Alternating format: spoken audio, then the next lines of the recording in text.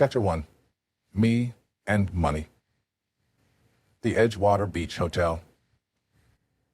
In 1923, at the Edgewater Beach Hotel in Chicago, 8 of the world's wealthiest financiers met. These 8 men controlled more money than the United States government at that time.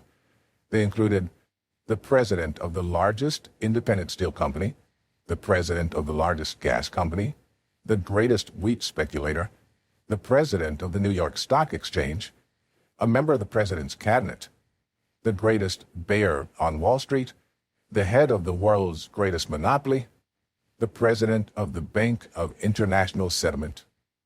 Certainly, one would have to admit that a group of the world's most successful men was gathered in that place, at least men who had found the secret of earning money.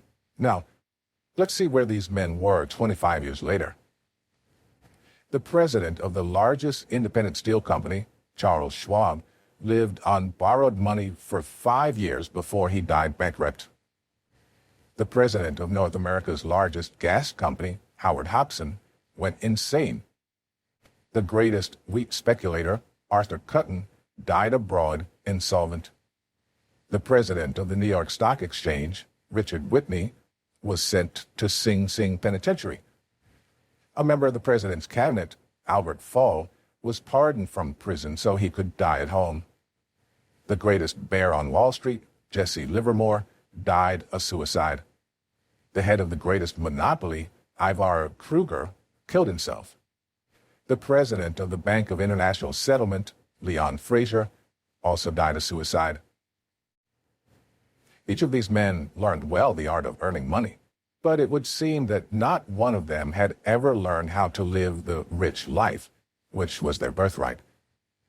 It's stories like this one that have caused many well-meaning but ignorant people to say, "See, I told you it's not good to have a lot of money, it's bad." Or, "Just goes to show you that rich people really are unhappy." But, of course, that's just not true. For although these 8 men would appear to have slid off the track, there are many wealthy people who are very happy and who do a tremendous amount of good with their money. They live healthy, well-balanced lives. Consider this. Money will have a greater influence on your life than almost any other commodity you can think of. Indeed, the sudden loss or acquisition of money will affect your attitude to a tremendous extent. Therefore, you must agree that everyone should have a deep understanding of exactly what money is and of the laws governing its attraction.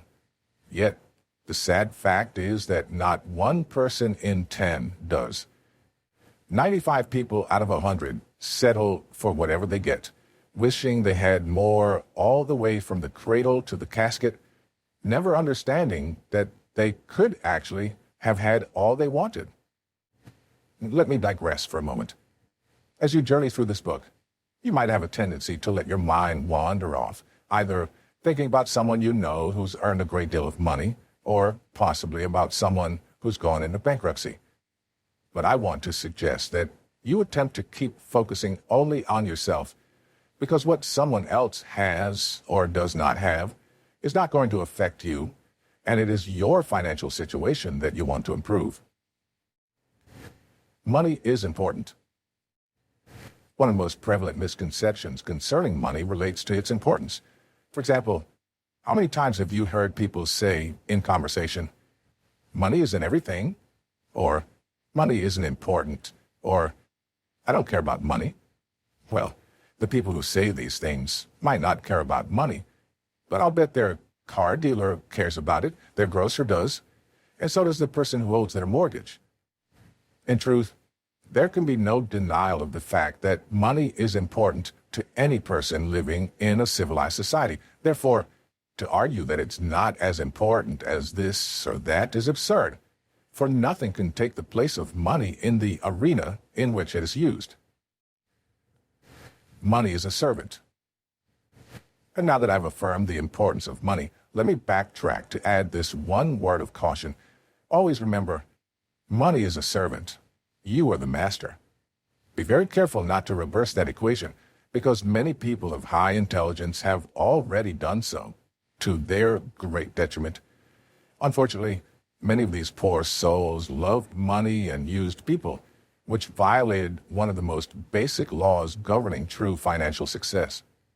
You should always love people and use money rather than the reverse.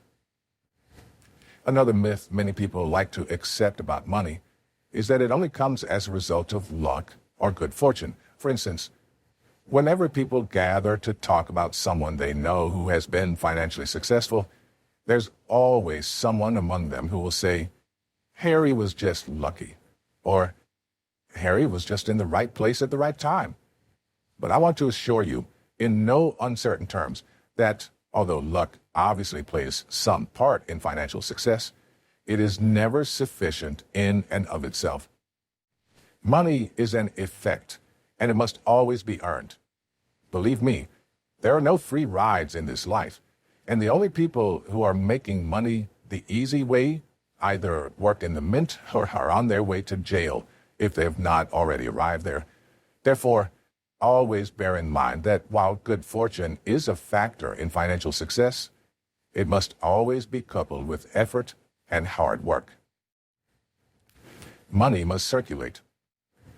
A third thing you should know about money is that it's valuable only as long as it's being used.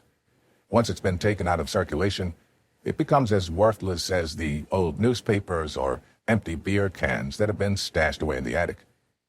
To understand the truth of this principle, consider the following story. On a bookshelf in my home, I have a silver beer stein that was given to me as a gift for a speech I made. Now, whenever I go into my house, I take all the change from my pockets and put it into the cup. Then, when the cup is almost filled, I give it to one of my children or one of two young cousins.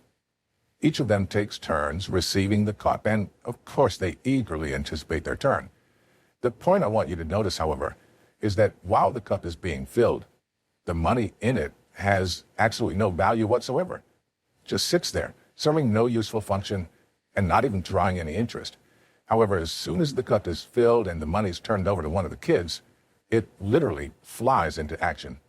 For instance, just last week, TJ, one of my young cousins, received the money. He immediately took it from my hand, rushed off to a golf school, and purchased several golf lessons with his inheritance. Now, I can't honestly say what the golf pro did with the money once he got it, but I do feel fairly safe in saying that he didn't just return it to a cup on his bookshelf. Now, there really isn't any dispute about it. Money is not meant to be taken out of circulation. Rather, it's meant to be used, enjoyed, and circulated. This brings me to an even more dramatic illustration of the same principle, namely the story of old Mr. Chapman. Mr. Chapman was an elderly gentleman who lived a few doors down the street from our family when I was just a boy. Although there was a tremendous age difference between us, Mr. Chapman and I became fast friends, and I often used to watch him pushing his small junk cart up and down the block. You see, Mr. Chapman worked as a junk dealer, and he made his living by picking up the things other people had thrown away. As the years went by, however, Mr. Chapman became more and more stooped from his arduous labors, and one day, shortly after World War II, he passed away. Since he lived alone, and apparently had no close relatives living nearby, the police entered his house to take stock of his possessions. Not surprisingly, they found the house littered with many old furnishings and assorted memorabilia from Mr. Chapman's past. However, much to their amazement, the police also discovered over $100,000 in old bills packed in boxes throughout the house. Quick to pick up on so unusual an occurrence, the Toronto Daily Star carried a front-page story the next day about Mr. Chapman, in which it asked the obvious question, why would an individual worth well over $100,000 choose to keep his money stashed away in old boxes strewn haphazardly throughout his house?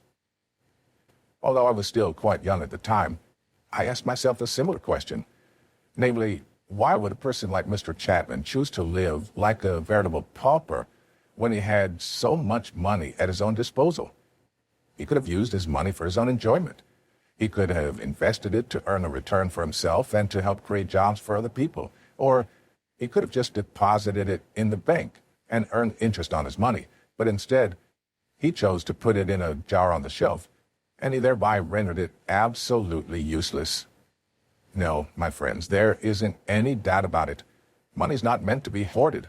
Rather, it's meant to be used, enjoyed, and circulated. So please, whatever you do with your old money, don't make the same mistake that poor old Mr. Chapman did. Please note that when I suggest that money should be kept in circulation, I don't mean it should be squandered. There's a world of difference between those two concepts. And if you haven't found out what the difference is yet, I would suggest you find out as soon as possible. Prosperity consciousness exercise. Now that we've touched upon some of the characteristics of money, let's turn briefly to a simple technique which you can begin using immediately to start attracting the amount of money you desire. The first thing I want you to do is to picture yourself in your mind's eye sitting in a room with several of your friends. Then, I want you to visualize yourself announcing to them your intention of becoming wealthy, at least wealthy enough to live the way you choose to live. Now, imagine how that would make you feel. If you, like most people, you'd probably feel very uncomfortable. Perhaps you would feel so uncomfortable that you might even retract what you had said by informing your friends you were only joking. You should understand, however, that people who are wealthy never feel uncomfortable when the subject of money is brought up. Why don't they, you ask? The most obvious answer would be because they already have lots of it, but that's not the correct answer. You should realize that people don't feel comfortable about money because they have it. They have it because they feel comfortable about it. In other words, one of the reasons that wealthy people have money is that they've developed that state of consciousness we will hereinafter refer to as a prosperity consciousness. Therefore, it follows, if we wish to attract money to ourselves, we must begin to foster a prosperity consciousness as well. The question you should now be asking yourself is this: how do I go about developing this prosperity consciousness for myself? Let me explain. The best way to develop a prosperity consciousness is to start seeing yourself in your mind's eye already in possession of the amount of money that you deserve. The reason that this is so is that since the subconscious mind cannot distinguish between the actual possession of money and mere visualization, you'll soon become very comfortable with the idea of money. As a result, you will start attracting it to yourself. This may sound like a game you're playing, but let me assure you, it's one of the wisest things you can possibly do. For when you succeed in convincing your subconscious mind that you're wealthy, that it feels good to be wealthy, your subconscious mind will automatically seek ways of making your imaginary feelings of wealth manifest themselves in material form. If these last few lines seem like sheer fantasy to you, just ignore them for the time being and continue reading. We'll be dealing with prosperity consciousness at different points in the book, and I guarantee you that before you finish this book, those lines will start to make a lot more sense to you. Fear not. Now that I've touched upon a technique which will help you acquire greater wealth, let me offer this further word of warning. If you want to have money, one thing you should never, never do is worry about whether or not you'll get the money you desire or whether you'll keep it. Let me elaborate. In the Bible, Job, the great sufferer of biblical times, makes the following remark: "Behold, the thing I fear has come to visit upon me." Now, stop and ask yourself, if you will, what those biblical words mean to those of us concerned about money today. Well, one thing they certainly mean is that if we insist upon constantly worrying about not having enough money, or if we habitually worry about losing the money we do have, then we are absolutely guaranteed not to worry in vain. For just as surely as Job was afflicted by his many maladies, so too shall we be afflicted by the lack or the loss of money. To take a more contemporary example, let's again consider the tragic case of poor old Mr. Chapman. As you'll recall, he was the elderly gentleman who never spent any of his hard-earned savings. But the question is, why didn't he?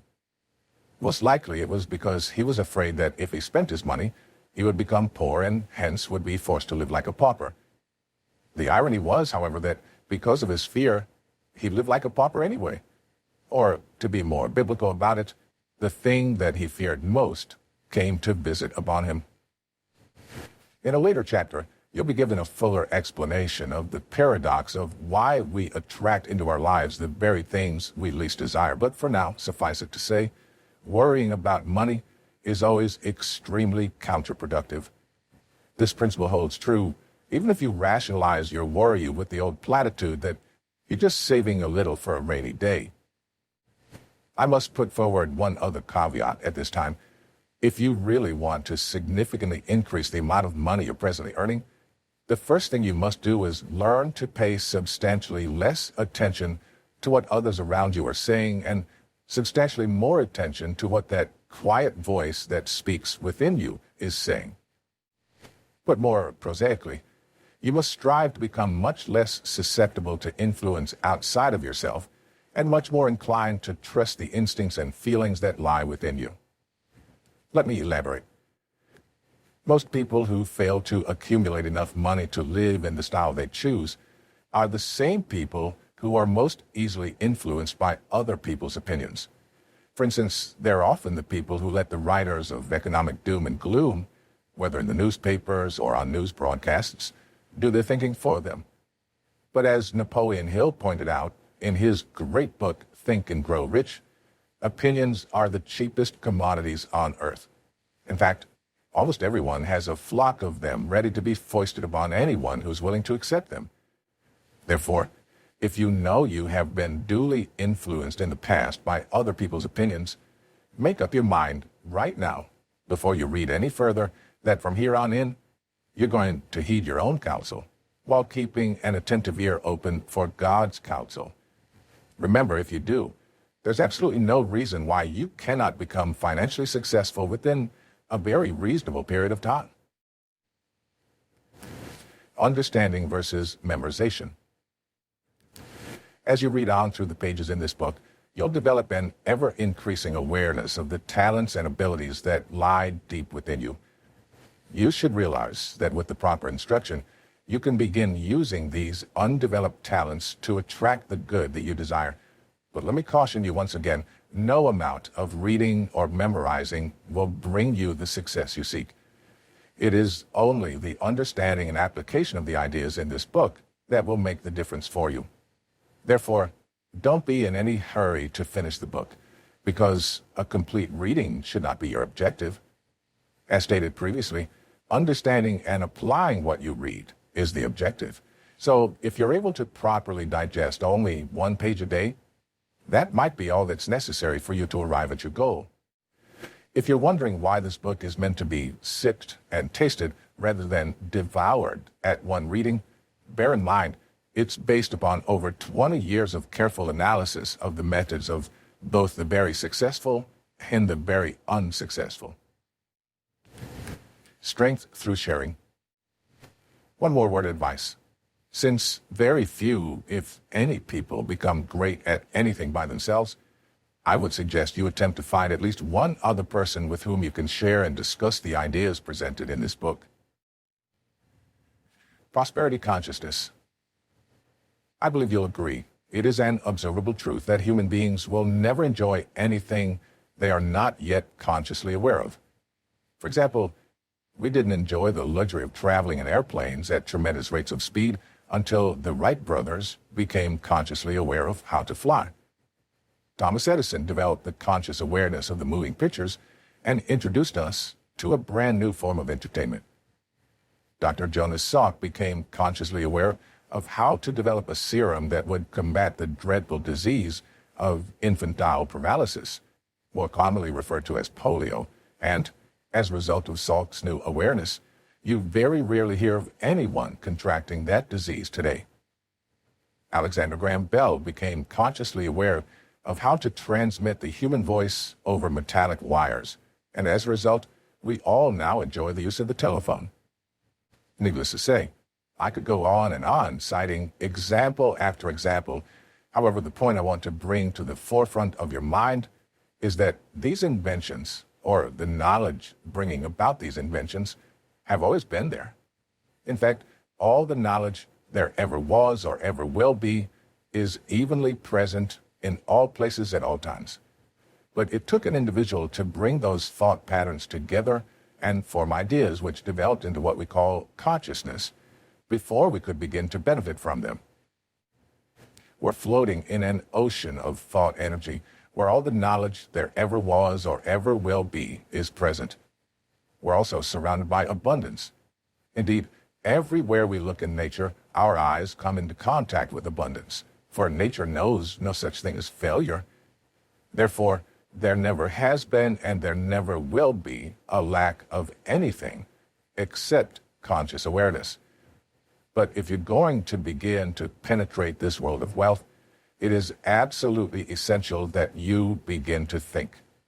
In other words, you must open your mind to the stream of thought energy which will create an image or a consciousness of prosperity in your mind. You're well aware there are literally thousands upon thousands of honest, good, hard-working people who labor diligently for their entire stay on this planet, yet never become wealthy. For those individuals, life is a constant grind from sun up until sundown. But the ideas presented on these pages have been put here in the hope they will jar your mind and inspire you to open it up to this new type of thinking. Consciousness is, and always has been, developed through thinking. And regardless of what your present situation in life may be, if you ever hope to improve it and truly become wealthy, as this book suggests you can, you must begin thinking of prosperity in your mind now. Not when you finish the book, not when you finish the chapter, not tomorrow, next week, next month, or next year. It must be done now. Thinking is the highest function of which a human being is capable, yet, unfortunately, very few people think. They merely trick themselves into believing that because there's some mental activity taking place in their mind, they are thinking. But the truth is, most people are simply exercising the mental faculty called memory. They're playing old movies, so old pictures just keep flashing back on the screen of their mind. It's imperative that you begin this new way of thinking at this moment because, as you do, every fiber of your being will become filled with this new thought energy. Your body is comprised of millions upon millions of cells, and each one of them is influenced in its movement by thought impulses. So the second you begin entertaining relaxing thoughts, your body becomes relaxed. The instant you begin entertaining worrisome, fearful thoughts, your body becomes rigid and tense. As you begin to hold thoughts of prosperity and begin thinking of yourself as a very wealthy, prosperous individual who's surrounded by an ocean of thought energy, swimming in a sea of plenty, your body and mind will instantly move into a prosperous vibration, and you'll begin to attract, just like a magnet, everything necessary for you to become wealthy. I know to the uninitiated these ideas are just about as bizarre as anything a person could think of. Nevertheless, they are true. For mental awareness of prosperity always precedes wealth in your material world. It's not difficult, therefore, for children today born into families of great wealth, like the Kennedys or the Bronfmans, to think these prosperous thoughts and to have this prosperity consciousness, since that's the only type of thinking they were subjected to right from birth. We say they have been conditioned in or to prosperity. However, the majority of people have not been born into that kind of an environment, and so they were not surrounded by that type of thinking. We must therefore develop an understanding of, one, how we've been conditioned, two, why we are getting the results we're getting, and three, how we can change our way of thinking or our conditioning. That is not an easy thing to do. It takes much discipline. It takes a tremendous desire. It takes a lot of diligent effort, which is the probable reason so few people ever actually change. Yet I want you to know that regardless of how difficult it may be, it can be done, and it can be done in a relatively short period of time. The compensation you will receive for your effort will delight you. I know, because I've done it, and I know many, many other people who've done the same thing. Now, it's necessary for you to do it. The very fact that you have picked up and started reading this book is all the proof you'll ever need that you truly do have a desire to change. Moreover, there is a way, a sure way, for you to receive your desired good, and this book will outline the way for you. There is real power within you. Below the level of your consciousness is the great treasury of your subconscious mind. And that's the part of your personality we want to begin to influence through our new thought patterns. In order to make the issue definite and concrete, consider the following statement. Any idea, plan, or purpose may be planted in the subconscious mind by repetition of thought, empowered by faith and expectancy. You might be asking, can this statement be demonstrated to be true through experimentation and observation? Or is there any known method or technique by which the proof may be secured? And if there is such a method or technique, is it available to everyone?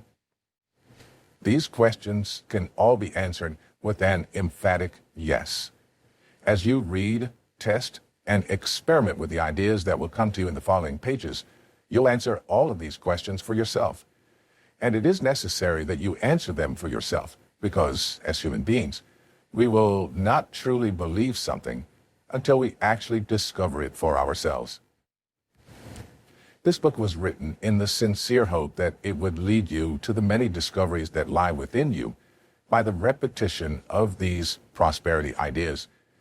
You must begin to see money as an obedient, diligent servant that you can employ to earn more money and that you can use to provide services far beyond the service that you could ever physically provide.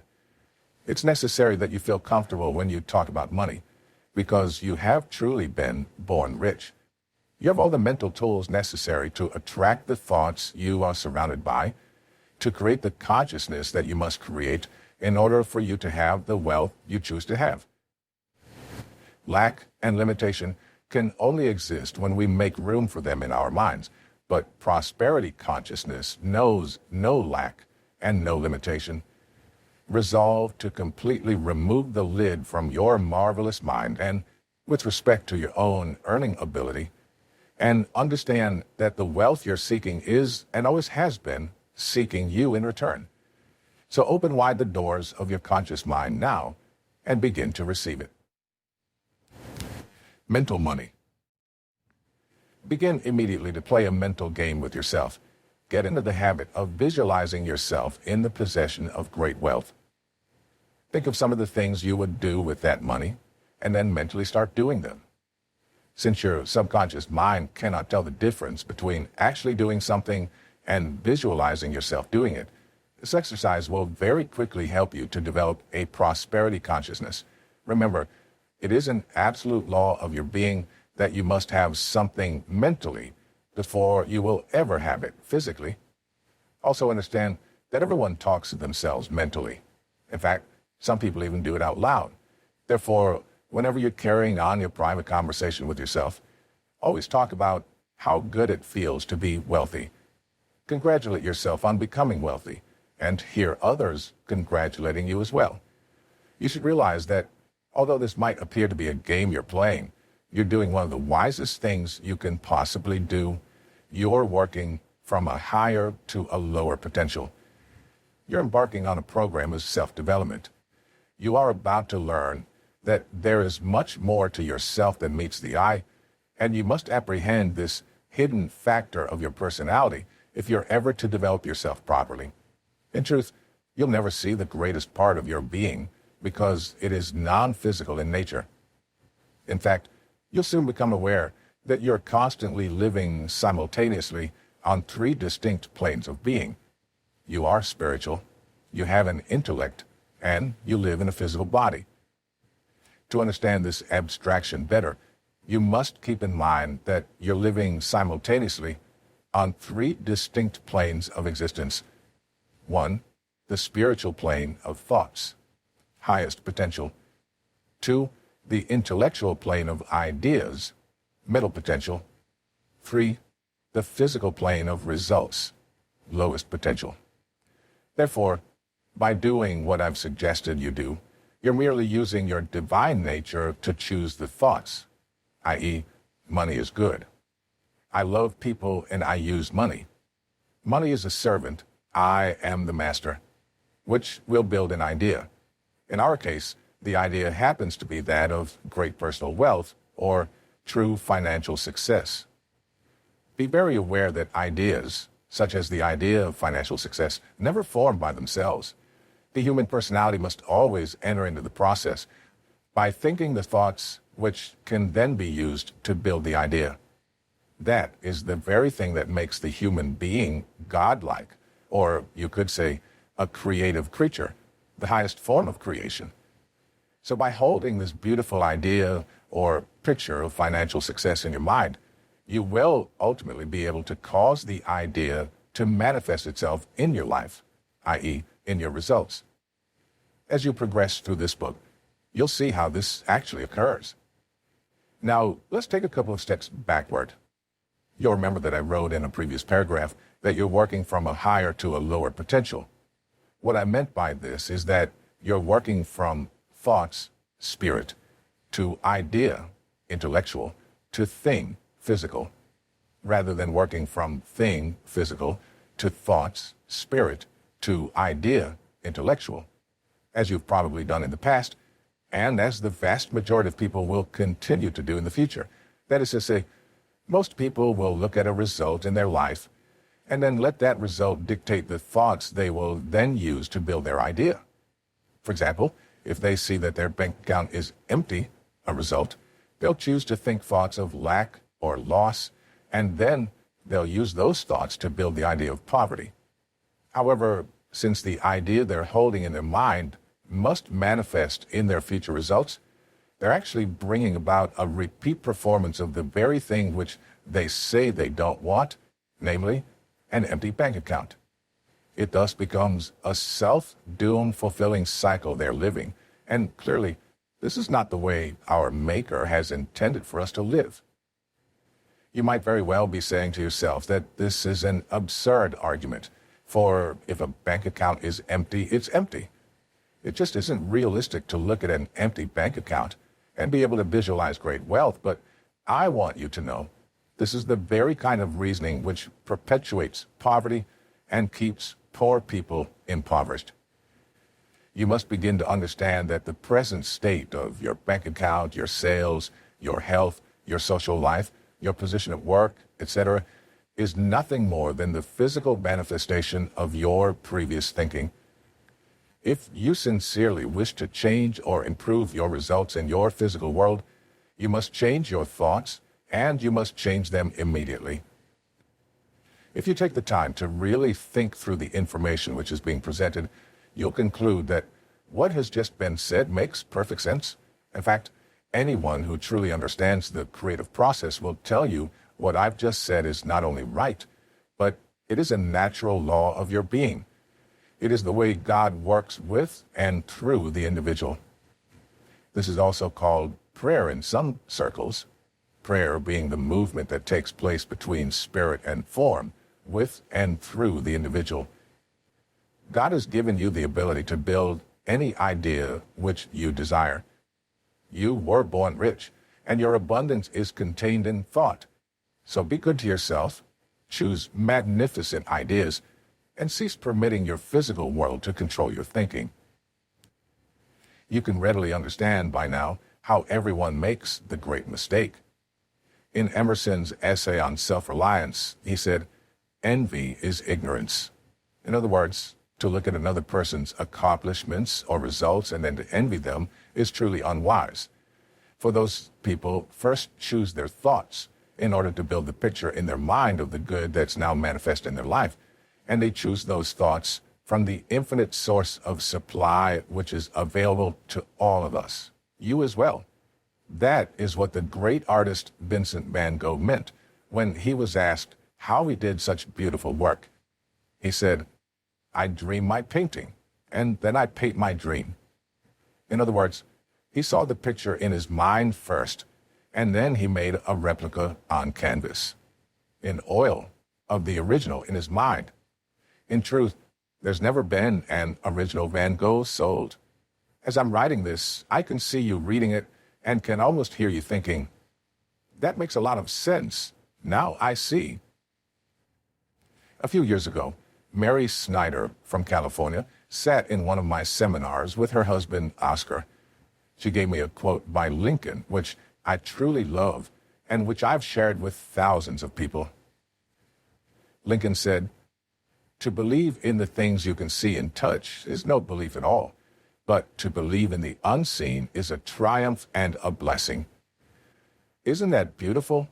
Thanks again, Mary. Hopefully by now you understand the wisdom of some of these mental exercises I've been suggesting. So keep repeating, I am prosperous. I am wealthy. Money is good. See yourself in your mind's eye doing what you will do when you have the manifestation of your new attitude or consciousness. Visualize this great wealth and feel yourself already in possession of it. Remember though, money is the servant. You are the master. You love people and you use money. Before you continue on to the next chapter, reread this chapter, Me and Money, because rereading it will help you release that old idea about money, which causes an uncomfortable feeling whenever the subject of money is raised.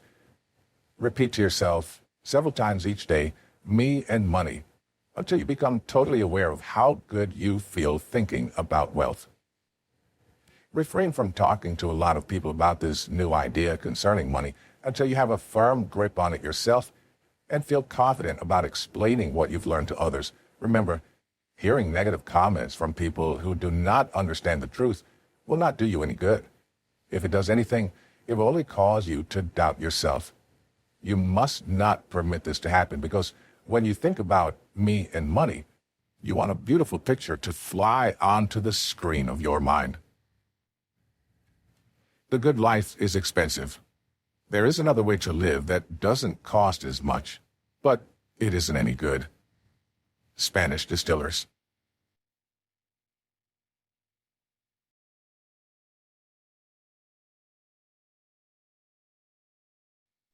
Chapter 2. How much is enough? Most people think they want more money than they really do, and they settle for a lot less than they could get. Earl Nightingale. For you to get this prosperity concept into high gear, you must be specific. Exactly how much money do you want? Remember, you're working with your subconscious mind, and the subconscious does not think. It merely accepts images and then moves them into form. So for you to say, I want lots of money, isn't good enough, because no one, least of all the subconscious mind, knows how much lotsa is. I strongly recommend that you get very serious about this chapter, because the idea it contains could literally change your life. But understand that thinking by itself is not enough. You must move into action. There are certain things you must do, and the first one is to decide how much money you want. For you to answer this question, it would probably be a good idea for you to decide what you want the money for. But to simply say, I want the money to live on, is not good enough. You should realize our society is structured in such a way that the government will keep you. In fact, in most places, they'll even mail a check to you. You can sit at home and still receive a living wage. At this point, you're probably saying to yourself, oh yes, I know that, but I want to live better than that. Well, let's get specific. How much better? Bearing in mind that this kind of an exercise is going to require some serious planning on your part, get out a sheet of paper and draw up a list of all the things or activities that you plan to spend money on over the course of the next year. To assist you in getting started with your list, I've outlined several sample categories below: food, rent or mortgage, clothes, automobile, utilities, education, vacations, recreation, insurance, savings. Understandably, these are just a few of the many possibilities, so keep working on your own list until it's complete. And remember, you do not fill in the amounts you're now spending. Rather, you take each item on the list, visualize how you want to live, and then fill in the amount of money it will cost you to do so. For example, you might only go out to a nice restaurant to dine on very special occasions, but You might visualize yourself spending a very enjoyable evening out for dinner once a week, where the service is excellent, the food is even better, and the environment is fit for royalty. How much would that cost? That's the figure you're looking for. You could be driving a car that's getting old and is showing signs of rust, but you might visualize yourself driving a brand new car of your choice that you trade every year or two. How much would that cost? Remember, you do not have a contract to live forever, nor is this a practice run. This is your life, and you should be enjoying it to the fullest extent humanly possible. Therefore, you should have the amount of money you need to provide the things you want to live the way you choose to live. And let me caution you, it would not be unusual for your mind to be playing tricks on you at this point. You could be thinking, this is really crazy. I'm never going to have the money to live the way this book suggests. I want to remind you, however, that there are many people who do have enough money to live the way this book suggests, and they weren't born with it, and no one left it to them. They were born rich in the sense of having the God-given potential to succeed. Everyone is. But like most people, they were at one time short of money. Understand that you too can succeed, and you will, if you'll only do as this book suggests.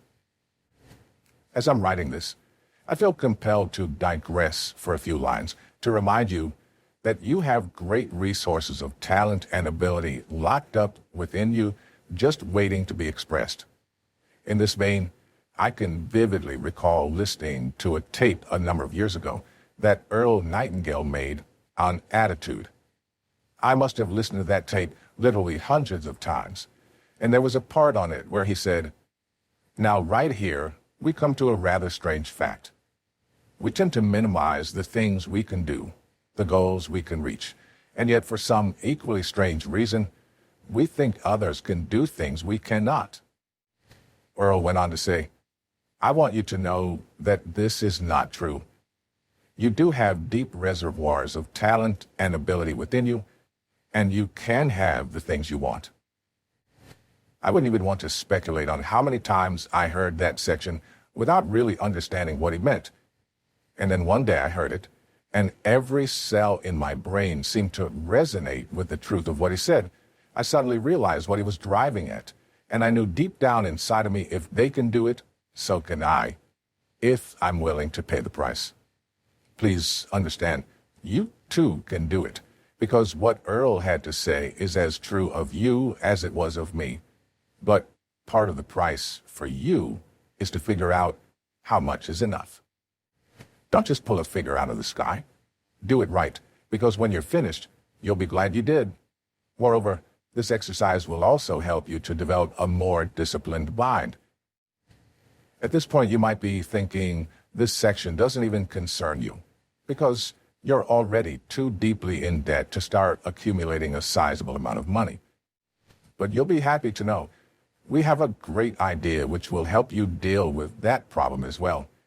Furthermore, you'll be delighted to know that in many situations, and yours may be one of them, a person can become wealthy even if he or she never earns any more money than they're earning currently. That thought alone should give you the encouragement you need to continue reading. By now, you should have completed your list and arrived at a figure. So take pen to paper and write that number down in big, bold figures. Now, clear your mind of that idea and move on with me to another very important idea. Realize that although this idea might not apply specifically to you, at least at the present time, it certainly will apply to many readers. Moreover, even if it does not apply to your particular situation, it is worth thinking through anyway, because you certainly have many friends and associates it does apply to, and you'll be able to share it with them. I'm going to explain this idea to you as if you were a married person with a family to support, and you are either the sole breadwinner or an important contributor. Now, one of the principal reasons for wanting the amount of money you desire is to provide for your family, and not just in an adequate manner. After all, you want them to live life to its fullest. Realize, therefore, that As long as you live and are able to follow the plan outlined in this book, you'll be able to do as you want with respect to your family. However, if you really stop and think about it, you will very likely agree that you would want your family to live the good life, even if you were something removed from the picture, wouldn't you? Jokingly, you might say, no, who cares if I'm gone? But this is not a joking matter. This is a very serious matter. Of course you care. I know it, and so do you. Now, if you're alive and healthy, you'll create this wealth for your estate. But what if you die or are permanently disabled? Well, our society has taken care of that situation as well. We have life insurance and we have disability insurance. But let's get back to your thinking again. You might be saying to yourself, life insurance, what a ripoff. This guy, Bob Proctor, really doesn't know where he's coming from. Well, let me tell you, when it comes to life insurance, I believe I can claim to be an authority of sorts. For I've conducted seminars for the insurance industry for almost 10 years, and I have had close to 50,000 people from that industry go through my seminars. Therefore, I can assure you that when I say approximately 95% of the people whom you talk to are almost completely ignorant when it comes to the subject of insurance, I'm not talking through my hat. Granted, many of these people hold important positions in business and industry, in government, or in the professions, and because of their positions, it'd be very easy to just assume they know of whence they speak. But the sad fact of the matter is, many of them are either badly misinformed or completely uninformed when it comes to the important subject of life insurance. Understand this. There is no way to replace your income and create a certain and instant estate other than life insurance. And statistics indicate that although most people are insured, the vast majority of the people, at least 90%, are dangerously underinsured. That is to say, when they die, most people leave behind only enough money to pay for their funeral and possibly enough money to cover their family's living expenses for 1 year. The unfortunate part is that for a relatively small sum of money, these people could have had their financial affairs set up in such a way that if something did happen to them, their financial goals would be reached by their families automatically. Since this book is designed to help you reach a substantial financial goal, I felt duty-bound to include the information on life insurance. The book could not be complete without it.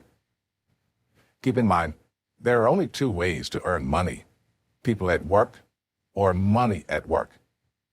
You'll be happy to know the remainder of this book is designed for the person who's going to live. Bloom where you're planted. Start now. When do you start to live this good life? Is that the question you're beginning to ask yourself? You start now. Start by answering the following questions. How often do you pay your phone bill? How often do you pay your rent or mortgage? How often do you pay your grocery store? How often do you pay for gas for your car? How often do you pay your doctor? How often do you pay yourself? That last question seems like a strange one, doesn't it? But do you realize that less than 5 people in every 100 ever pay themselves? And if you were to ask the other 95 why they don't, they'd probably tell you that by the time they pay everyone else, there's nothing left for themselves. Clearly, those 4 or 5 people in every 100 who do pay themselves have found a way around this problem. Although the idea which they're employing has been around for centuries, hardly anyone today is aware of it. What is that idea, you ask? Simply put, it is this: they pay themselves first. This is better known as the Babylonian law of financial success. A part of all you earn is yours to keep. If you think about it, you must admit this law or principle makes a lot of good sense. Therefore, let me repeat it. A part of all you earn is yours to keep. More specifically, what you earn Monday morning is yours to keep. So it should go directly into a special account that you do not have easy access to, your financial independence account. What you earn on Monday morning probably represents 10% of your income. Therefore, you should pay yourself at least that 10% right off the top, i.e., not after everyone else has been paid. From your financial independence account, you first pay your insurance premium, because that instrument creates your instant estate. The remainder of the money then goes into savings until such a time as you've accumulated enough capital to make a wise investment. Remember, you do not touch this account or the interest it will yield. Therefore, within a very short period of time, you'll witness sufficient progress to gain the motivation and inspiration which you need to continue. Moreover, the knowledge that you have an instant estate, if anything should happen to you, will give you additional serenity of mind. Orderly debt repayment program.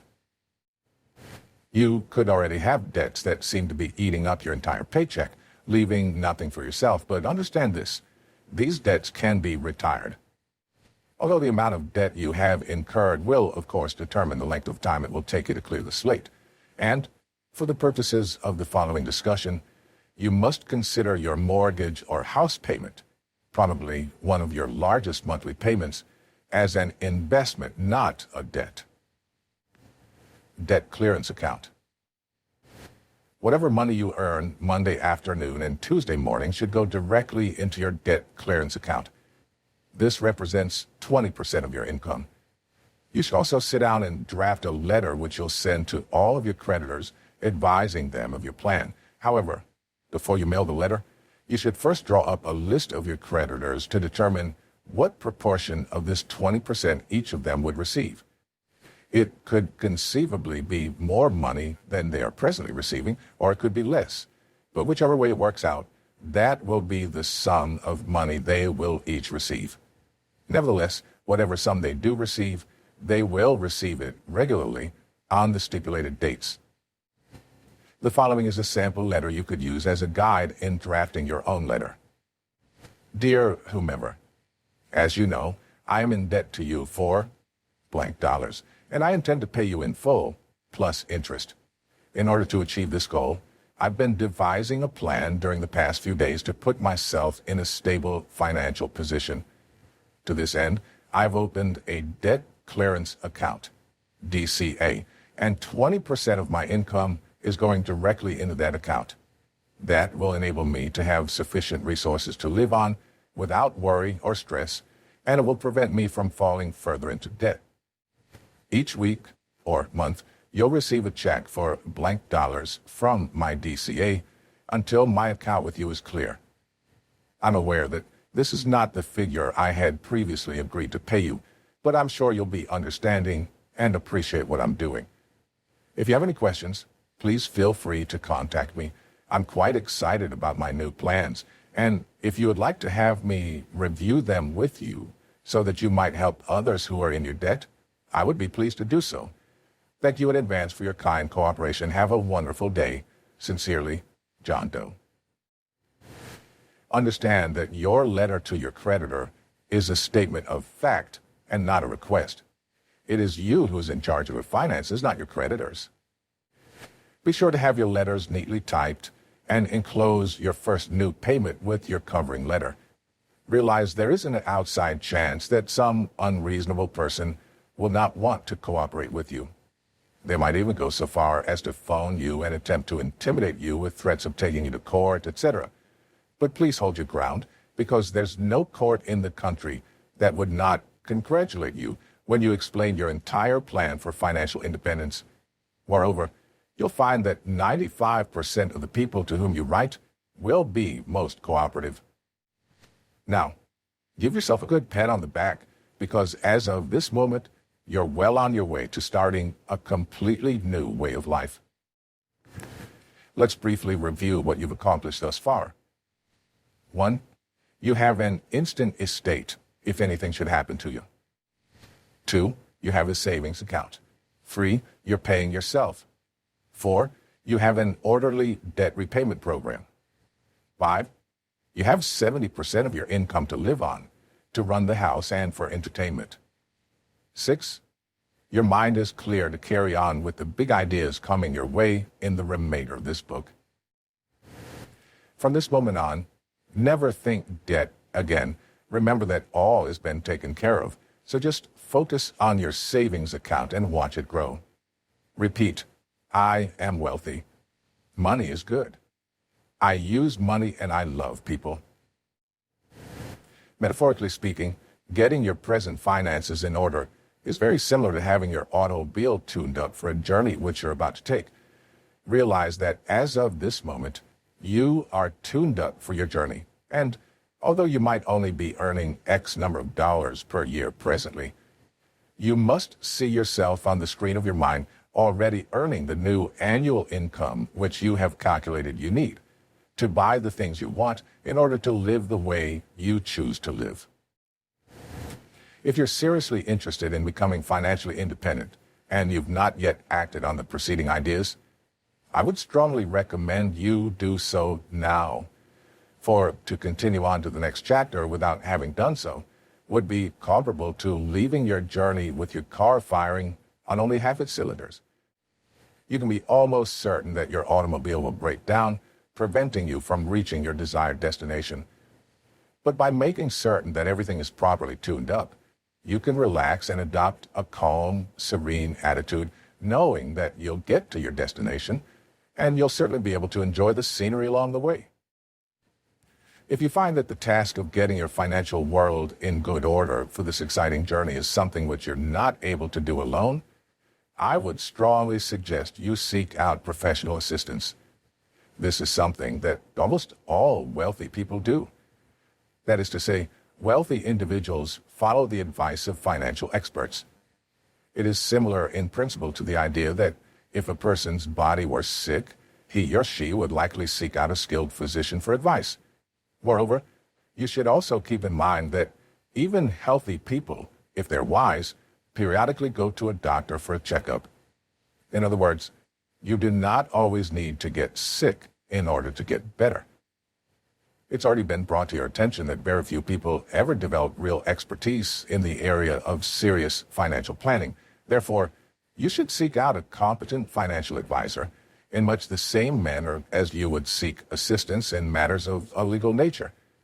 There are companies that provide this type of financial service in every city. In some places, they're not too easy to find, but they are there if you'll only look for them. I had the pleasure of being instrumental in the startup of just such a company in the city of Toronto, Canada in 1979. The name of the company is the McCrary Group. Today, the company has almost 5,000 happy clients who are well on their way to financial independence. The McCrary Group makes all of its clients very aware of an interesting financial fact, which I'd like to share with you at this time. This fact is, people fall into 3 distinct categories with respect to finances. 1, deficit position, in debt. 2, break-even position, just getting by but debt-free. 3, surplus position. It'd be very easy to trick oneself into believing that if one were in category 1 or 2, all one must do is earn more money, and then one would automatically graduate into the 3rd category. But of course, this is not necessarily true. For if a person is in a deficit financial position, it means they're in the habit of spending more money than they earn. Similarly, if they're in a break-even position, they're in the habit of spending everything they earn. Since we're all creatures of habit, it follows that earning more money would not necessarily change our overall financial position.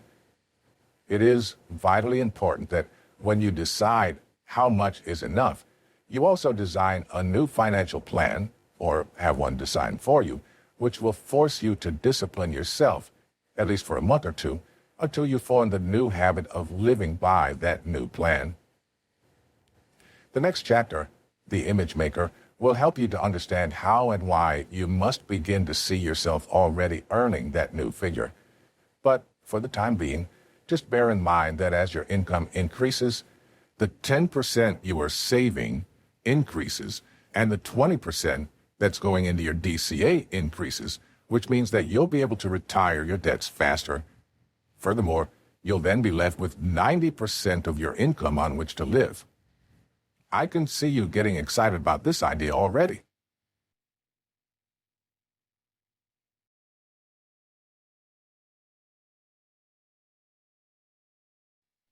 Chapter 3, The Image Maker.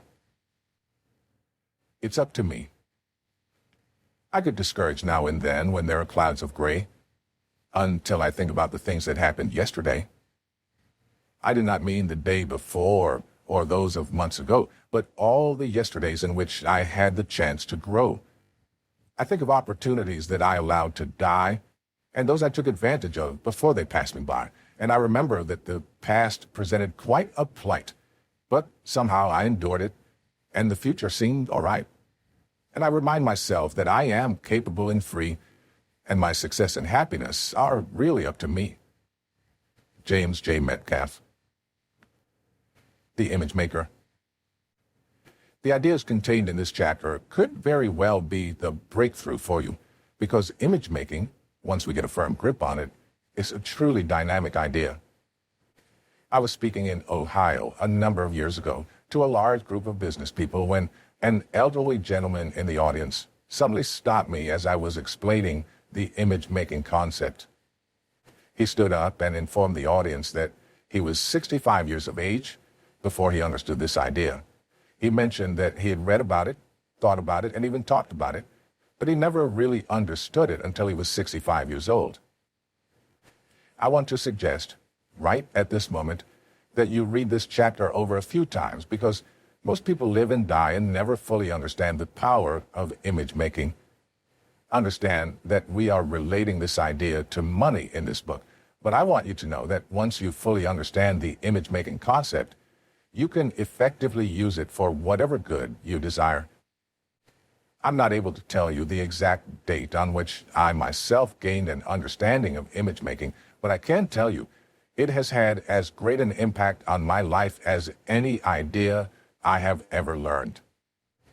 The knowledge of image making eliminates competition from your life by moving you from the competitive plane to the creative plane. You will soon understand, therefore, that in truth, the only competition you'll ever have is with your own ignorance. This idea truly excites me. To be more accurate, I should probably say sharing this idea with you excites me, because I know how it can improve every aspect of your life. I honestly love watching people grow or unfold as new ideas register in their consciousness. But before I delve into this idea, please understand that everyone is using the image-making concept, and everyone always has. In fact, everything that has ever come into your life has come as a direct result of the image-making process. Therefore, if you'll only become aware of the results which you have obtained, you'll realize you've already employed this great mental tool. Just take a look at the results most people obtain. Generally speaking, you could say it's quite obvious that when they make use of their image-making ability, they almost always use it the wrong way. You are an image maker. Most religions teach that God is responsible for everything made in this world, and I would fully subscribe to this proposition. However, as co-creators, human beings must bear responsibility for what God makes in their lives. The Minister and the Farmer. A story I once heard illustrates this point exceedingly well. Many years ago, a minister was driving along a remote country road when he happened upon a very beautiful farm. The farm was kept in absolutely magnificent condition. The fences were well cared for. The crops were a radiant green, and although the house was set back some distance from the road, it was abundantly clear that it had a clean, fresh coat of white paint on it. Well-cultivated flower beds encircled the house and stretched all along both sides of the long, wide driveway leading to it from the road. In a neat row along both sides of the drive as well were straight lines of tall, green poplar trees reaching up to a picturesque pale blue sky. The lawns surrounding the house were a deep, rich green and as well manicured as any putting green ever was. Indeed, the entire picture would have fit well on a postcard, since it was absolutely breathtaking in its splendor. Then, the minister looked off to his right, to the other side of the road. Here, the fields were plowed, the earth was the deepest black the minister had ever seen, and he was amazed at how the furrows had been plowed in such a way that they stretched out in rows as straight as clotheslines. Far off in the distance, the minister could see the farmer sitting up on his tractor with a straw hat on the back of his head and clad in an old light blue pair of overalls. It appeared that the farmer was moving toward the road as he was plowing. Since the minister was in no particular hurry, he pulled his car over to the side of the road, got out of it, and walked toward the fence. When he reached it, he just stood still, enjoying the light breeze, the warm sunlight, and admiring the beauty of the farm and the farmer's ability to plow such straight furrows. As the farmer worked his way toward the road, he noticed the minister leaning against the fence, so he brought the tractor to a halt, climbed down from it, and slowly started to walk in the minister's direction. As the farmer got closer, the minister smiled, raised his arm, and waved, saying, "My good man, God has certainly blessed you with a beautiful farm." The farmer stopped, pulled out an old red and white polka-dot handkerchief from his pocket with his big, scarred and calloused hands. He raised his arm and wiped the sweat from his sun-scorched brow, still not saying a word. Then he reached up with his other hand and gently took from his mouth the long piece of straw that had been bouncing and waving as he walked. He stood in silence for a moment, looking at the minister, and then he spoke. With a slow, steady voice, he replied, "Yes, Reverend, you're right. God has blessed me with a beautiful farm, but I just wish he could have seen it when he had it all to himself." Understand that images are mental pictures that are made from thoughts, and the magnificence of the mind lies in the fact that it can think. That is to say, it can tap into thought and create whatever image it chooses. Now, play with your mind for a few minutes and become aware of how you can flash one picture or image after another on the screen of your mind. It's almost as if you were sitting inside your body at a great theater, and you're the writer, producer, and director of this movie you're watching. In a wonderful book I read a number of years ago titled The Science of Getting Rich, the author, Wallace D. Wattles, referred to this thinking stuff that permeates, penetrates, and fills the interspaces of the cosmos. It's true that thoughts are everywhere, and we can tap into this thinking stuff with our mind and form any image we choose. Now, become aware of this truth. Everything we do is preceded by an image. We think first in order to form an image, then we do the work. Building the first chair. Consider for a moment how the first chair was built.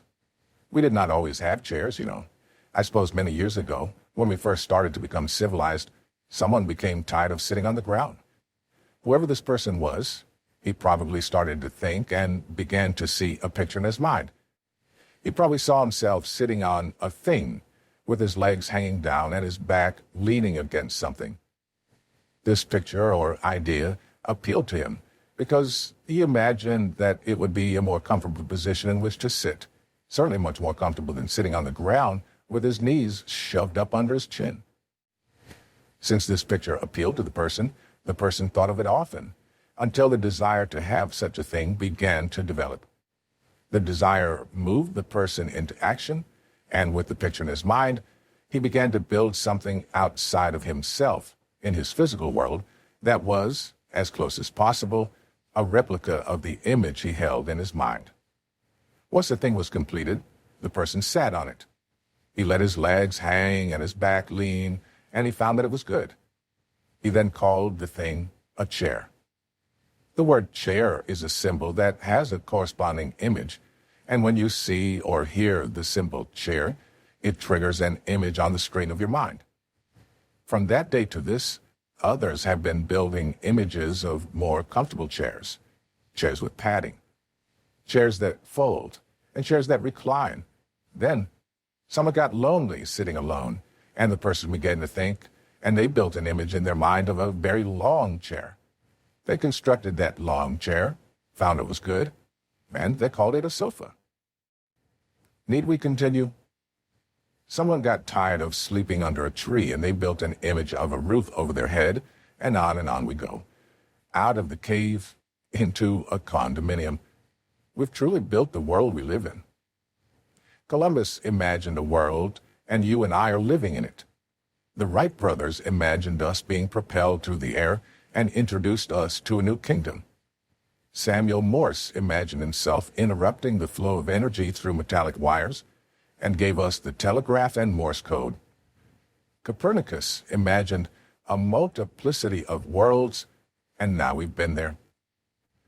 Through the years, history has recorded the results of great visionaries. In fact, everything ever accomplished was, at first and for a time, nothing more than an image held in the mind of the architect. Realize now that you, too, are the mental architect of your own destiny. Going to the movies. Consider this. Jack Nicklaus, the world-famous golfer, explains he'll not even pick up a club until he has a very clear image on the screen of his mind, showing exactly how the ball will fly through the air, how it will hit the ground, and where it will roll after it hits. Nicklaus calls this going to the movies, and he has become so proficient at it that he's become known throughout the world. Fame and fortune are his for the asking. In a previous paragraph, I made reference to the statement by Wallace D. Wattles. There is a thought stuff that permeates, penetrates, and fills the interspaces of the cosmos. In truth, there is a thought stuff everywhere around you and within you. So become aware of this truth and tap into it now. Use it to form an image on the screen of your mind. See yourself already in possession of the amount of money you want, to provide the things you need, to live in the style you choose to live. Personal prosperity. You're using mental faculties that everyone has. They're exactly the same mental faculties used by Copernicus, Buddha, and Morse, whom we previously mentioned. You might have formed the habit of thinking that people like those just mentioned are different than you and I. But I want you to know the only difference between you and them, or anyone else, is only in appearance and accomplishments. We all live in different physical bodies, and we all use our inherent mental faculties in a different way, but our basic structure is fundamentally the same. I'm well aware there are many professors and other professional people who will tell you what I've just said is a lot of nonsense, but disbelievers like these have always existed, and they are, in my opinion, little people. For all of the truly great leaders are in complete agreement with what I've just explained about your equality with great people of the past and present. Even Jesus tried to tell the world, as he was doing his great work some 2,000 years ago, that you too were capable of doing what he was doing. In fact, he even went a step further in saying, even greater things are you capable of. Believe him. He spoke the truth. The little people will say, that's not what he meant. But let me assure you, it is exactly what Jesus meant. If you can see it and believe it, you can do it. Napoleon Hill spent almost his entire life studying 500 of the world's greatest achievers, and the essence of his exhaustive studies and writings is contained in his great book, Think and Grow Rich. Whatever the mind can conceive and believe, it can achieve. Not many people believe this, but the ones who do prove it to themselves. Why don't you prove it to yourself now? Just build the image of prosperity on the screen of your mind and watch what happens. Remember though, regardless of how tough things get, you must continue to hold the picture of personal prosperity. You'll very likely run up against a series of circumstances that will, for a time, almost have you convinced that you're actually going backwards. But persistence is the key. Continue to hold the picture of personal prosperity and understand that what is happening to you is what must happen to prepare you to receive the good you desire. Persistence. Napoleon Hill devoted an entire chapter in Think and Grow Rich to persistence.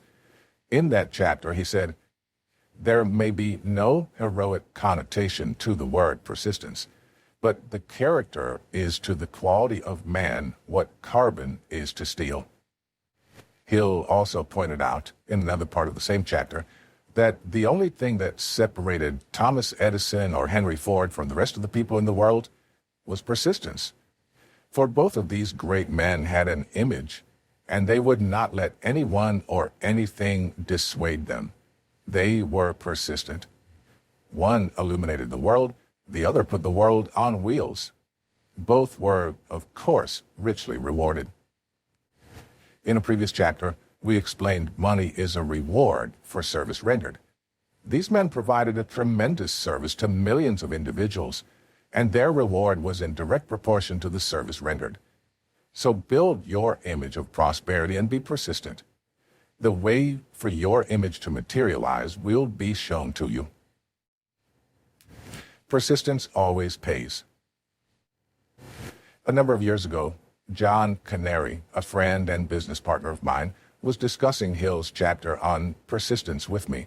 We both seemed to be equally impressed with the importance of this quality, as well as with the necessity of a person having it if they were to reach any worthwhile goal.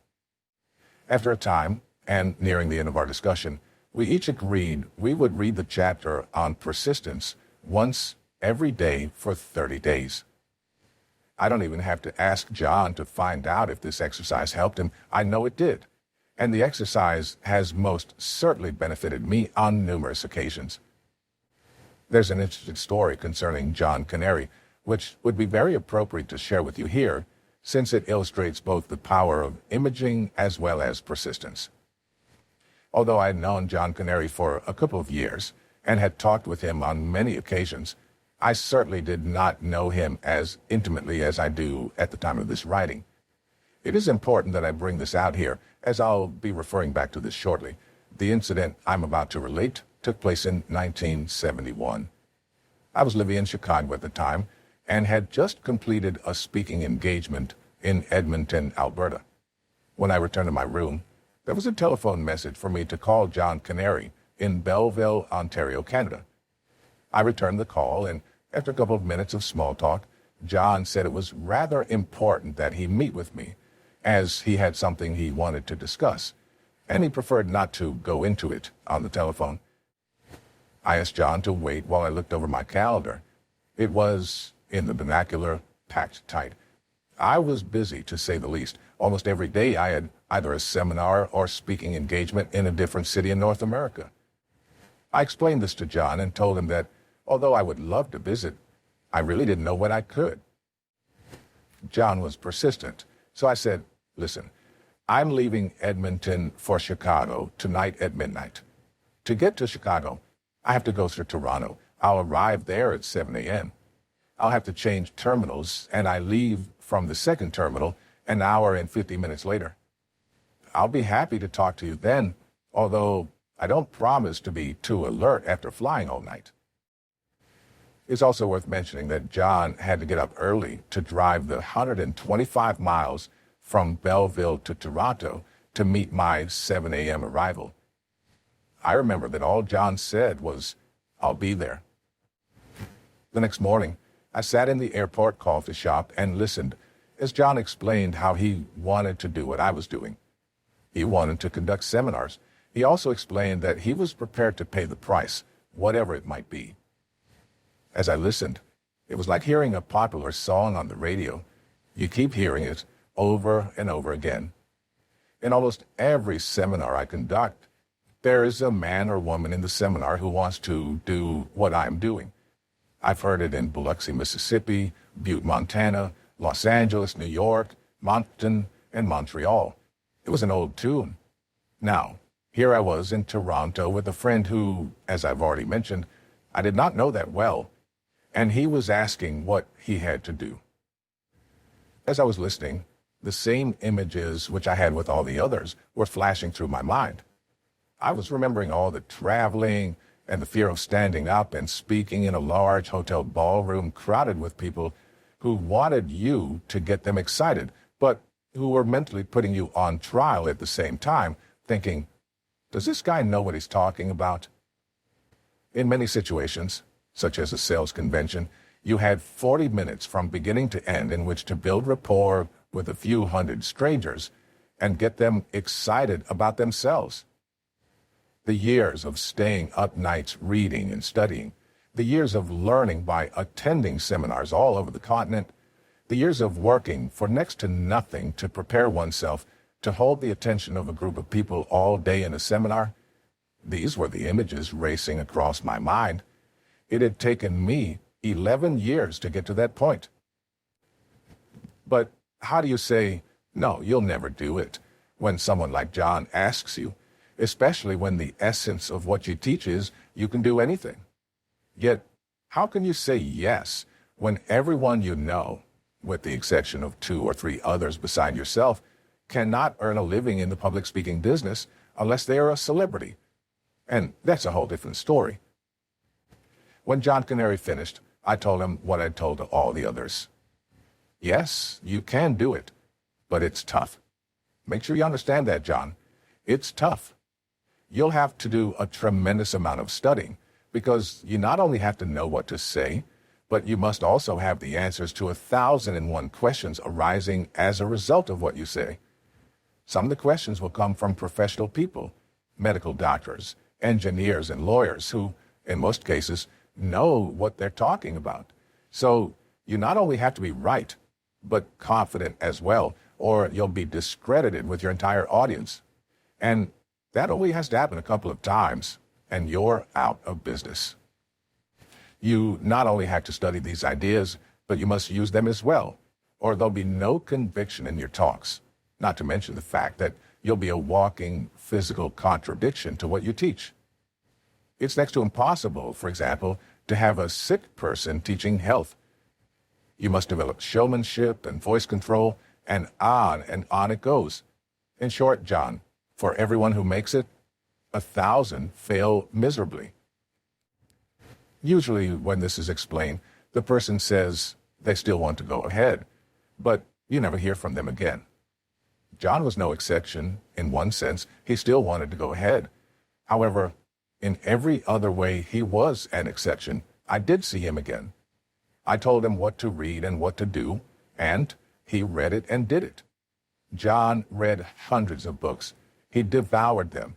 He narrated them onto tapes and then played the tapes in the car. At his own expense, he followed me all over the country and sat in hundreds of seminars. He wrote thousands of pages of notes and studied them diligently. Finally, I would have him open and close the seminars.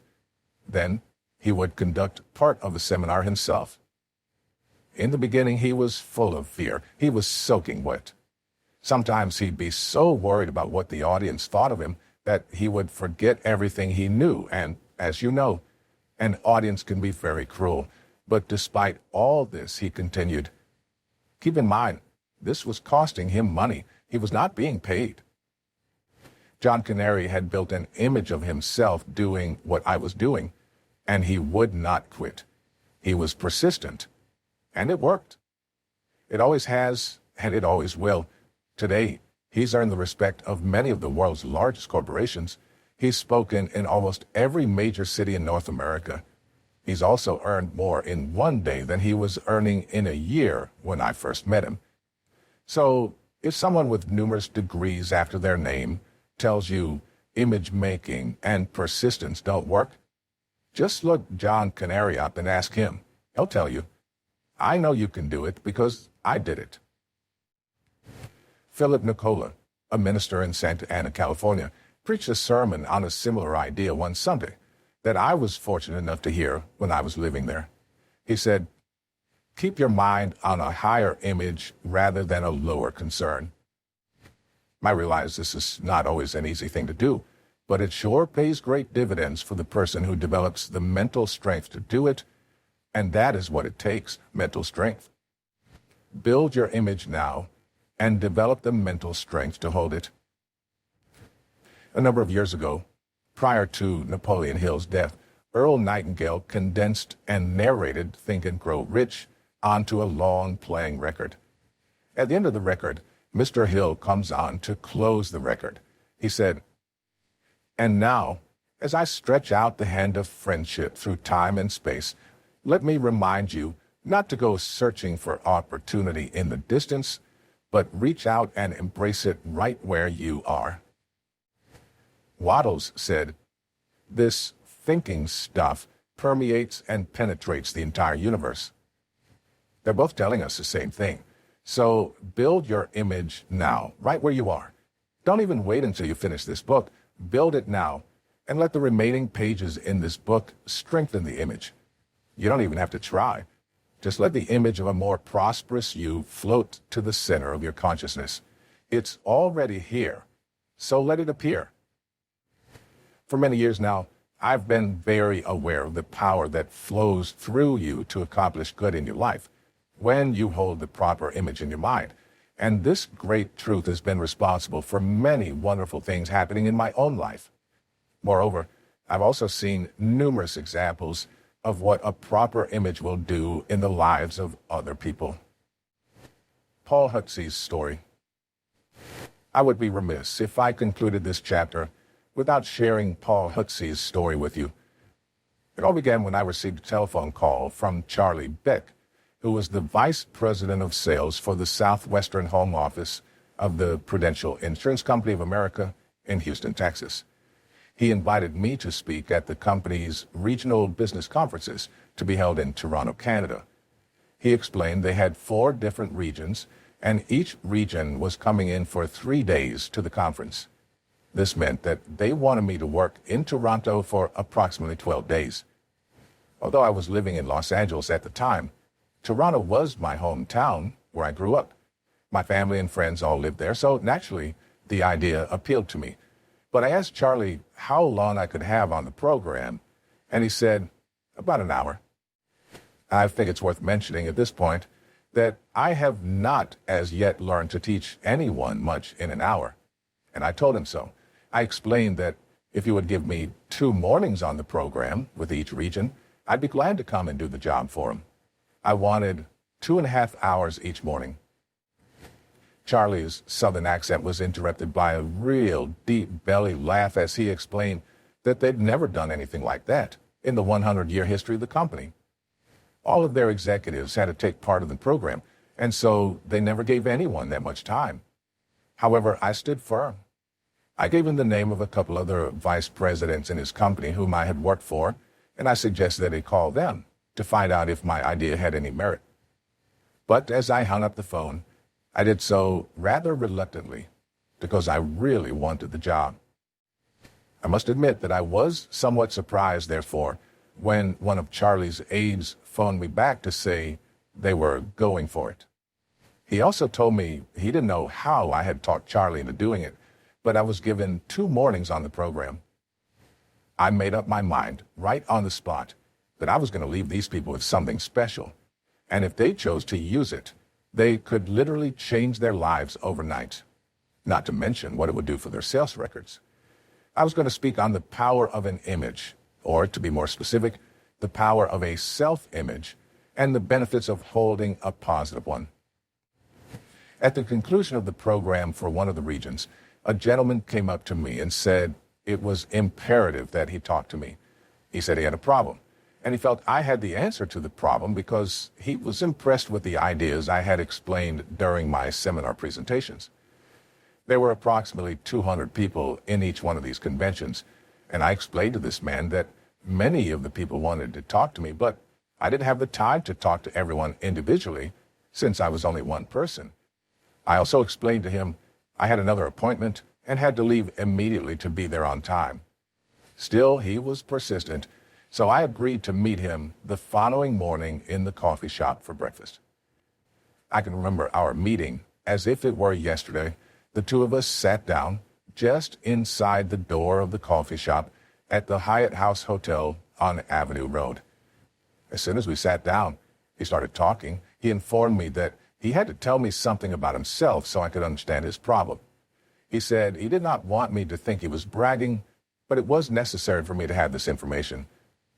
He began by telling me he was a good man, and I already knew that about him just by looking at him. I could feel it about him.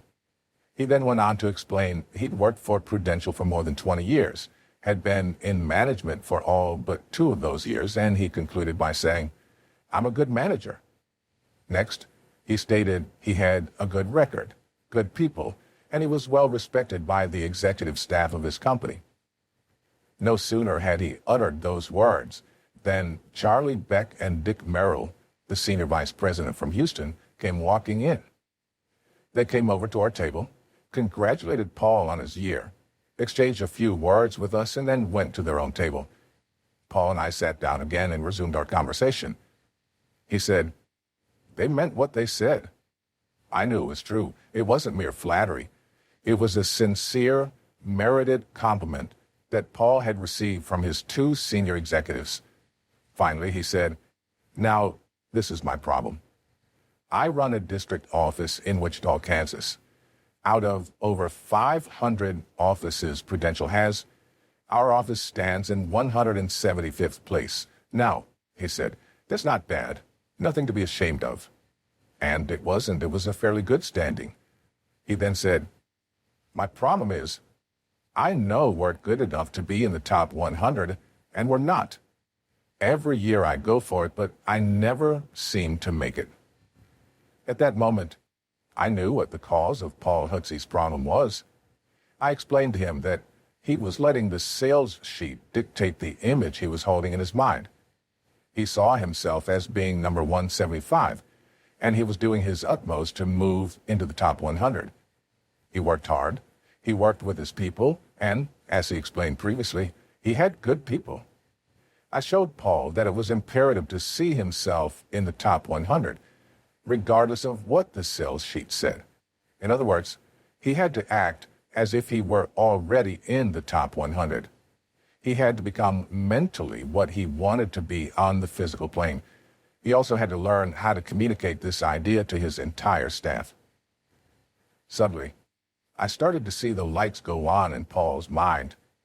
We talked for a while longer, and I explained as much as I could about the mind to him, how it worked, and especially about the power of holding the proper image there. Paul thanked me for the time I'd given him and returned to Wichita, Kansas. As his region moved out of the Hyatt House, another one moved in. But about a day or so later, I received a long-distance call from Wichita, Kansas, and it was from Paul Hudsey. He wanted to know where I'd be holding seminars when the conferences were completed. I told him I'd be in Southern Illinois for Prudential's Midwestern home office.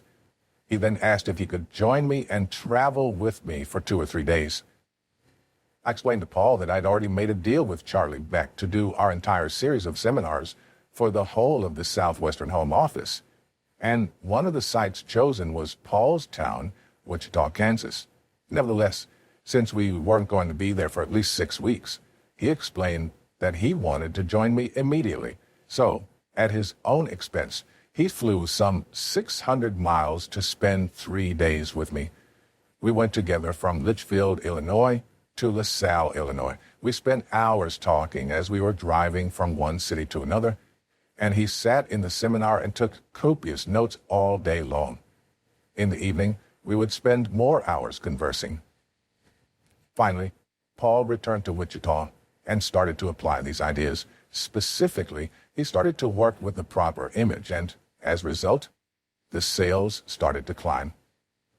For some strange reason, Paul's superiors saw fit to move him from Wichita, where he'd been for a number of years, to Pittsburgh, Kansas, where the district office stood in 163rd position. This certainly didn't seem like a very fitting reward for all the effort he had advanced on the company's behalf. Still, Paul accepted the move as a challenge, and a mere 6 months later, the district in Pittsburgh, Kansas stood number 11 in the entire Prudential Insurance Company. Each year, Prudential recognizes the top 52 districts, which is the top 10%, by awarding them a citation. The Pittsburgh district had not had a citation in 9 years, but just a short 6 months after Paul Hudsey took over the helm, they were in the top 2%. Just 2 years later, they missed the number 1 spot by a matter of a few percentage points. Today, Paul Hudsey is Vice President of Sales in Houston, Texas for the Southwestern Territory. Clearly, He is a man who learned well the awesome power of an image held in the mind.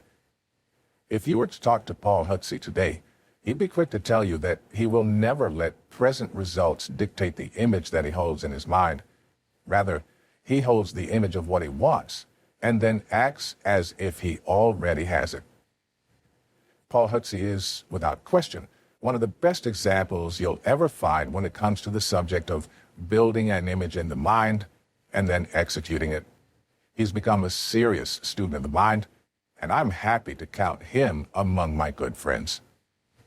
Understand this.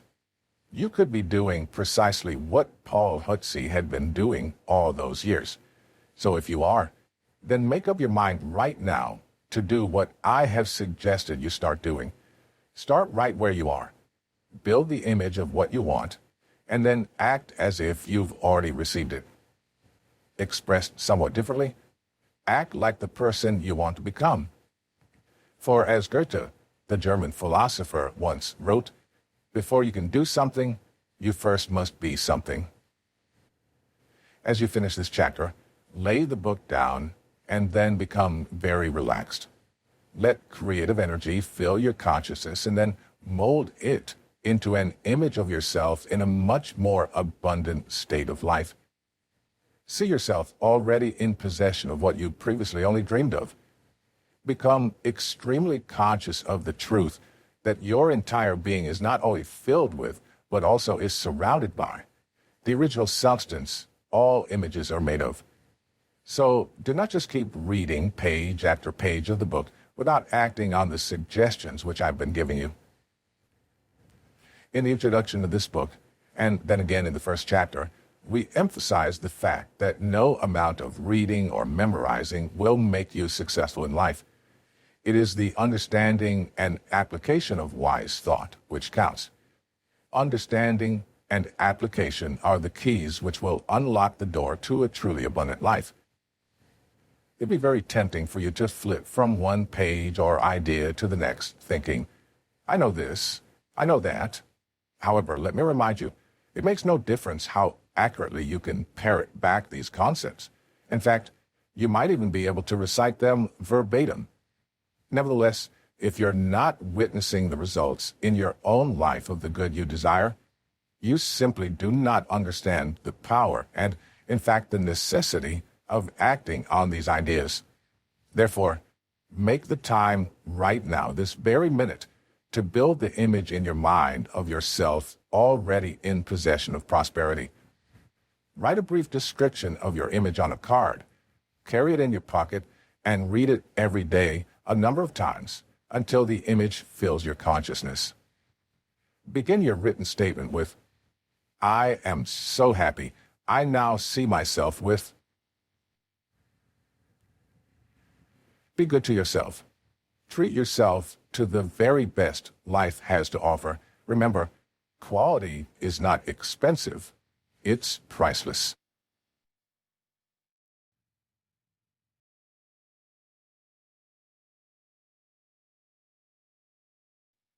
Chapter 4. Let Go and Let God. The Promised Land. No more shall I look to the far skies for my Father's loving aid, since here upon earth his treasure lies, and here is his kingdom laid. No more through the mist of things unknown I'll search for the Promised Land, for time is the footstool of his throne, and I am within his hand. The wealth that's more than finest gold is here if I shall but ask, and wisdom unguessed and power untold are here for every task. The gates of heaven are before my eyes, their key is within my hand. No more shall I look to the far skies, for here is the Promised Land. Ave Romanus. Let go and let God. Something wonderful is happening. How many times have you been faced with what appeared to be an insurmountable problem, and you silently wished you could turn it over to somebody else for a solution? Or have you ever sat daydreaming, building magnificent images on the screen of your mind, wishing you had a certain sum of money, wanting to take a trip to some exotic place, or possibly hoping to be able to purchase the automobile you've always wanted? Would it be fantastic if there was some magic formula that would give us the things we want and permit us to live the way we choose? Well, there is, and it's been around since time began.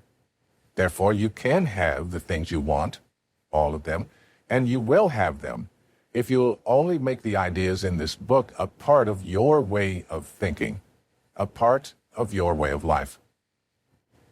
Make up your mind to read this chapter over and over, 100 times if necessary, until you feel deep inside that you really comprehend the idea being expressed. For if you fail to grasp the idea presented to you in this chapter, the rest of the book will be of little value to you. However, once you do understand this chapter, it will be as if a tremendous light has gone on in your mind, truly illuminating your life, and you'll realize you'll never again be the same person you once were. No person, thing, or circumstance will intimidate you ever again. Your days of idle wishing will be brought to a halt. Happiness, death, and prosperity will follow you all the days of your life, and you'll spend the rest of your years wanting to share your new understanding with everyone and anyone who is willing to take the time to listen and learn. Be aware, however, that many of the people whom you try to share your new awareness with are simply not ready for it. In fact, 9 out of 10 people will laugh and tell others you're odd when you shared your formula, let go and let God, with them. You must realize this is because the vast majority of people whom you encounter every day treat God like some cosmic bellboy who's supposed to run and fetch and then deliver. These individuals erroneously believe that merely because a person verbalizes certain thoughts in their mind, God, please get me this, or God, give me that, they will receive what they've asked for. But unfortunately, these people do not understand the true nature of prayer. And what's even more tragic, they don't even know that they don't know. Potential is everywhere, always. Understand this. Everything you see in this universe, yourself included, is nothing but the expression of an infinite power. This power is forever flowing into and through you. Scientists will tell you that everything is energy. I choose to say that everything is spirit. Let go and let God. For centuries, there's been a select group of people who are the real thinkers. These individuals have always known there's a power which permeates, penetrates, and fills the interspaces of the cosmos, and that everything you see around you is an expression of that power. The power operates in a very precise manner, which is generally called law.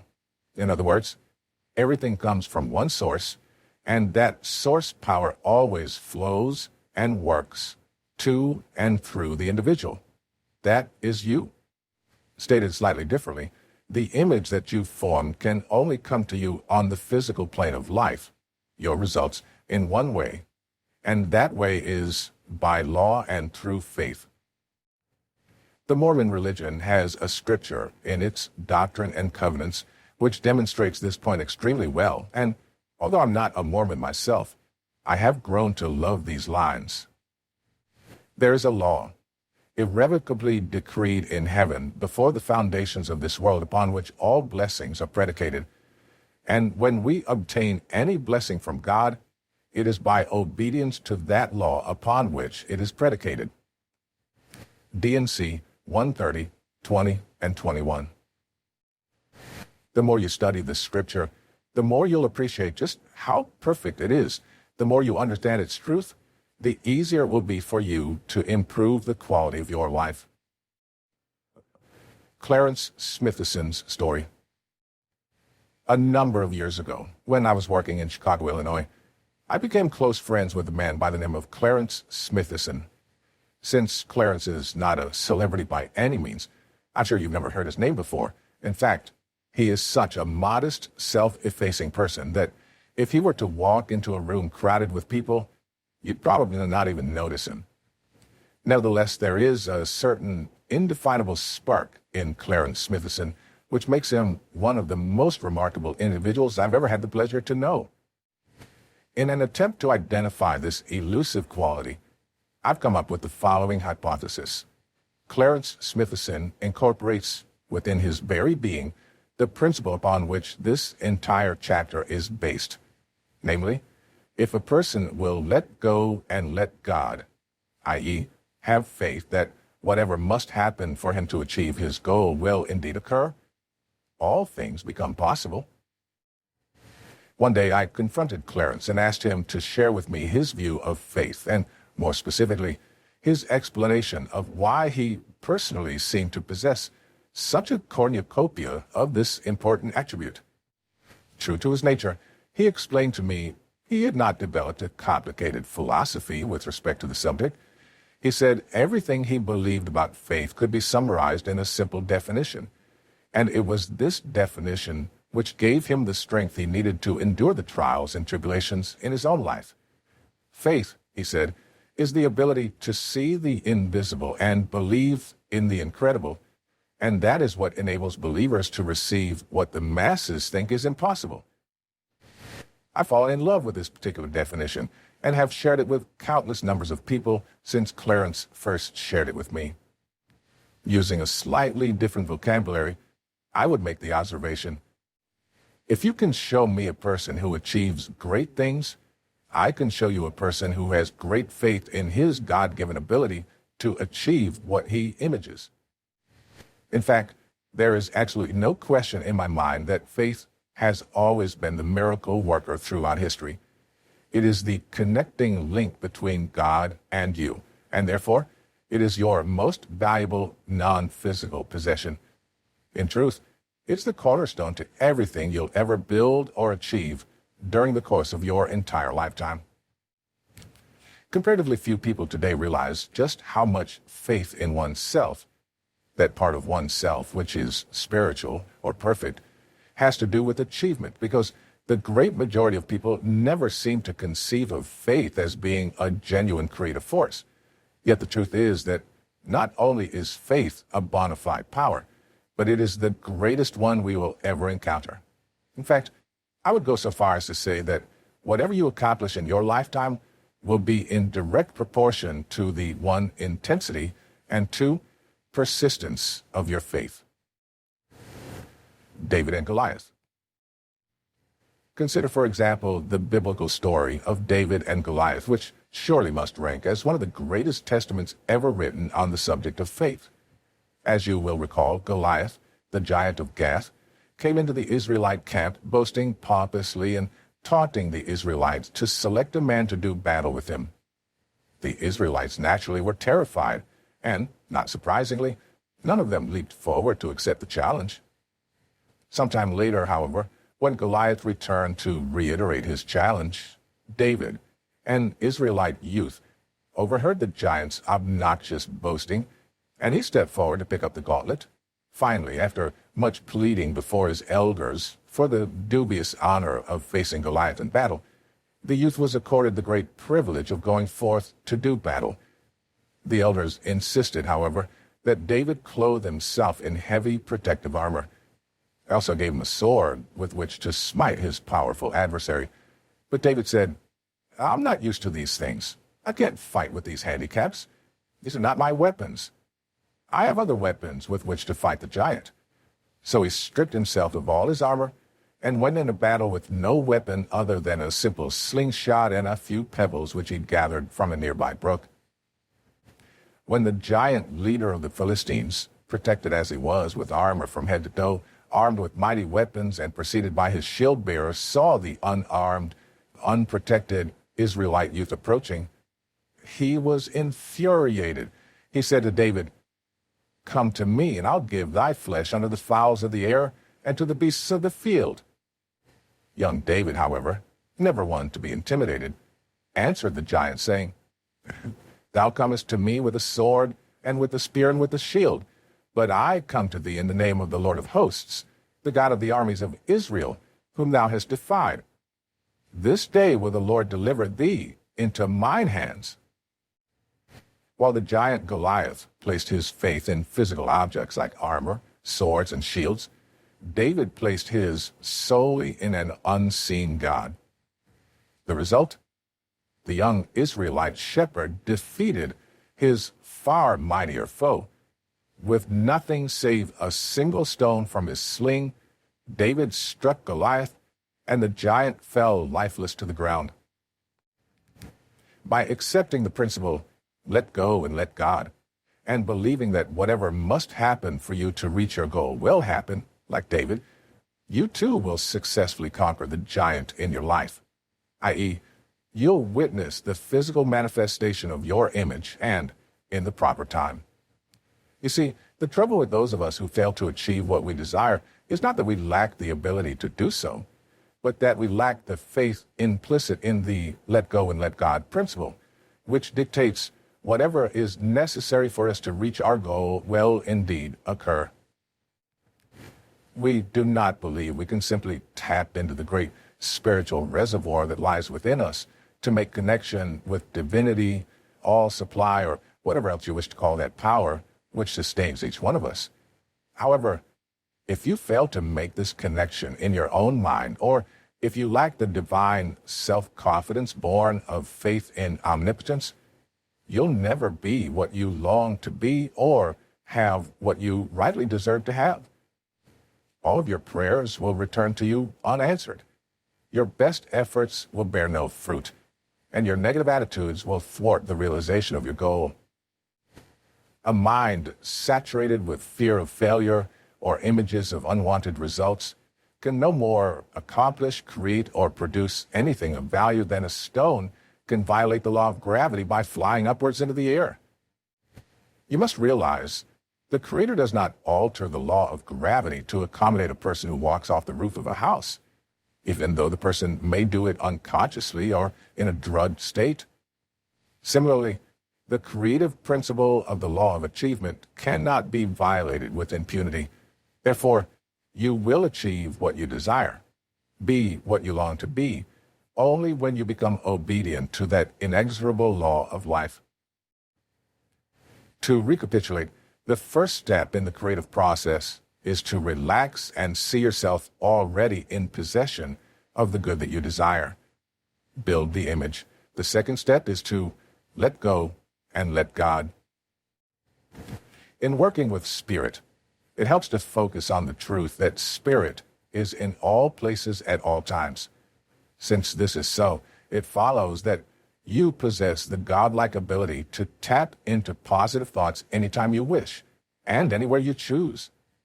Moreover, once you become aware of your kinship with the creative power, that you are in truth a child of spirit, you cannot possibly be anything other than positive, forceful, radiant, and self-reliant in your dealings with the world, a conqueror of those forces which would attempt to drag you down or hold you back.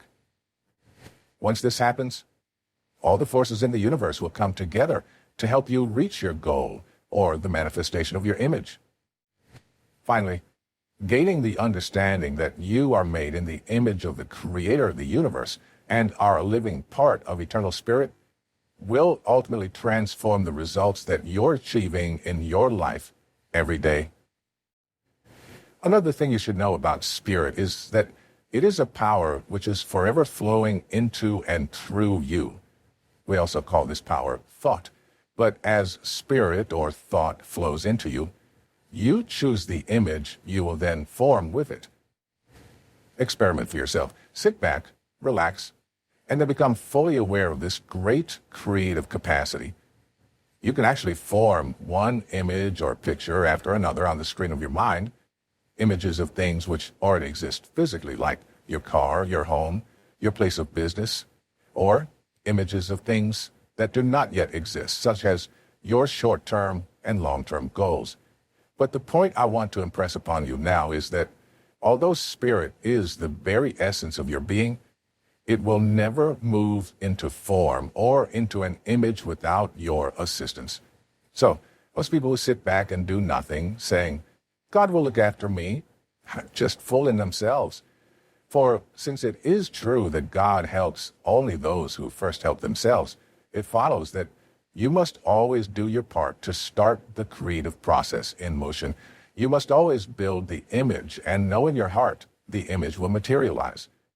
You must come to look upon God as being a great unseen provider who inhabits every fiber of your being. And you must also understand that the instant you form the image in your mind, God will go to work in God's perfect way and move you into an entirely new vibration, i.e., you will begin to feel differently. So always remember, the new feeling coming over you is really God at work. And although you may sometimes express your elation by saying you feel enthusiastic, remember that the word enthusiasm is just a derivation from the early Greek entheos, meaning in God. Your enthusiastic attitude will, in turn, cause your actions to change, and you'll start behaving differently. Moreover, not only will you begin to act differently yourself, but because of the new vibration you're in, you begin to gravitate toward and to attract to you other like-minded people. Strange and wonderful things will begin to happen to you, and with such regularity that you'll be at a loss to explain or even to comprehend what's going on. So don't even make the attempt. Just understand it as God's way or the way of the creative force, and accept the good as it comes, and expect more of the same in the future. The skeptics will begin to say, you're just lucky, and you should let it go at that. For as long as you continue to hold the image in your mind of the good you desire, you will always be rewarded. Just have faith that what should happen must happen, and in the right time, it will happen. Always remember that the image which you keep affirming in your heart or your subconscious mind is being impressed upon spirit, and spirit has the ability to convert your present dreams into your future reality. On the surface, it might appear from time to time that things are not going well, and you may begin to worry you're moving in the wrong direction, but let me assure you, this will not be the case. As long as you keep the image of the good you desire firmly planted in your subconscious mind. For if you do this, you'll continue to move in the only direction in which you can move in order to get where you want to go. Don't forget, it is never sufficient to believe in yourself, that part of you which God created in His image, only when you feel particularly enthusiastic or when some particular good fortune has befallen you. It's never adequate to have faith sporadically. To get enthusiastic over your prospects and then to undermine all of your mental kingdom. It won't do to keep dropping down again and again like the frog trying to get out of a well, but is feeling weaker and more discouraged after each fall. Any person who starts that type of process in motion is letting go of his image of prosperity and is using his creative powers to build images of poverty instead. And, as we've already said, God, being a just God, will always work to bring about your ultimate good. But always bear in mind, it is your innermost thoughts and images you're requesting, not the words to which you might only be paying lip service. Therefore, make it a habit to begin and end each day with a declaration of faith in yourself, created after God's image, and in His power, whatever you choose to call it. Guard this faith zealously, as you would your most precious possession, and ensure that it never be imperiled by weak, downhearted, and negative thoughts. Doubts, fears, pessimism, and negative thinking poison the very source of life. They sap energy, enthusiasm, ambition, hope, faith, and everything else which makes life purposeful, joyful, and creative. You must consciously entertain only the mental allies of your ambition and those attributes which will help you realize the manifestation of your goal. For when you are firmly grounded in faith, negative thoughts will have no power over you because they will not be in harmonious vibration with your new image. You will be mentally strong through the conscious awareness of God's power within you. When times get tough. When things get tough, you must get tougher. And you can. As Dr. Robert Schuller said, tough times never last, but tough people do. So, if you find your faith slipping, or you find yourself running low on this great motor power, which accomplishes so many wonderful things, you can do something about it. The following exercise works for me. It has for years, and I know it will work for you too. You can build huge reservoirs of mental power by simply employing a daily auto-suggestive technique for the acquisition and the strengthening of this greatest and most necessary of all human attributes, faith. Note that when you're giving yourself this mental treatment, you should always go off by yourself and speak out loud to yourself in a firm, decided tone of voice. Verbalize what you're saying just as earnestly as if you were speaking to someone else whom you wish to impress with the great importance of what you were asserting. When you speak to yourself, begin with your own name and continue as follows. Your name, you are a child of God, and the being God made was never intended for the sort of weak, negative life you're leading. God made you for success, not failure. God never made anyone to be a failure. You're perverting the great object of your existence by giving way to these miserable doubts of yourself, of your ability to be what you desire with all your heart to be.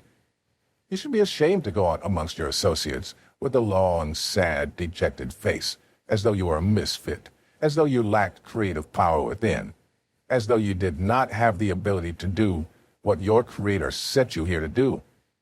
You were made to express what you long to express. Why not do this? Why not stand and walk like a conqueror, like a David who slew Goliath, instead of giving way to discouragement and doubt and carrying on like a failure? The image of perfection, the image of your Creator, lies within you. You must bring it to the center of your conscious thought and express it to the world. Don't disgrace your Maker by violating that image, by being everything but the magnificent success God intended you to be. There's a tremendous achievement force and upbuilding and strengthening power in the asserting of confidence in the Creator and that you are created in His image. This is not egotism, not the glorification of the parody of the man or woman which wrong thinking or wrong living is made. It's simply the assertion of your kinship with God. Do not force it to happen. There should be no force associated with the manifestation of your image, because force negates. Trying to do it your way by forcing things to happen is not necessarily God's way. Therefore, learn to follow the quiet voice within that speaks in feelings rather than words. Follow what you hear inside rather than what others may be telling you to do. Be aware that the quiet voice within often tells you to do things which run counter to the way most people live their lives. But do not be unduly concerned by this. Many of the world's greatest leaders were considered heretics by their peers, simply because they chose to march to the tune of a different drummer.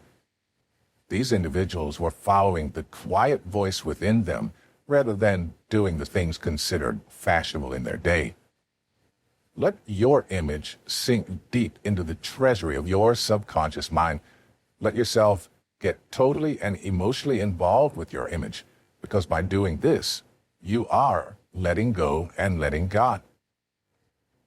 Understand, moreover, that if you should falter for any reason and go your own way, the minute you recognize your error and reaffirm your image, Spirit will pick up right where it left off when you chose to take over the controls. Then you will instantaneously be back in the right vibration and on the correct pathway, leading to success in life. Follow the instructions below to the letter. First principle: relax and see yourself already in possession of the good that you desire. Second principle: let go and let God.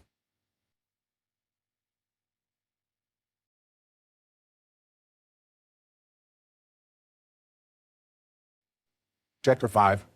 Expect an abundance. The mind is a powerful magnet, and as such, it attracts whatever corresponds to its ruling state. Expectation dictates what that ruling state will be, and therefore, governs what corresponds to the mind and is attracted into your life. Expectation can be either a blessing or a curse, but either way, it is certainly one of the most powerful unseen forces in your life. What are you doing to increase your income? If your answer to this question is nothing, or if you're just beginning to think seriously about what you could do, you've probably not yet grasped the ideas presented in the previous chapters. You should be aware that the chapters in this book resemble the individual pieces of a jigsaw puzzle.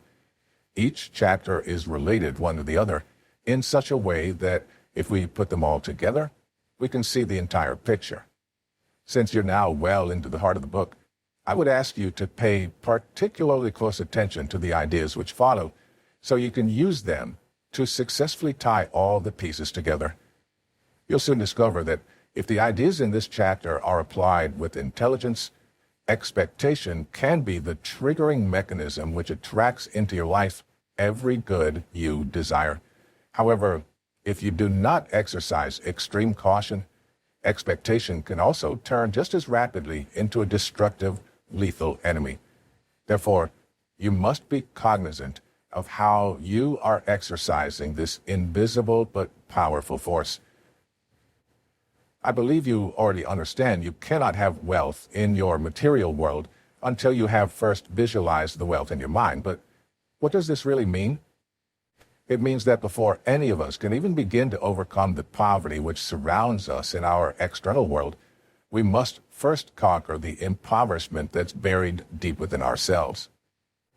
In the preceding pages, I explained how prosperity, properly understood, is simply the inward awareness of the opulence, wholeness, and completeness that abounds within the spiritual realm.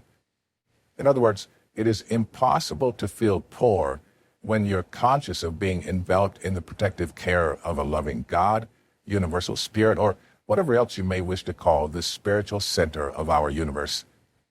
Let me repeat, there never is and there never has been any lack of supply other than that which we have created for ourselves because of our own limited awareness. The light bulb tale. The following story should help underscore this great truth about your infinite source of supply. Visualize, if you will, a poor couple who has spent their entire lives living in the backwaters of civilization. Then, imagine them suddenly transported to a small village where, to their astonishment, they discover that their new home is being lighted by electricity. Since they've had no previous experience with that force, in fact, they've never seen an electric light before, they're completely mesmerized by the little 8-candle-power electric bulbs which light their home. Several months pass by, and eventually, the couple start to regard the light bulbs as an accepted facet of modern life. However, one day, a smooth-talking salesman appears at the door, telling them their 8-candle-power electric bulbs are no longer adequate for their needs. He tells them they should buy the new 60-candle-powered bulbs, which have just come on the market. Since the couple has now become slightly more adventuresome, they agree to let the salesman demonstrate his newfangled product. As soon as the new bulb is plugged in and the electricity turned on, the couple becomes transfixed once again, for not only does the new bulb emit a light, it actually illuminates the entire room. Never in their wildest fantasies had the couple ever imagined that the source of the new flood of illumination had been there all that time, nor had they realized this enormously increased light could originate from the same current which fed their little 8-candle-power bulb. It's strange. We smile at the naivete demonstrated by this poor couple, but the truth is, most of us are even less aware of our own power than this couple was of the power of electric current. For like the couple in the story, we never even dreamed that the infinite current which surrounds us could flood our lives with a light more magnificent than the most powerful light bulb ever devised. We never grasped the simple truth that all we need to do to improve our results is to plug a larger, more prosperous idea into the infinite current of life. Instead, Most of us strangle our supply with energy-impoverished thoughts of doubt and fear, which entirely cut off the inflow of prosperity. I want to exhort you, therefore, to resolve to change your habitual pattern of thinking now. That's right. Change it now. And remember, the stream of plenty always flows toward the open, expectant mind. You must understand you already have in substance, if not in physical form, everything necessary to produce prosperity in your material world. The two determining factors for you to attain the results you want are 1, desire, and 2, expectation. Up to this point, you might have been living the way the masses live their entire lives, simply because you're harboring the false assumption that desire is the only thing which you need to reach your goal. But you must understand, if your desire is not combined with the expectation that you'll receive what you desire, you'll find yourself continually frustrated and disappointed whenever you begin working toward any kind of material goal. When you cast your mind back over the experiences of your own life, you'll soon realize that whenever you did reach a desired goal, you not only desired that goal, but you actually expected to attain it as well. Let me repeat, desire without expectation is nothing more than wishful thinking. And as we've already pointed out, since the vast majority of people wish positive but expect negative, they seldom attain what they are after.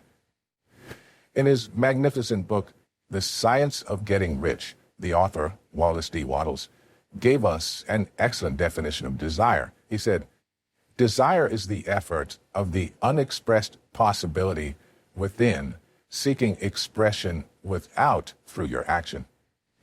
In other words, your ideal, dream, or goal, this wealth you wish to see materialize, can only become a desire once it's been properly planted in the subconscious mind. However, once your desire has been firmly established, it is the expectant attitude which ensures that your goal or dream is not uprooted or replaced by any opposing or competing ideas. In an effort to help you rekindle this expectant attitude toward real wealth, let's journey together through some of the preceding chapters in this book. As you will remember, we began by discussing money. We attempted to understand the true nature of money, and we arrived at the conclusion it's a useful, obedient servant. However, like all servants, we learned it is useful to us only when it is being employed. Therefore, we concluded, money must always be kept working or otherwise circulating, for if it is not, as we've already mentioned, it would become as useless as old newspapers stashed away in an attic. Next, we explored the idea relating to exactly how much money you want.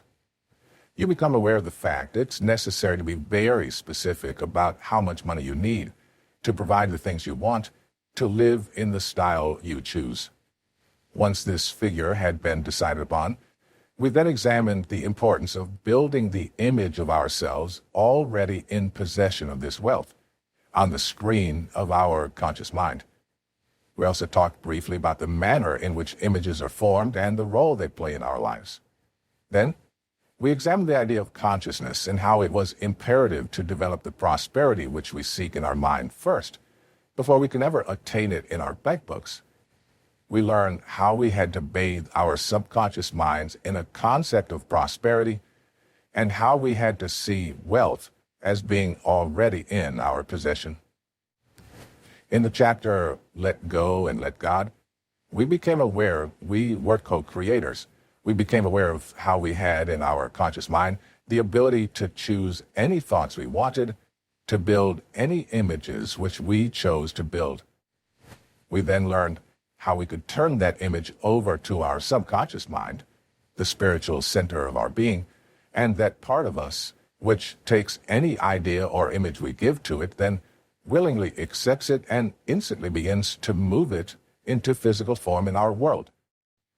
We discovered that when we truly understand this creative process of life and our role in it, expectation becomes a natural mindset, regardless of how things might appear in our outside world or what others might be saying to us.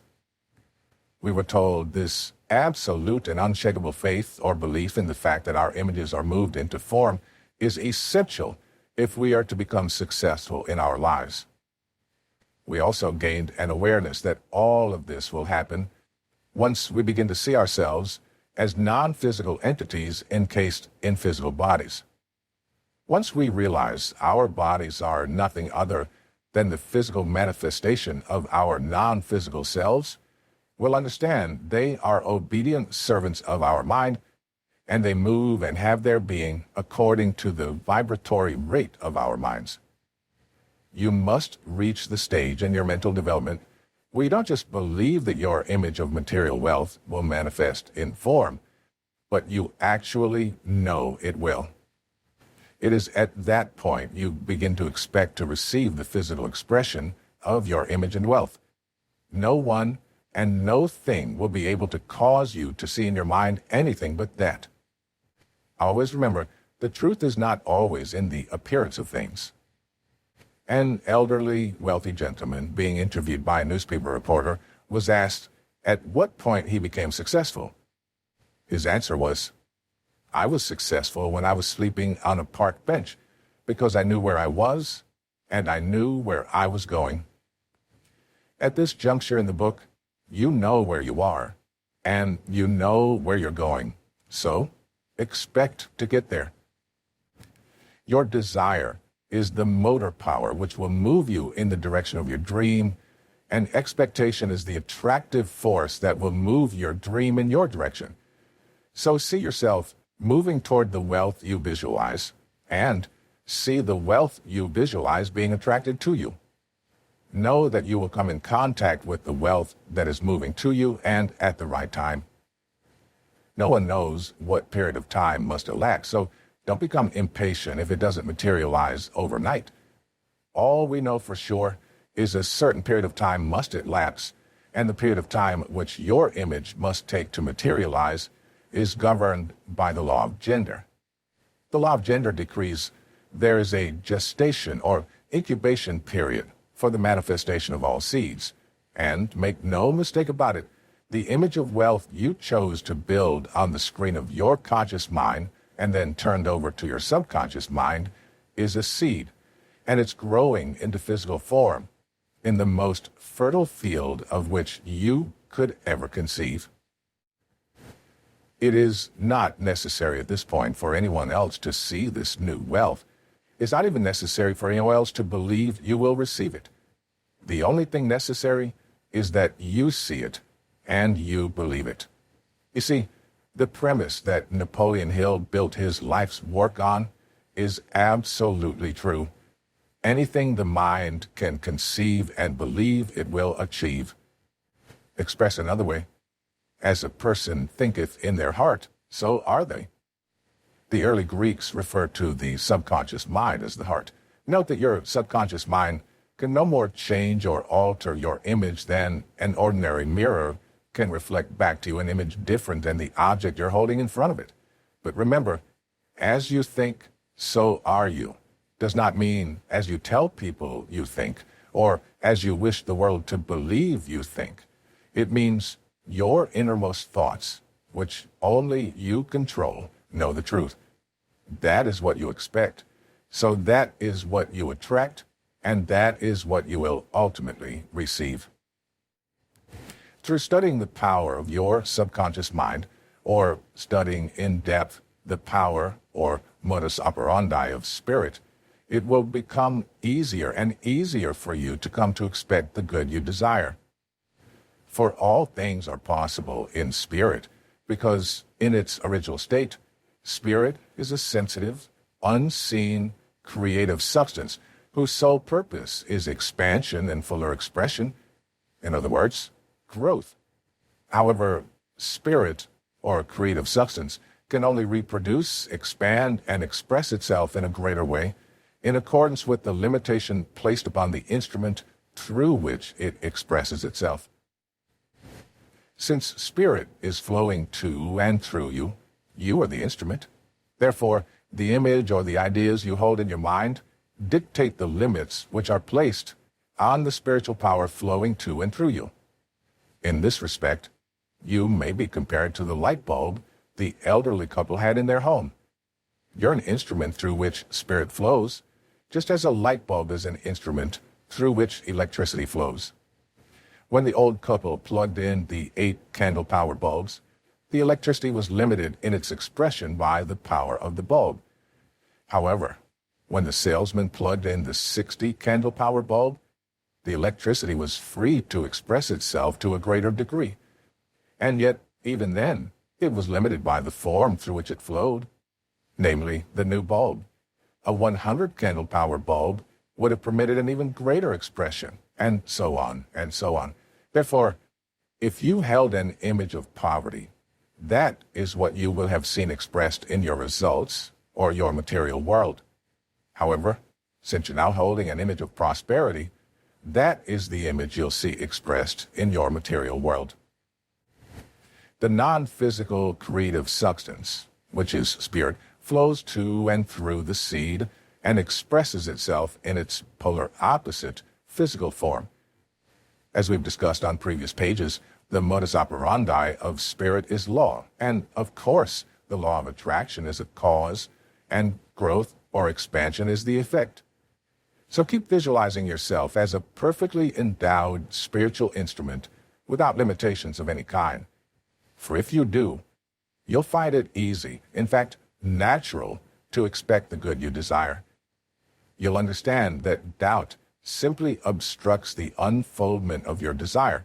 So when you continually originate images of doubt, you know you'll never see the materialization of the image you desire. Only the reproductive, creative spirit of life knows what you think, until your thoughts become physical facts and materialize in your body or your affairs. Then everyone with whom you come in contact may know, because the intelligent energy rewards you openly by reproducing your thoughts in a physical form. As a man thinketh. As you think, that is what you become, should be kept in the forefront of our minds constantly. For when you expect something wonderful to happen, that is watching and praying without ceasing. At those times when we're not feeling quite up to par physically, or our mind is becoming clouded with doubt, we should realize it's time to pray with all the more conviction or work at developing a stronger feeling of expectation. You must guard your mind constantly against doubt, because it is a crippling vibration. Whereas most of the preceding pages have been dedicated to the power of positive thoughts, namely the building of the image of prosperity, doubt is the flip side of the coin, i.e., negative thinking. And when you're entertaining doubts, what you're actually doing is creating images of the things you don't want. Moreover, justifying your doubt to yourself by originating reasons for it, i.e., rationalizing, will do you absolutely no good. You cannot strike a bargain with your subconscious mind, because the subconscious has no sense of fairness, no sense of humor, and it cannot even determine what is good or what is bad for you. Every image just is to the subconscious mind. Therefore, your negative, worrisome, and doubtful images will be accepted just as quickly and as willingly as will your images of prosperity. The instant you become aware you're entertaining thoughts which create doubt, become quiet, start relaxing, and image yourself already in possession of the prosperity you desire. When you do this, you're altering the mental current which is flowing into your marvelous mind. Expect, with all of your consciousness, to receive your good in your material world. You think in secret, and it comes to pass. Environment is but your looking glass. James Allen wrote those words 3/4 of a century ago, but they're still true today, and they will always remain true in the future. So, program your personal computer to expect good results, and that is exactly what you will receive. Pat and John's story.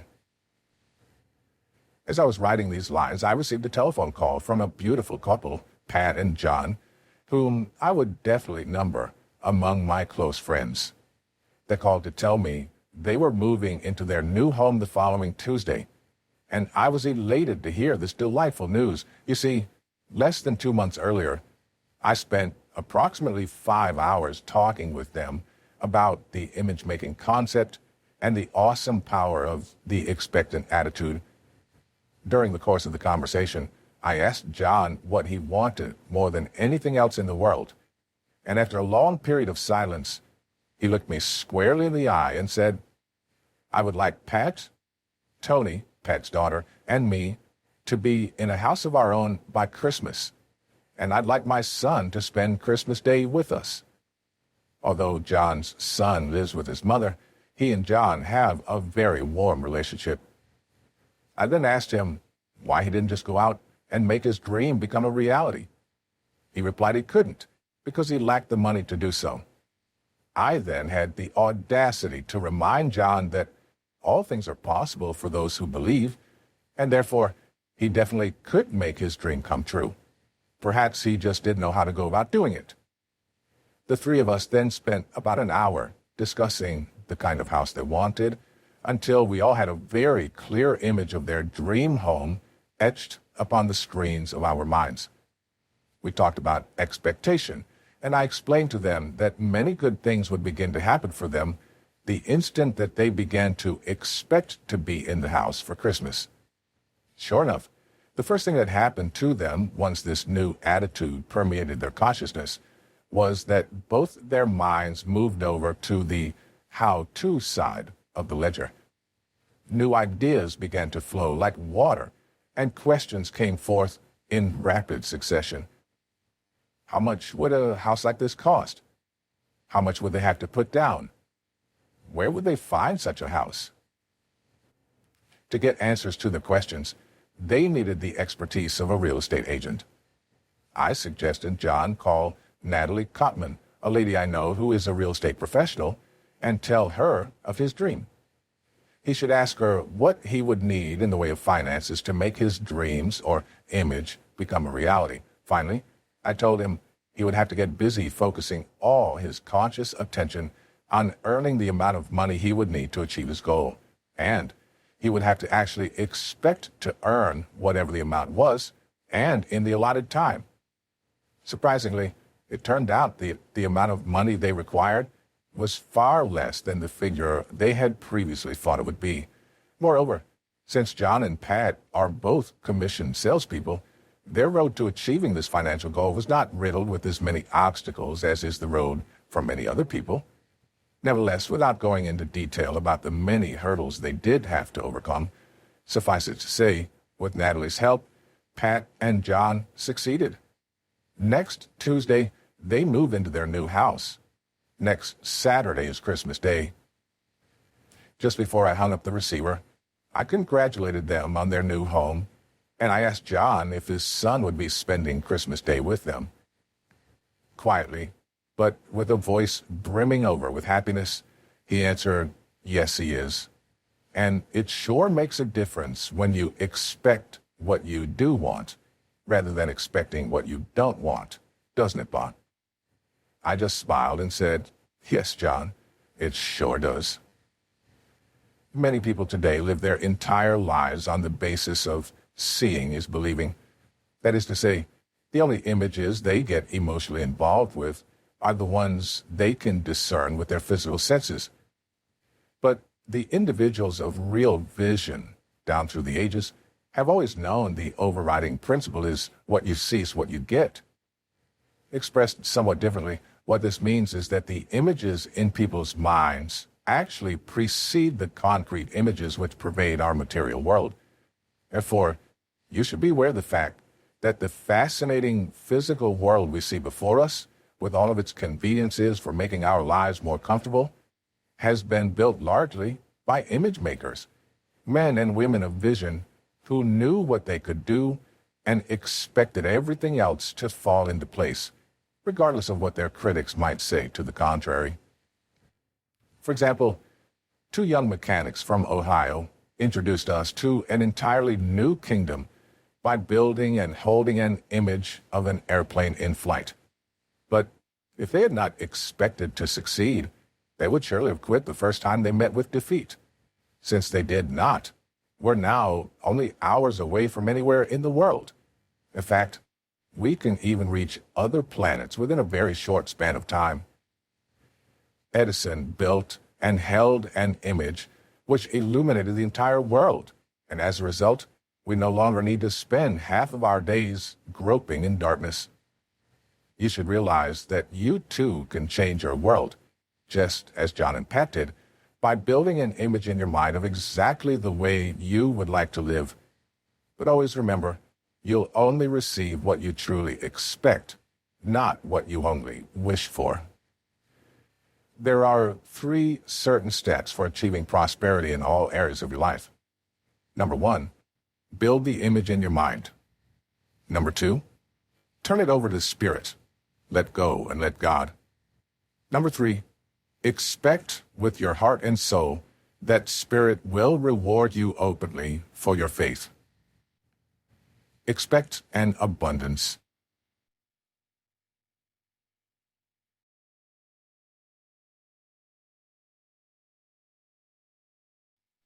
Chapter 6, the law of vibration and attraction. Thoughts are things. I hold it true that thoughts are things. They're endowed with bodies and breath and wings, and that we send them forth to fill the world with good results or ill. That which we call our secret thought speeds forth to Earth's remotest spot, leaving its blessings or its woes like tracks behind it as it goes. We build our future, thought by thought, for good or ill, yet know it not. Yet so the universe was wrought. Thought is another name for fate. Choose then thy destiny and wait, for love brings love, and hate brings hate. Henry Van Dyke. The law of vibration and attraction. Any idea that's held in the mind that is either feared or revered will begin at once to clothe itself in the most convenient and appropriate physical forms available. Andrew Carnegie. Dr. Werner von Braun. In an interview held with Dr. Werner von Braun in February of 1976, Dr. von Braun was quoted as follows: "After years of probing the spectacular mysteries of the universe, I've been led to a firm belief in the existence of God. The grandeur of the cosmos serves only to confirm my belief in the certainty of a creator. I just cannot envision this whole universe coming into being without something like divine will. The natural laws of the universe are so precise that we have no difficulty building a spaceship to fly to the moon and can time the flight with the precision of a fraction of a second. These laws must have been set by somebody." Dr. von Braun went on to say that science and religion, properly understood, are not antagonistic pursuits. On the contrary, he confirmed they are sister disciplines. Through the scientific method, one learns more about creation, whereas by virtue of the study of religion, one gains a greater insight into the Creator. By employing the tools of science, man attempts to harness the forces of nature which surround him. Through religion, on the other hand, he endeavors to control the forces of nature which are at work within him. After a brief pause, he added, "There would not be a single great accomplishment in the history of mankind without faith. Any person who strives to accomplish something needs a degree of faith in himself, and when he takes on a challenge that requires more and more moral strength than he can muster, he needs faith in God." Years before anyone would accept the idea of a man traveling to the moon and back, Dr. von Braun was asked, "What would it take to make a rocket to reach the moon?" He replied simply, "The will to do it." Von Braun was clearly a brilliant man who possessed a great understanding of life and a tremendous awareness of the laws of the universe. In fact, he's considered by many experts in the field to be the father of the space program. Like all great achievers, he had gained a profound insight into the spiritual laws of life, And one of those laws is the law of attraction. This is the law I would like to delve into now. Indeed, an understanding of this particular law is actually the key to understanding this entire book. The reason this is so is that the law of attraction is the underlying principle which governs the level of your personal prosperity. However, to help you achieve a really solid grasp of this concept, it will be necessary for us to focus briefly on another law, namely the law of vibration. The law of vibration accounts for the difference between mind and matter, between the physical and the non-physical worlds. According to the law of vibration, we postulate that everything vibrates or moves. Nothing sits idle. Everything is in a constant state of motion, and therefore there is no such thing as inertia or a state of rest. From the most ethereal to the most gross form of matter, everything is in a constant state of vibration. Moving from the lowest to the highest degree of vibration, we discover there are literally millions upon millions of intervening levels or degrees.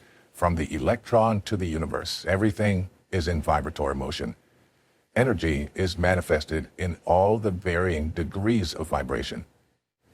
Rates of vibration are called frequencies, and the higher the frequency, the more potent the force.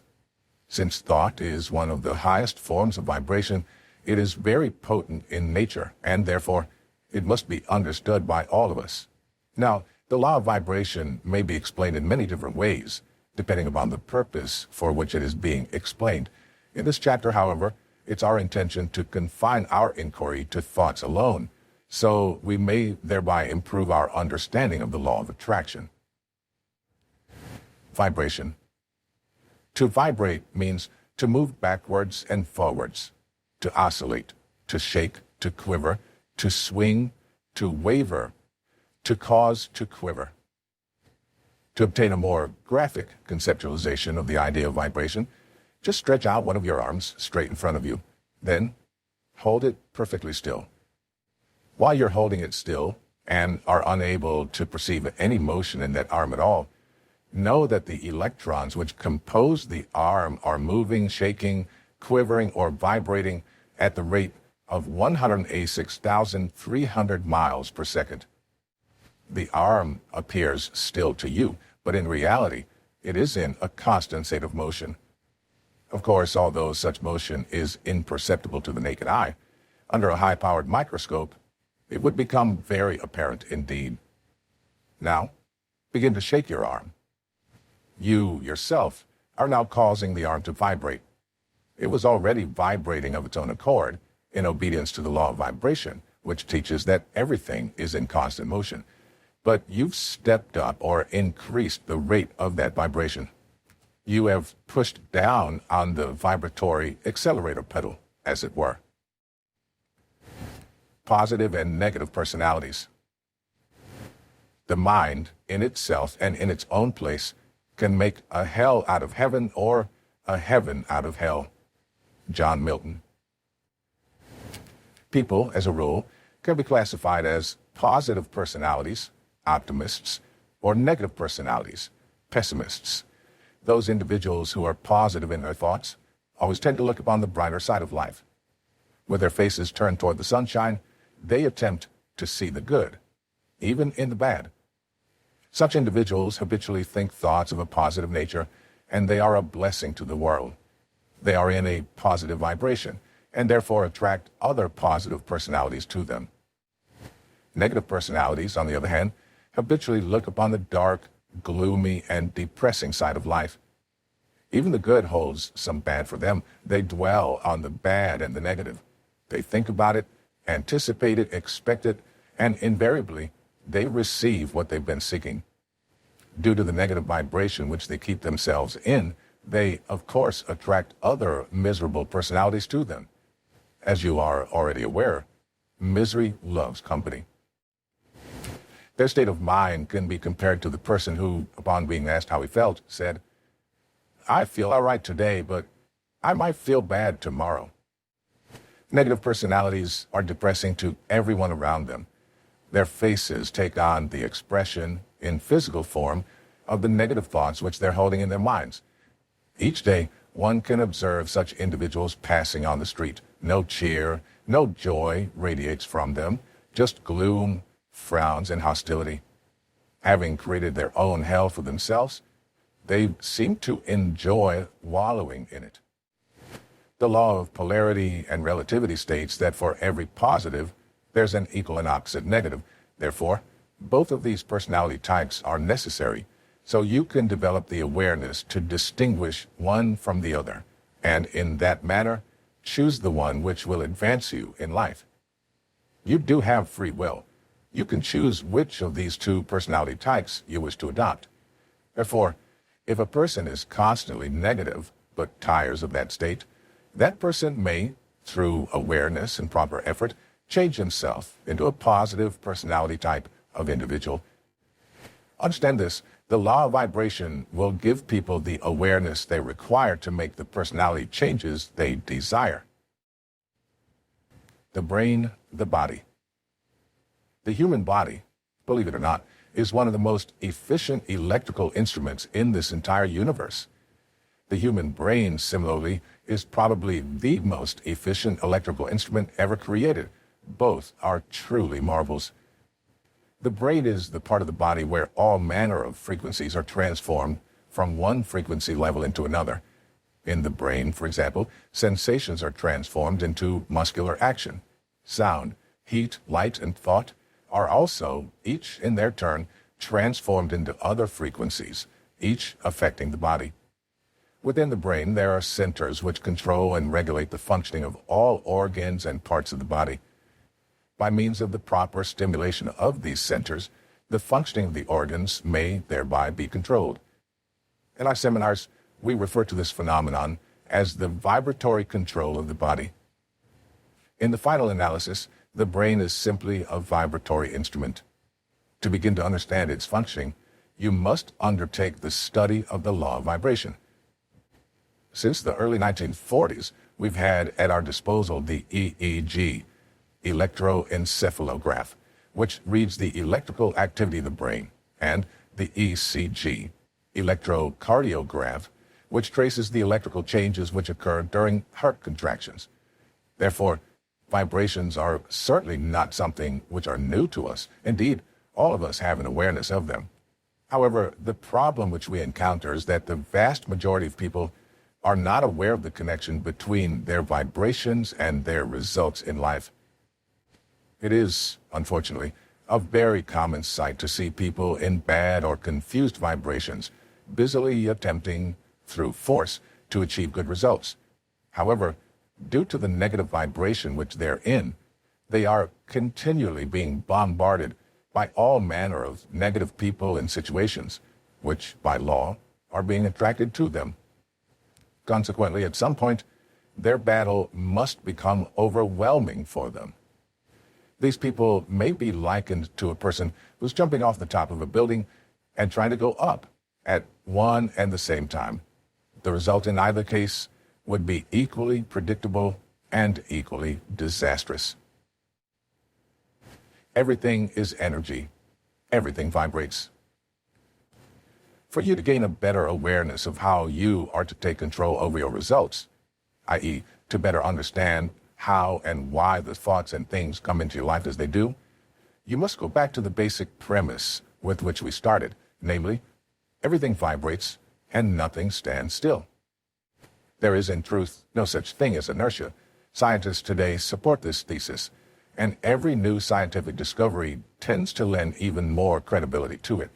However, by virtue of your free will and the many other mental factors in your marvelous mind, you have the co-creative ability to cause vibratory changes to take place at your bidding in your life.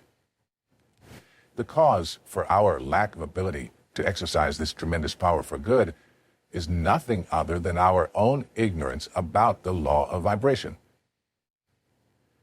Let there be light, your connecting link. Slowly but surely, let us see with our inner eye of understanding how you may connect with the good that you desire to improve the quality of your own life. Two objects whose electromagnetic fields are the same are operating on the same frequency. Therefore, we can say they are in resonance. in harmony or in rapport. When two objects are in resonance or vibrating at the same speed, the vibratory rate may be transmitted from one to the other through the medium of the electron. Resonance, as a field of study, is concerned with the electromagnetic fields surrounding objects.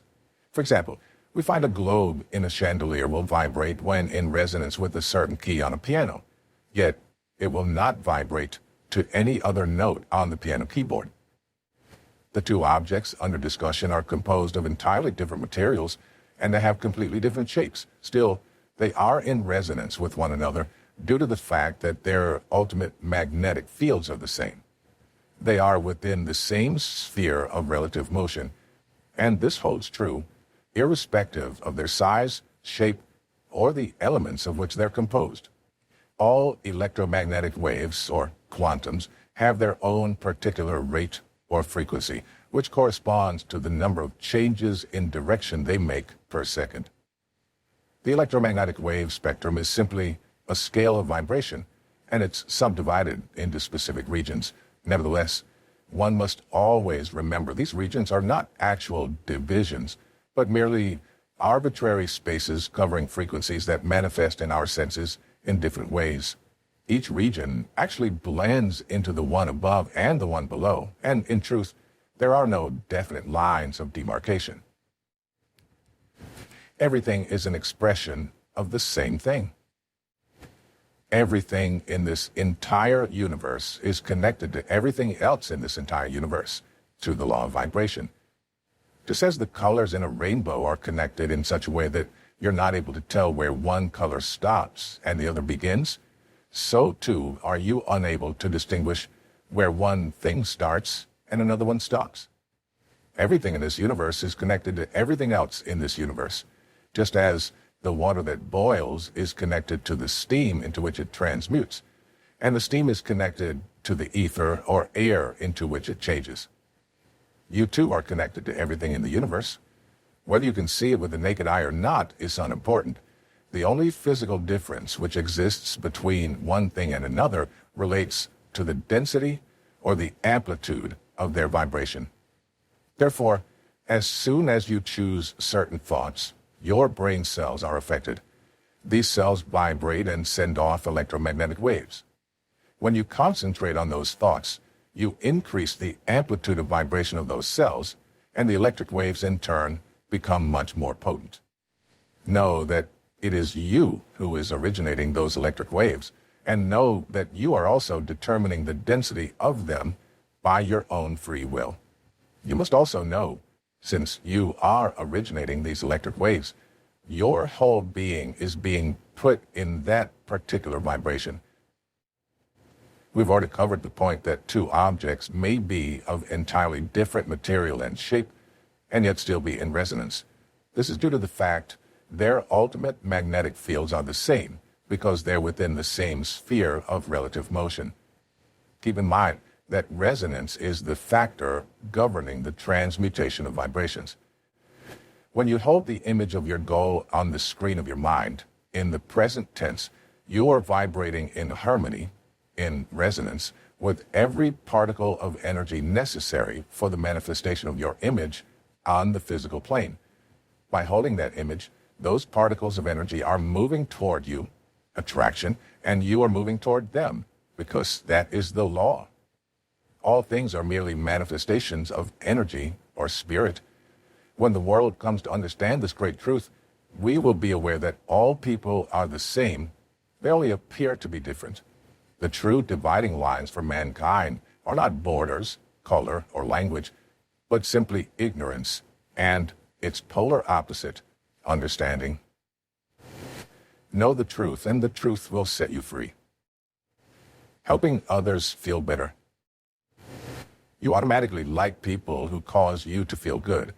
It would necessarily follow, therefore, that others will like you when you cause them to feel good, or when you move them into a more positive vibration.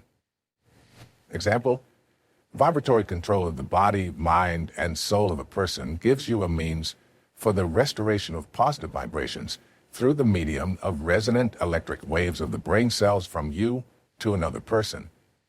As already stated, The human body, including the brain, is a high-powered electrical instrument. Therefore, you are a veritable broadcasting station relative to other people. When the tune-in between you and them has been completed, or when the composite personality has been established between you and the other person receives and becomes conscious of the vibrating thought which is being broadcast by you. Under the law of the perpetual transmission and transmutation of energy, the other person, being a low potential of energy, takes on this added energy which is being sent out by you. And like a weak battery, the other person becomes recharged, more energetic, and more positive as a result of his contact with you. The process of transmitting energy between you and the other person is exactly the same as the process which takes place between the broadcasting station and the radio. That is to say, laws which are identical in nature govern both phenomena. Vibrations and attitude. Every physical thing throws off a vibration. Everything which you see, hear, smell, taste, or touch throws off a vibration because these things, like everything else, are in a constant state of motion. Whenever you get near enough to them to enter into their sphere of vibration, you'll be affected by that vibration, whether you realize it or not. Have you ever noticed, for example, how peaceful you feel, vibrate, while walking alone in the woods? The law operates exactly in the same way in the mental realm. For when a person thinks a thought, it means the person has consciously or unconsciously started a group of brain cells vibrating abnormally. Once these brain cells, being things, begin to vibrate abnormally, they throw off a wave of electronic energy which moves out, seeking a place to land. If you are in the sphere or space of their vibrations, and you happen to have similar cells which are in rapport, in harmony or agreement with the ones vibrating in the other person's brain, then you receive these vibrations and are affected mentally by them, either negatively or positively. It is clear that everyone in sales or management will thoroughly understand this information. Let's suppose that another person is vibrating to anger concepts. If you're the type of person who becomes easily angered, and you happen to enter the vibratory field of those anger vibrations, then those vibrations will strike the anger cells in your own brain. A condition of resonance being present, those vibrations will start your brain cells vibrating, and your entire being will move into that vibration. You'll become irritated or angry, even though you may or may not know the cause of your own anger. If you do not understand what's happened, you'll be at a loss to change the conditions which cause the effect in the first place. The same applies to all mental vibrations. As soon as a person starts to think, he starts brain cells vibrating. Energy is released, therefore, in the forms of electrons, which travel out according to the intensity of the thought involved. Whoever stops that energy is affected by it. But bear in mind, the only thing which stops a thought is that which resonates with that thought.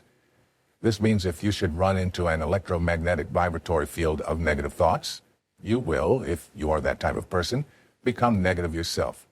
Conversely, if you run into a positive vibratory field, you will experience the opposite of the negative, namely, the positive. Since the air we breathe is literally filled with both types of vibrations, they're constantly bouncing into your brain. As a result, you could become like a ship without a rudder, tossed about at the mercy of whatever is vibrating or in the air. However, once you understand the law of vibration, you're in a position to insulate yourself against the negative vibrations. You can then be in control of yourself, in the true sense of the word, and you'll begin to attract to you the things and circumstances that you choose. Become a mental magnet. Attract what you need for the physical manifestation of your image. If it's true that energy or spirit is neither created nor destroyed, and everything in its original state is either energy or spirit, it necessarily follows that everything you will ever want is already there. It's simply a matter of choosing the thoughts which will put you in harmonious vibration with the good that you desire. Everything that you're seeking is seeking you in return. Therefore, everything you want is already yours. So you don't have to get anything. It's simply a matter of becoming more aware of what you already possess. The moment you bring your life into harmony with the law, into harmony with the current of divine order, you'll find that the negative will have taken wings, for its cause will have been removed, and you will no longer attract what you don't want. The secret to receiving, on the physical plane, the results you desire is always locked into the law of attraction. This entire book has been designed to help you understand how to get into harmonious vibration with the good you desire, and then how to stay in that positive vibration so you'll begin to attract whatever you need for your image of prosperity to move into form. The acorn analogy. In Raymond Hollowell's magnificent book, Working with the Law, Hollowell points out in the chapter entitled The Law of Success the following: all of the processes of nature are successful. Nature knows no failures. She never plans anything but success. She aims at results in every form and manner. To succeed in the best and fullest sense of the term, we must, with nature as our model, copy her methods. In her principles and laws, we shall discover all the secrets of success. Keep in mind that everything in this universe you can see with the naked eye, and everything you cannot see, is an expression of spirit. Also bear in mind that spirit operates by exact laws. You are subject to those laws in just the same manner nature is. Therefore, Hollowell is right. We definitely should copy nature's methods. For years, I've held up an acorn in the seminar and used it as a device for helping people to gain a better understanding of how the law of attraction actually works in their lives. So please visualize, if you will, an acorn. Then think. Really think about what it is you're looking at. Although the acorn may appear to be a solid object, by now you should clearly understand that the acorn, like everything else which appears to be solid, is in truth a mass of molecules at a very high speed of vibration. Within the acorn, there's a nucleus or a patterned plan that dictates the vibratory rate at which these molecules will move. Moreover, the same principle holds true for all seeds.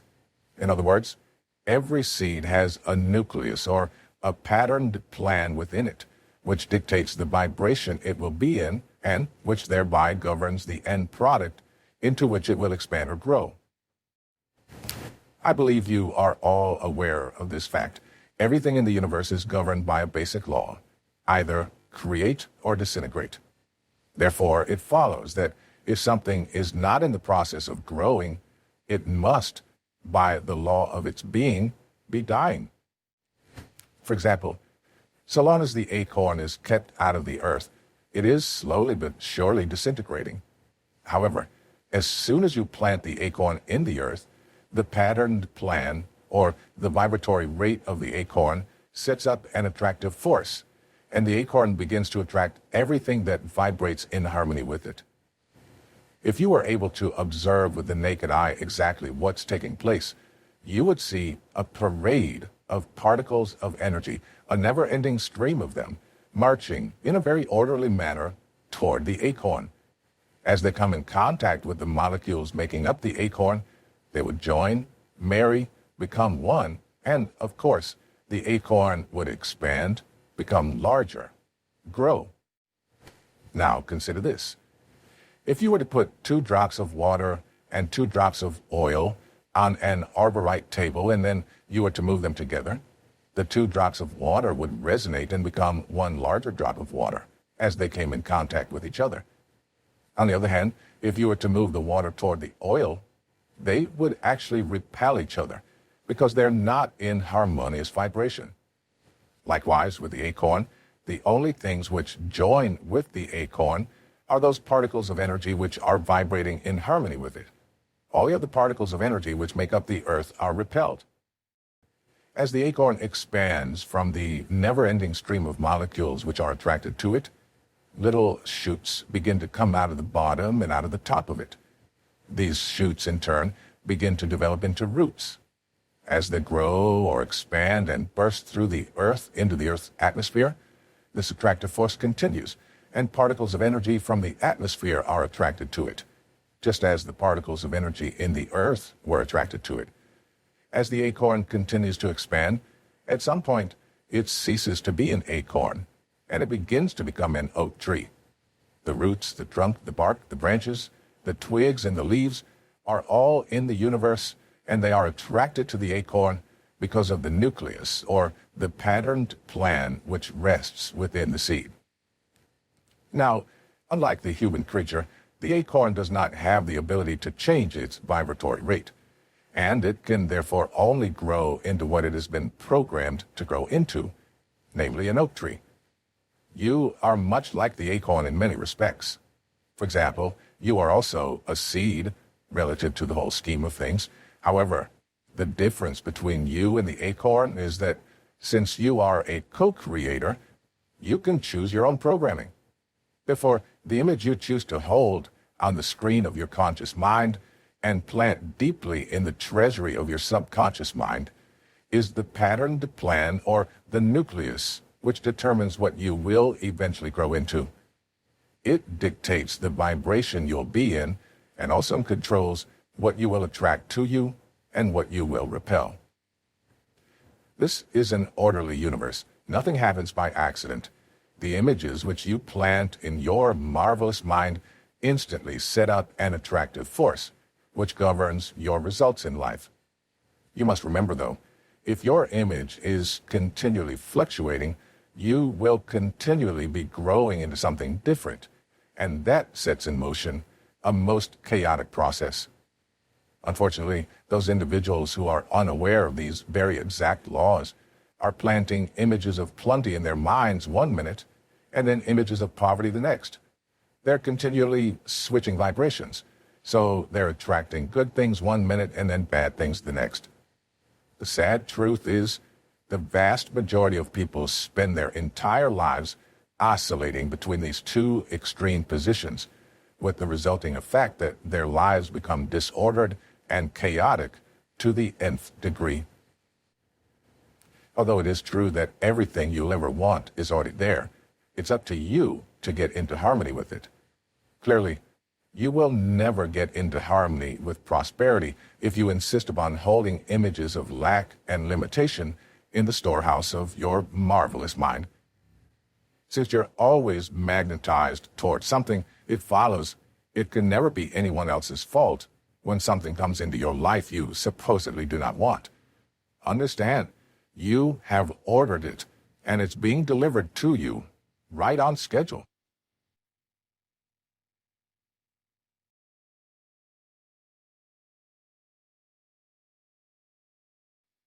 Chapter 7. The Risk Takers. The days of defending your present possessions and positions are gone forever. Therefore, from this day forward, you'll never have to concern yourself with such problematic issues as maintaining your present job or keeping up your current standard of living. Instead, you'll put the things which can go wrong on the defensive, and you'll put the things which must go right in ready formation for the attack. As of today, you are a dynamic, vigorous risk-taker whose eyes are always turned toward your strengths and assets rather than toward your weaknesses and liabilities. Henceforth, you'll wake up in the morning thinking only of ways to do the things you want to do, rather than waking up thinking of all the reasons why you cannot do those things. As of today, you will think repeatedly of the many achievements which you're going to accomplish in the future that are vastly superior to anything you've ever done in the past. Clearly, these are the results that can only be obtained if you're first willing to take some kind of a risk. Believe me, once you undertake this process, it won't be long before you start winning, and in a big way. You should understand, however, that as you become increasingly involved in the risk-taking process, you will find yourself forced to draw upon resources which you previously didn't even realize you possessed. At first, this may prove very frightening to you. Nevertheless, you must always remember you will never hear of, read about or see anyone who achieves anything of greatness in his or her own life without first taking some kind of a risk. As a case in point, just consider the monumental risks which all of our great religious leaders have undertaken during the course of their heroic lives. Then, stop and reflect upon the enormous risks which all of our great business leaders have also undertaken during the span of their illustrious careers. Finally, as you seriously meditate upon these stupendous accomplishments, you will become increasingly aware of the fact that you too must become a risk-taker for you to develop the greatness you were born with. Moreover, you should understand that in truth, no genuine satisfaction in life can ever be attained by you or anyone else who simply refuses to take risks. For the life of anyone who chooses to live with extreme caution will never amount to anything more than a succession of dull, soporific days continuing on without interruption. The diving board analogy. To help you grasp the full implication of what I'm saying, consider the following analogy. Just cast your mind back to the time when you were a child and attempt to recall the degree to which you admired the neighborhood kid who went right up the ladder and dived off the high diving board without any hesitation whatsoever. Then, see if you can recall the feelings which you harbored in yourself as you watched him take that first risky leap into the water below. If you're like most of us, you probably lost just a little bit of your own self-respect at that time, until finally, out of sheer embarrassment, you too mustered up enough courage to jump. Finally, see if you can recollect how good you felt once you actually made the plunge and proved to the world that you could do it too. Now that you've taken your mind on this mental journey through your past, bring it forward to the present time. Let it become fully aware of the legions of men and women today who, like the young child looked longingly at the high diving board, would dearly love to quit their jobs, set out on an independent path, and do their own thing. However, due to their overwhelming fear of failure, these unfortunate people never quite work up enough courage to step out and actually take the plunge. As a result, such individuals miss out on many of the opportunities that life affords us all. And what is even sadder, they never get the chance to plumb the depths of their own innate resources. Since they're afraid they might not make it, afraid they might lose, afraid they might fail, they simply choose to maintain the status quo and do nothing. The irony is, however, that even if a person should assiduously attempt to avoid all risks, he or she will still inevitably end up failing from time to time. But the point is, so what? What difference does it really make? After all, failing does not make us a failure, and the only time we do become a failure is when we decide to stop trying anymore. Therefore, even if we should falter along the way, we never really fail, because we always retain the capacity to try once more. Flip Wilson's story. Flip Wilson, the famous comedian, is best known for his ability to make people laugh. But here's what he said in a somewhat more serious vein about his own experience with the risk-taking process. I fell down and got up. I fell down and got up. For 16 years, I did practically nothing else but fall down and get up. Even so, do you think Flip Wilson ever thought of himself as a failure? You bet your life he didn't, for if he had, he would never have found the courage to try just one more time, and you and I would probably have never even heard his name. You should understand at this juncture that as soon as you seriously set a big goal for yourself, you're going to become involved in a process of risk-taking which will add a dimension of excitement, indeed, a whole new flavor to the course of your life. But at the same time, you should be aware that as you start engaging in more risk-taking behavior, the majority of people will be trying to avoid it at all costs. In other words, instead of taking meaningful risks, most people will continue to ensure themselves in a series of empty compromises. These compromises, in turn, will ultimately have the effect of reducing their existence to the level of a meaningless charade. To understand how this phenomenon operates, Just consider the people whom you know who have compromised when buying their new home. Why did they compromise, you ask? Because they were afraid that they wouldn't be able to make the mortgage payments on that dream home they truly wanted to live in. Then, turn your mind to the veritable armies of individuals who remain in positions at work which they find dull and unrewarding. Why do they stay? Simply because they fear they would not be able to cope with the position which they would truly love to tackle. The irony is, of course, if these people would simply put themselves out on a limb by going after that better job or that dream home or whatever else it is they truly desire, they would then demand a commensurately better performance from themselves. As a result, they would soon discover that the risk they had taken was actually paying big dividends in all aspects of their life. The Young Millionaires. Several years ago, I read an excellent book on the subject of risk-taking. It was entitled The Young Millionaires, and it contained the true life stories of 18 individuals, each of whom had earned in excess of $1 million. In fact, some of these people had actually earned many millions of dollars over and above the $1 million mark during the course of their highly successful careers. Throughout the book, the author made many interesting observations about the law of financial success, but the most important one was the one which he kept coming back to. Namely, although these individuals came from a variety of different backgrounds, and although each had earned their money in a different way, they all shared one thing in common. What was that one thing, you ask? Simply put, it was this. Even though everything they owned was riding on the outcome of virtually every major business decision which they made, none of them considered themselves to be taking risks. The reason they didn't, he went on to explain, was because they were living their lives as though it were impossible to fail. Note, however, that in the eyes of most people, there would be no question that these individuals were taking tremendous risks and on an almost daily basis. Fighter pilot study.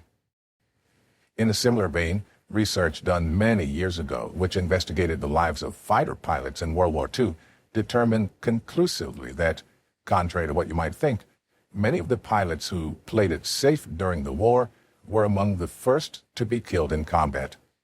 By way of contrast, the study also found that, practically without exception, not only were the surviving aces individuals who refused to play it safe, but they were the greatest risk takers throughout the war.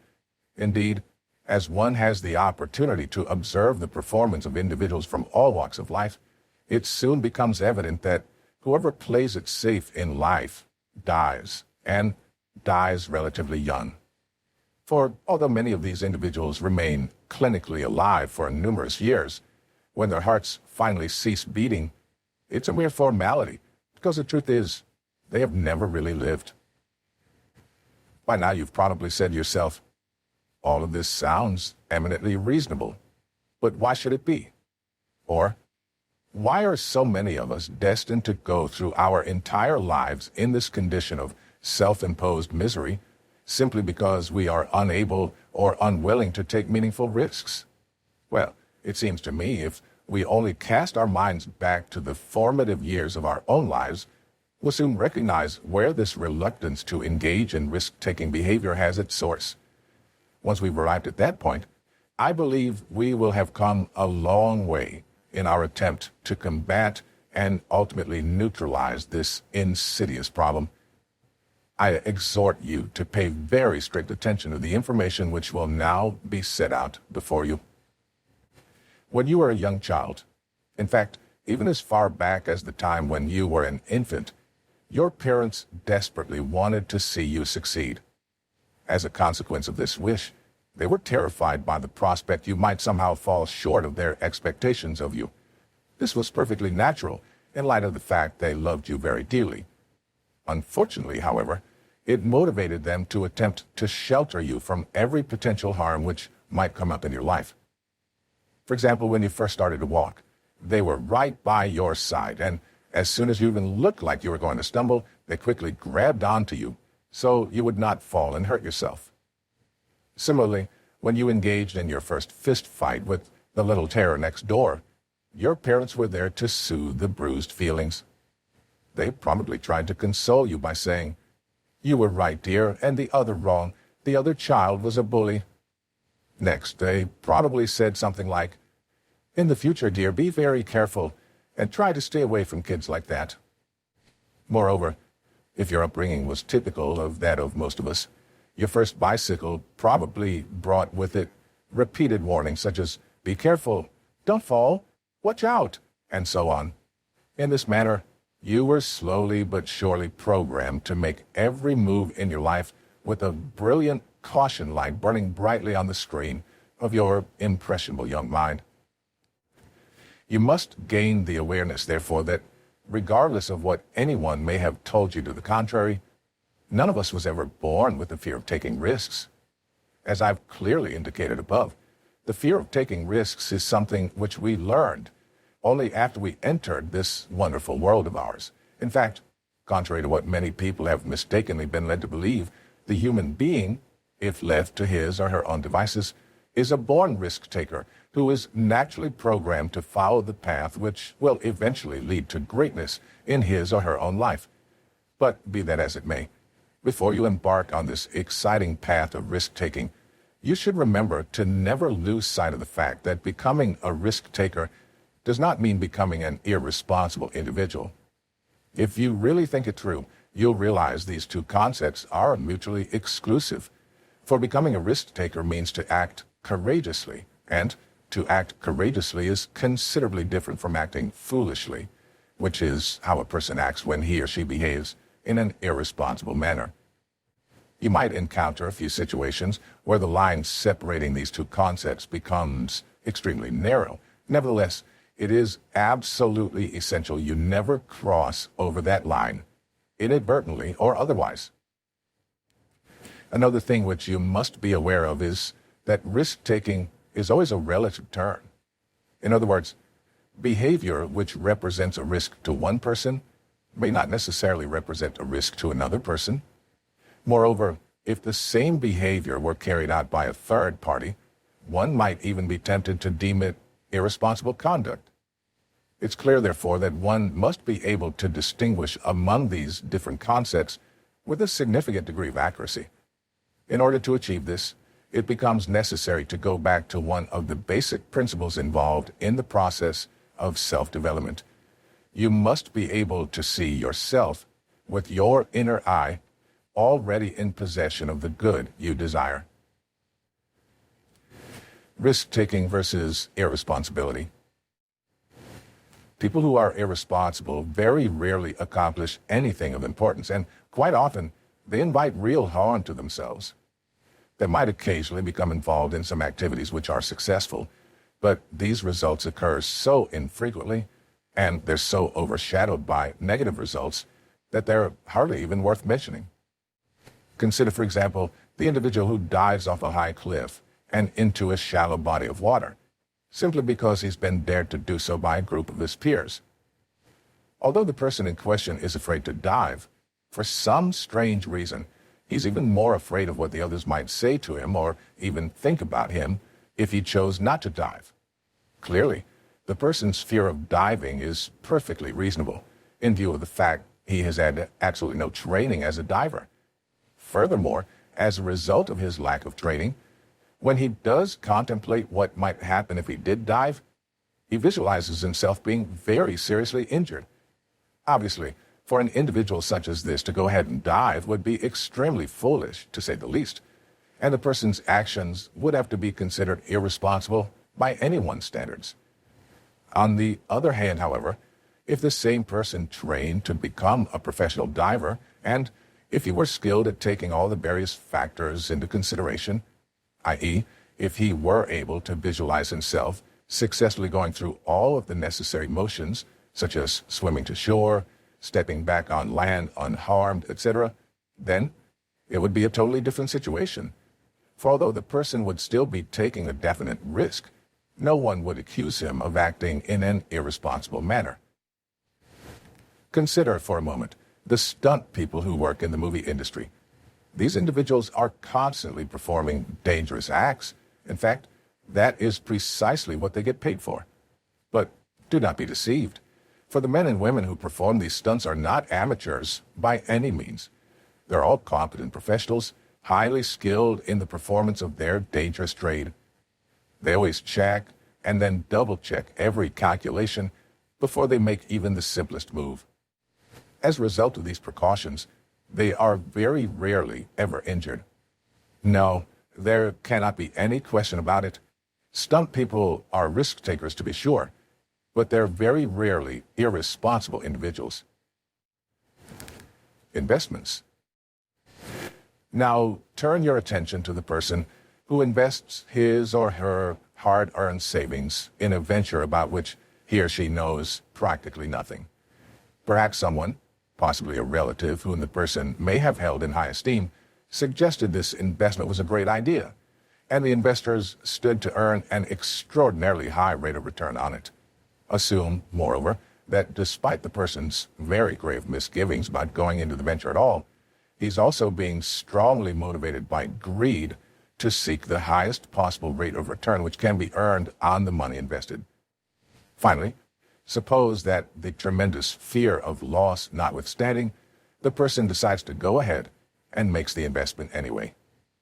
What happens next? After the investment's been made, most of the person's waking hours will probably be spent, 1, worrying about the investment, and 2, visualizing himself reduced to a state of abject poverty. It is abundantly clear, therefore, that this sort of behavior must be deemed the polar opposite of financial responsibility, and the person involved must be considered imprudent and irresponsible rather than a bona fide risk-taker.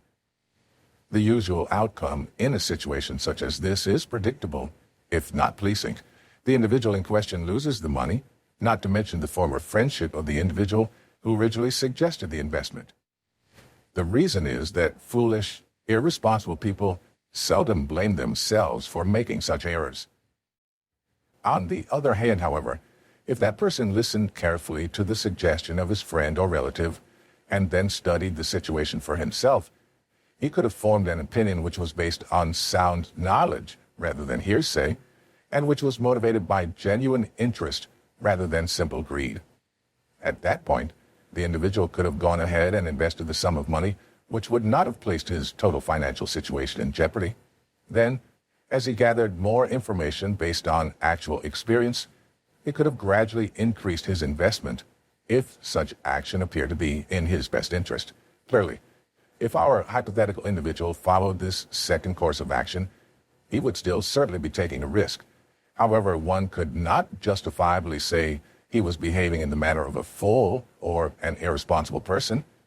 Moreover, even in the eventuality that this person made a bad judgment call and lost his money, that would have been all he had lost, for he would still have his friendship, and he would still have his own self-respect, because he would realize he'd been guilty of nothing more than an error in judgment. An added benefit of this second approach is that the individual would not automatically reject future investment possibilities should they arise. I'm sure you're getting my message loud and clear. Risk takers are knowledgeable people who study situations carefully, have confidence in their own abilities, and have a very healthy self-image.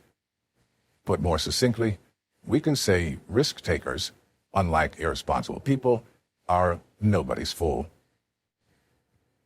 Business failures. Consider this.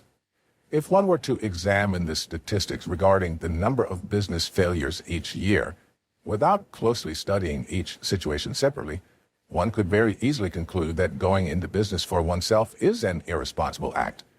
However, this is just not the case.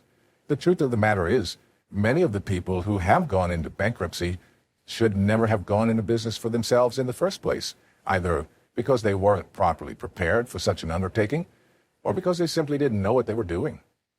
They lacked the skill, the knowledge, or the proper support to get their business off the ground. Bear in mind that although it takes most new companies at least 3 years before they are properly established, some of the individuals didn't allow for 3 months or even 3 weeks to give their business a chance. It is also significant to note that prior to setting out on their own, Many of these people were those employees who thought their boss was incompetent, or the owners of the company which employed them didn't know what they were doing.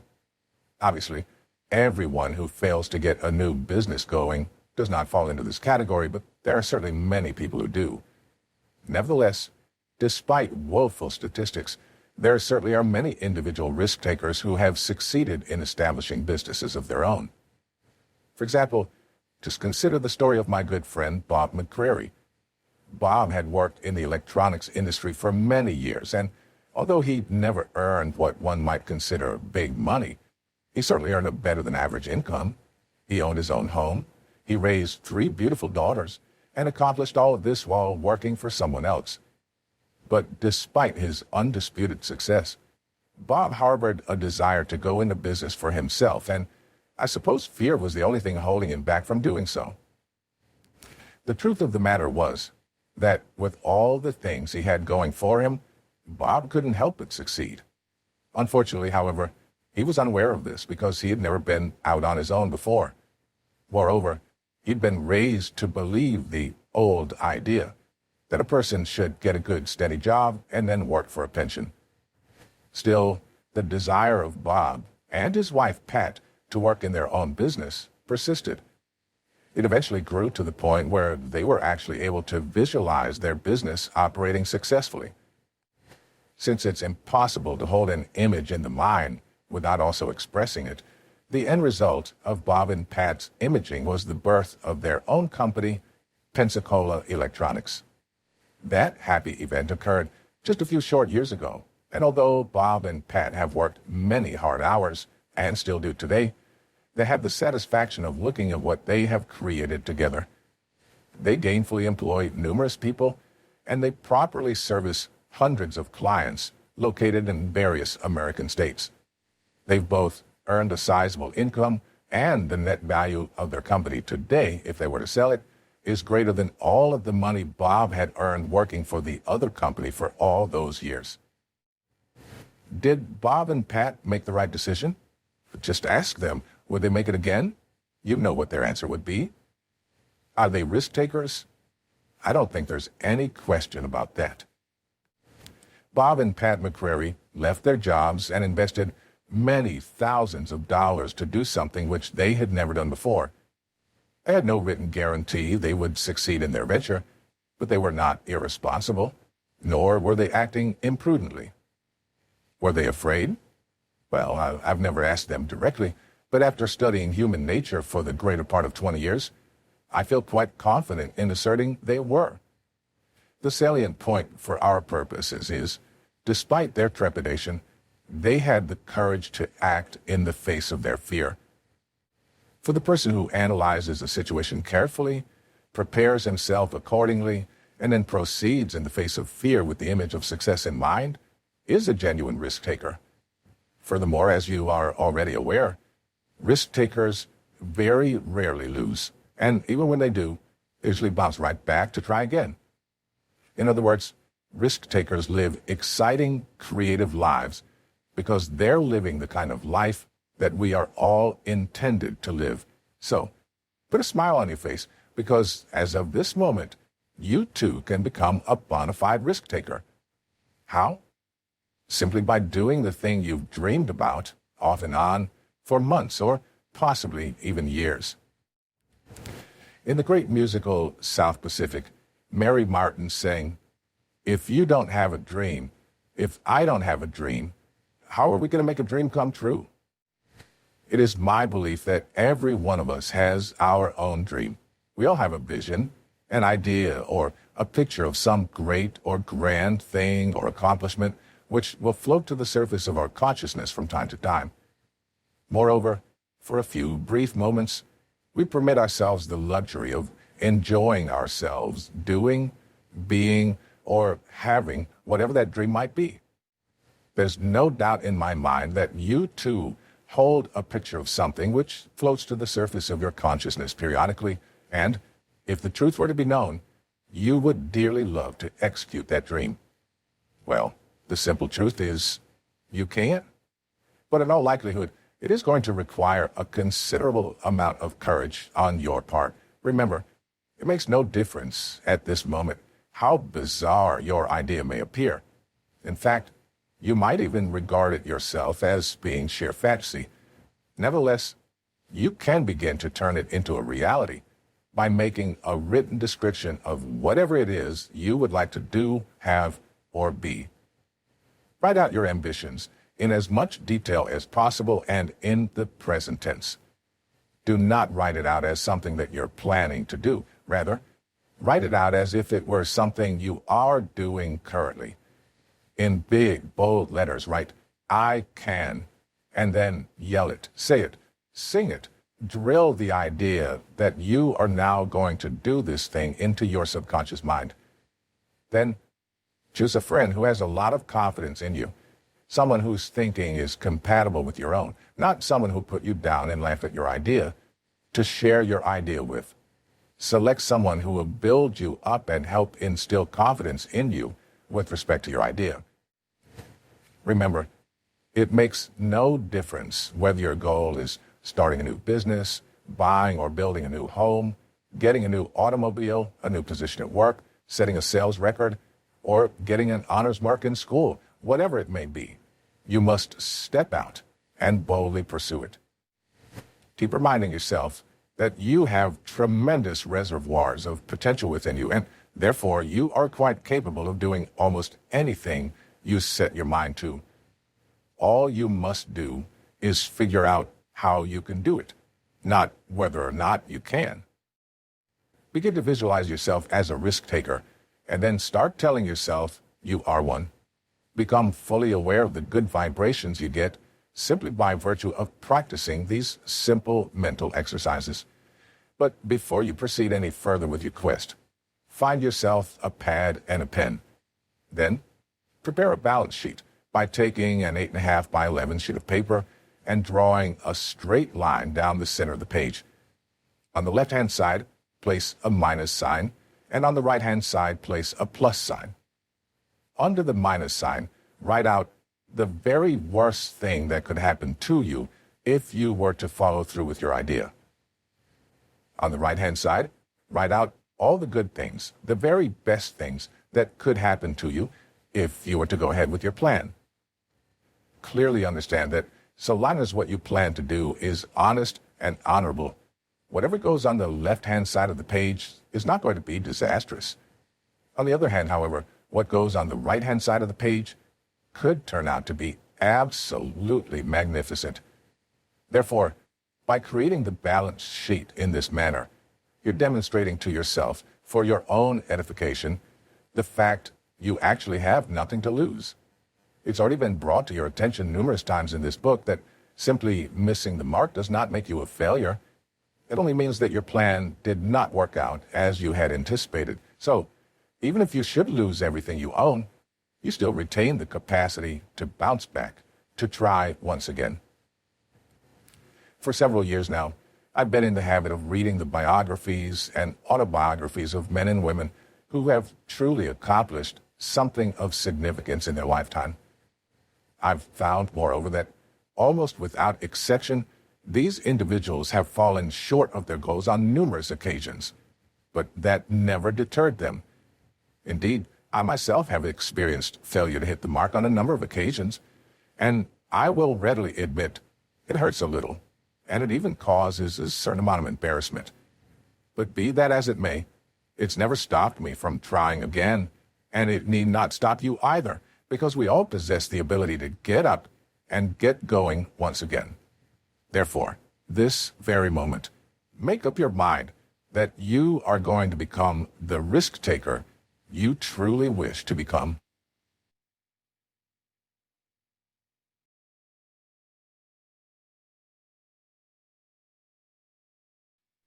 Chapter 8, The Razor's Edge. You're only 1 inch, 1 step, 1 idea away from turning onto the boulevard of beauty in your own life. It's often been said the line which separates winning from losing is as fine as a razor's edge. And it is. I'm talking about winning in a big way and in all areas of your life. W. Somerset Maugham wrote an entire book entitled The Razor's Edge, and Darryl F. Zanuck spent $4 million producing a movie which had the same title. Both of these great men, author and movie maker alike, knew there wasn't a big difference among people. There was only a big difference in the things they accomplished. That was the theme of the movie, as well as the book. One person just about starts a project. The other person starts it. One individual almost completes a task. The other does complete it. One person sees an opportunity. The other acts on it. One student nearly passes the exam. The other does pass it. And although the difference in their marks may be only 1 percentage point out of 100, it's that 1 point that makes all the difference. The annals of sports history are rich with dramatic illustrations of the razor's edge concept. For example, at the 1976 Olympic Games in Montreal, Canada, there were 8 finalists competing in the 100-meter dash, but the runner who won the Olympic gold medal was only 1/10 of a second faster than the runner who finished in last place. In 1947, Armed, the first racehorse in the history of the United States racing to win over $1 million in prize money over the duration of his career, had earnings of $761,500. But the horse which finished second in earnings that same year, a horse which often lost races a mile long by only a nose, won only $75,000. Now, if one were to look at their winnings alone, it would appear that Armed was 13 times better than his closest competitor. However, when you compare the times that were actually registered by those two horses in their races, you discover he wasn't even 4% superior. Now, you may have grown up with the idea that some people have it and some people don't, or because some people are much better than others, they enjoy much more of the abundance of life. But I want you to understand, right here and now, this idea is absolutely false. For you are every bit as good or as powerful as anyone you see, know, or even hear about. Remember, since the difference between them and you is only in the area of accomplishments, and since there's something you can do that will vastly improve the results you are achieving presently, you have the potential to become even more successful than they are. You may already know how to do what others are doing. If you don't, you can learn. And since your potential power is unlimited, you can do even greater things than they are now doing. The something that you must do to become more successful may not be what you think it is, but whatever it may be, rest assured, you are quite capable of doing it. Always bear in mind, however, that because each person's world is just a little bit different, the something which you must do is not necessarily the same thing the person you live with or work with must do. Nevertheless, there is no question that you will eventually find out what it is that you must do. So, make up your mind immediately. When you do figure out what that razor's edge is for you, you will do it. Heinz Dawes' story. As I was writing this chapter, a very dear friend of mine, Heinz Dawes, telephoned to thank me for an idea I'd given him. But before I let you in on what that idea was, permit me to give you some background information. Heinz Dawes works for a large insurance company in Toronto, and every October, his company holds a contest which is referred to as a President's Month. All of the salespeople in the company gear themselves up for this contest, and they each perform at their peak level of productivity. Their reward, if they should win the contest, is both fame and fortune. The company always recognizes its proven leaders. As he does every year, Heinz had an exceptional President's Month, but in keeping with his practice of previous years, he was planning to relax a bit in November, or at least to revert to what he considered to be normal production. As I was talking to him one afternoon, however, I noticed that his usual high degree of enthusiasm had leveled off considerably. I knew something was amiss, so I asked him what was bothering him. He then explained he was experiencing a big letdown now that his big month had come to an end. In an attempt to raise Heinz's spirits, I asked him the following question. Heinz, what would you do with the extra commission you would earn if you were to repeat your October performance in November? He actually earned 3 times his usual monthly income in October. Seeing the true meaning behind my question, Heinz's face brightened considerably, and a broad smile appeared across his face. Then I quickly added, "We both know you're quite capable of repeating your October performance in November. There's actually no question about that." By this time, Heinz had become thoroughly convinced that not only was he capable of repeating his performance, but he definitely would repeat it. He said with his customary confidence and vigor fully restored, "All right, Bob, I'm going to do it." The Razor's Edge. He did it. Heinz Dawes beat his own record of October in November. Think of the difference this will make in his annual income, not to mention his standing in the company. You just know he will duplicate or better his performance next November, following President's Month. The something for Heinz Dawes turned out to be nothing more sophisticated than deciding to do the same thing in November, which he'd already done in October. Perhaps you're saying to yourself, anyone could have figured that out. And you're right, they could have. But there are a few thousand people selling for the same company that Heinz sells for, and I'll bet you dollars to donuts there weren't 5 others who did. Vince Lombardi, former football coach of the outstanding Green Bay Packers football team, described the Razor's Edge concept in football very well when he said, "Most games are won or lost in the last 2 minutes of the first and second half." But what Lombardi is best remembered for, with respect to football's Razor's Edge, is the second effort concept, which he introduced for the edification of his players. In a nutshell, the second effort concept simply meant that when a player was initially stopped by the opposing team, he would always surge forward a second time, with the added thrust of a second effort. Now, just consider the tremendous difference you could create in your own life if you were to adopt a similar mental attitude. For example, if you're a person who's working in sales and currently selling only 3 units a week, what would be the consequences for you if you were to decide to make 1 additional sale per week through a conscientious application of the second effort concept? Well, on a weekly basis, it might not appear to be a major breakthrough. However, viewed over the time frame of an entire career, it would actually amount to well over 2,000 extra sales. Moreover, from a monetary standpoint, it would mean you would actually receive an extra 10 years' income over the span of a 40-year career. Yes, that 1 sale would be the Razor's Edge difference, which could catapult you into the big leagues in your chosen career. Milt Campbell's triumph. One individual who discovered the Razor's Edge difference for himself in his own life is Milton Campbell. You see, Milt went to the Olympic Games in 1952 to compete in the decathlon event.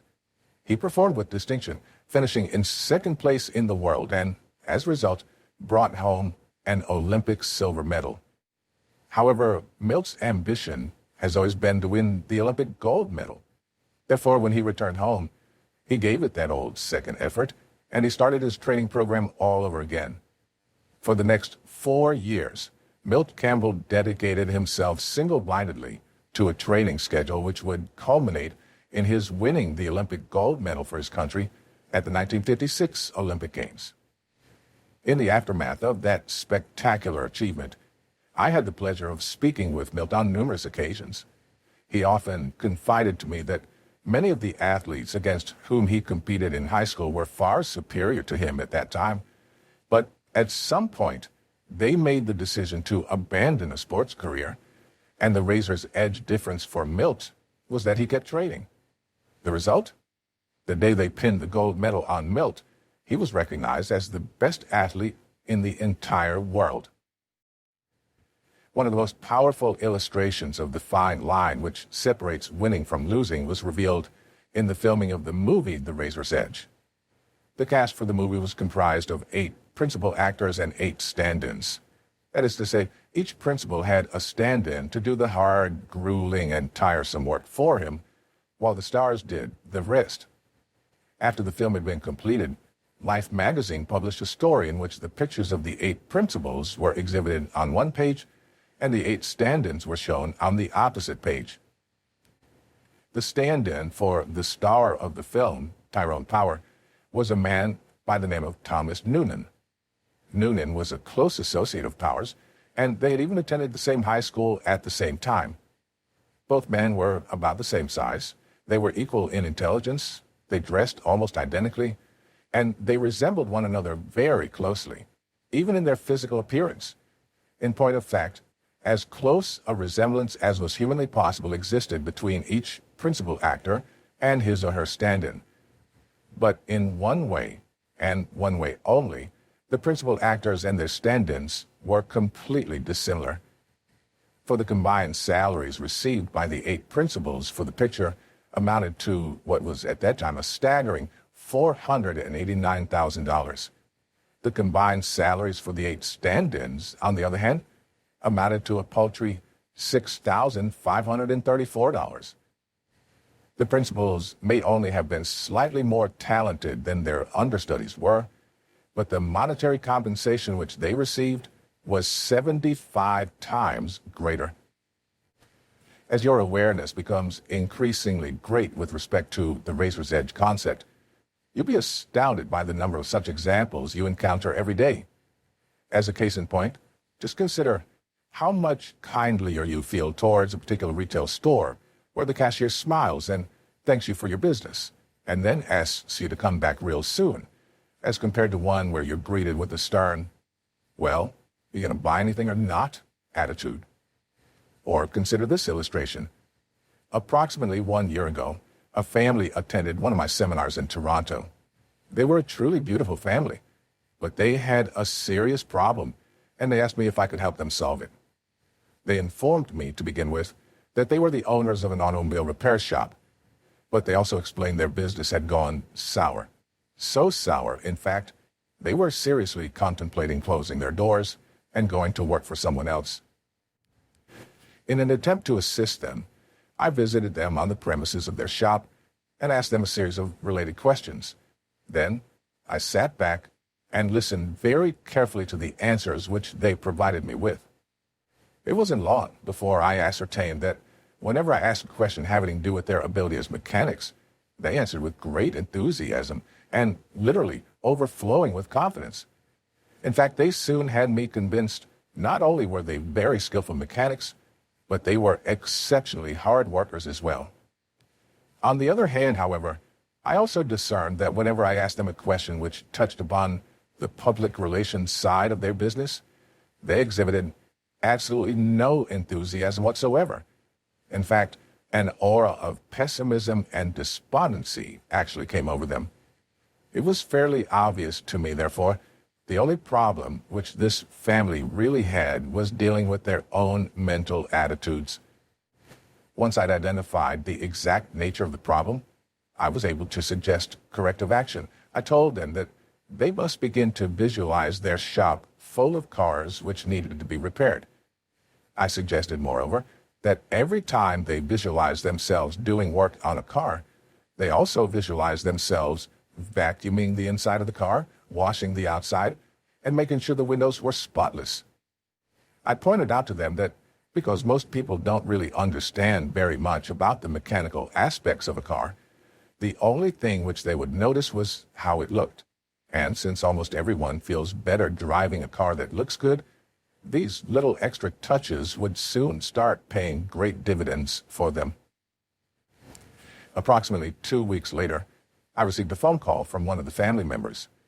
She told me that none of them quite understood how something so basic could make such a tremendous difference. But nevertheless, they'd become so busy in the next 2 weeks since I'd visited them, their only problem now was completing all of the work which they'd attracted to themselves. The razor's edge difference that changed their business from a loser into a winner turned out to be nothing more dramatic than a hospitable attitude and a few additional touches on each and every automobile. Well, was it worth it? Just ask the Jacobs family of Toronto, Canada. Most educators will admit, with some coaxing, that the average individual reads at only about a grade 6 or 7 level. The reason for this is we're taught to read by the time we reach grade 6 or 7, and then we never bother to improve our reading skills beyond that point. You should realize, moreover, that what is true about reading is also true of most other skills which we acquire in life. Once people have become proficient in the basics in any particular field, they usually choose to stop learning. And of course, from that point forward, they cease to improve. Since this is true of most people, it follows that it's only the small minority of people in any given field who will go on to become the acknowledged experts in their chosen vocation. Therefore, they are the people who can demand and who will receive the lion's share of the income in their field. Just reflect upon the vast difference in the incomes of the actors in the movie The Razor's Edge. Taking this information into account, consider the job you're doing presently and ask yourself the following questions. How good am I at doing it? And how much better could I be? Realize that if you would study your chosen field for 1 hour per day, in 5 years' time, you would have studied for 45 40-hour weeks, which amounts to almost a full year of study. Moreover, since you would only be studying for 1 hour at any given time, you'd be able to give the material your undivided attention. Therefore, it would actually be the equivalent of a full year of concentrated study. This means that by the end of the first year, you would already have put in 9 40-hour weeks of invaluable study time. Although this amounts to only 1 hour of study per day, if you were to follow this schedule rigorously, in a relatively short span of time, you would stand among your peers like a giraffe in a herd of field mice. In fact, when you really think about it, you'll soon understand there isn't any competition at all, because there are so few people in the race that even the losers are winners. Therefore, you need not do a tremendous amount of studying to gain the understanding you require, because again, the difference between knowledge and ignorance may be as fine as the razor's edge. Let's get down to specifics again. As I've explained to audience on numerous occasions, I do a great deal of studying by listening to educational tapes while I'm driving my car. I'd like to suggest that you turn your radio off and your tape recorder on when you get into your car, as it could make as big a difference for you as it has for me. You should be aware that those people who drive 25,000 miles per year spend 13 40-hour weeks sitting behind the wheel of their car. Therefore, they are in an excellent position to have a wealth of invaluable information deposited in their subconscious minds while they're otherwise engaged in the routine activity of driving. Remember, it is virtually impossible to keep exposing your mind to great ideas without having those ideas expressed in your physical world. Moreover, it's probably only one idea you need to make the difference in your life. Consider this illustration. By merely moving an index finger a fraction of an inch, a person can transform a cold piece of metal into a deadly weapon. Or by simply shouting the word fire, a person can turn a room full of happy people into a screaming, panic-stricken mob. Obviously, these are both very negative examples. Nevertheless, they do graphically illustrate the important truth that the razor's edge can cut both ways. In other words, since the law of opposites is at work in every aspect of life, it follows that if you are not consciously striving to move across that fine line to improve the quality of your life, you could be inadvertently moving in such a way that your particular position in life is actually starting to backslide. Let me elaborate. A couple of weeks ago, I was doing a talk show on the radio. A lady phoned in, and she was in a fairly negative frame of mind because the reality of her life, as she perceived it, was far different from what she had dreamed it would be when she was still a student in university. Apparently, at that time, she dreamed of having an exciting career as a famous author. However, she felt her plans had been ruined because she married shortly after graduation and now had 2 young children to contend with. The children, she explained, were still quite young, and they were, as she described it, under my feet most of the day. She said that due to this circumstance of life, she was unable to go away by herself to write, and this made her feel very resentful towards her family and towards life in general. I suggested to her, however, it was not necessary to go away to write her book. even though it is quite true some writers do go off to some South Sea island just to write. But I assured her, these individuals were in the minority, and there are in fact very few authors who devote all their time to writing, or who even earn a major portion of their income while engaged in this activity. Therefore, I continued, there was absolutely nothing preventing her from writing at least 1 page per day. And if she followed this schedule religiously, in a year's time, she would have completed a good-sized book, 365 pages, or possibly 2 or 3 smaller ones. Yes, just getting out of bed 1 hour earlier in the morning could be the razor's edge difference which would permit her to realize her dream. Moreover, she would have the additional benefit of having her family near her to provide moral support. First artificial hurt. As I'm writing this particular chapter, the media is literally inundating us with stories about the first artificial heart ever to have been placed in the chest of a human patient. The Toronto Daily Star, for example, printed one story a few days ago in which it quoted the chief surgeon for the operation, Dr. William DeVries. According to the newspaper, he said that his credo, with respect to surgery, had always been rehearse, rehearse, and then rehearse some more. For if you stick to this principle, he continued, when it comes time to perform the actual operation, the procedure will have become almost routine for you. Dr. DeVries is an exemplary case of an individual who gave that little bit extra, for he took the time and effort to rehearse the operation on the screen of his own mind before he actually performed it in the hospital operating room. Incidentally, that razor's edge difference has enabled Dr. DeVries to become a world-renowned surgeon who's destined to be written up in the annals of medical history, not to mention the fact that it enabled him to prolong the life of one Dr. Bonnie Clark. Another excellent illustration of going that extra mile by trying one more time is offered in the same historic event. Dr. Robert Jarvik, only 36 years of age, and the man who designed the world's first artificial heart, is another prime razor's edge candidate. For you see, Dr. Jarvik is also a man who was rejected at least 3 times by every medical school in the entire United States of America. In fact, he was even advised by one teacher, whose course he was failing, to apply to dental school. But Robert Jarvik was a man with a vision, and he would not be denied it. He intuitively grasped that he was the master of his fate, and he must have innately understood the razor's edge concept, for he would not accept defeat. As a result of his remarkable perseverance, he was finally accepted into the University of Utah School of Medicine, Salt Lake City, in 1972. A mere decade later, young Robert Jarvik achieved a medical breakthrough, the likes of which had never been seen before.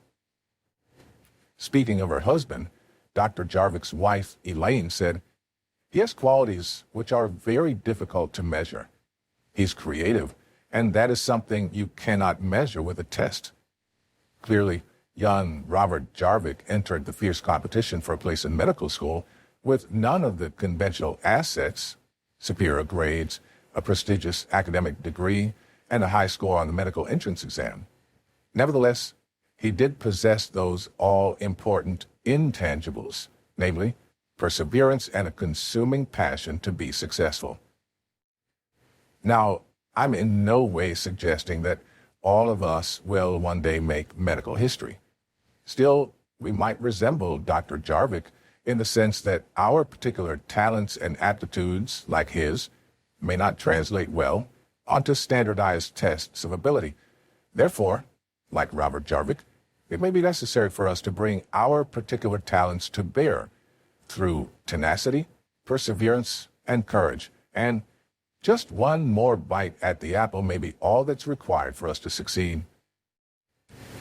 Napoleon Hill devoted an entire chapter in his classic book, Think and Grow Rich, to the subject of persistence. He said, "There may be no heroic connotation to the word persistence, but the quality is to the character of man what carbon is to steel."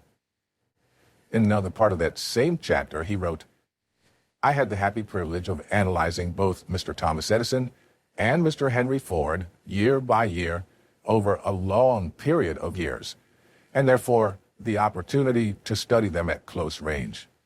Therefore, I speak with actual knowledge when I say that I found no quality, save persistence, in either of them that even remotely suggested the major source of their stupendous achievements. Surely you'd have to agree there was a tremendous difference in the accomplishments of these two men as compared with the accomplishments of most other people. Yet by their own admission, neither of these men were intellectually superior. In fact, in terms of their IQ, they may have been inferior to many of the people.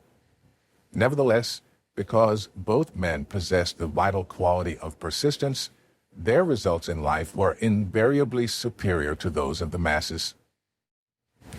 Therefore, perhaps the factor which will catapult you into the big leagues, which will multiply your income from a material as well as a psychic point of view, will be your own ability to persist. So, the next time you step out to do something and the going gets tough, just remember that the razor's edge difference for you could well be your own ability to persevere. Just try one more time with enthusiasm, and you could watch your accomplishments go from the very ordinary to the very extraordinary. Let me share a brief anecdote from my own experience. To complete this book, I'm forming a new habit.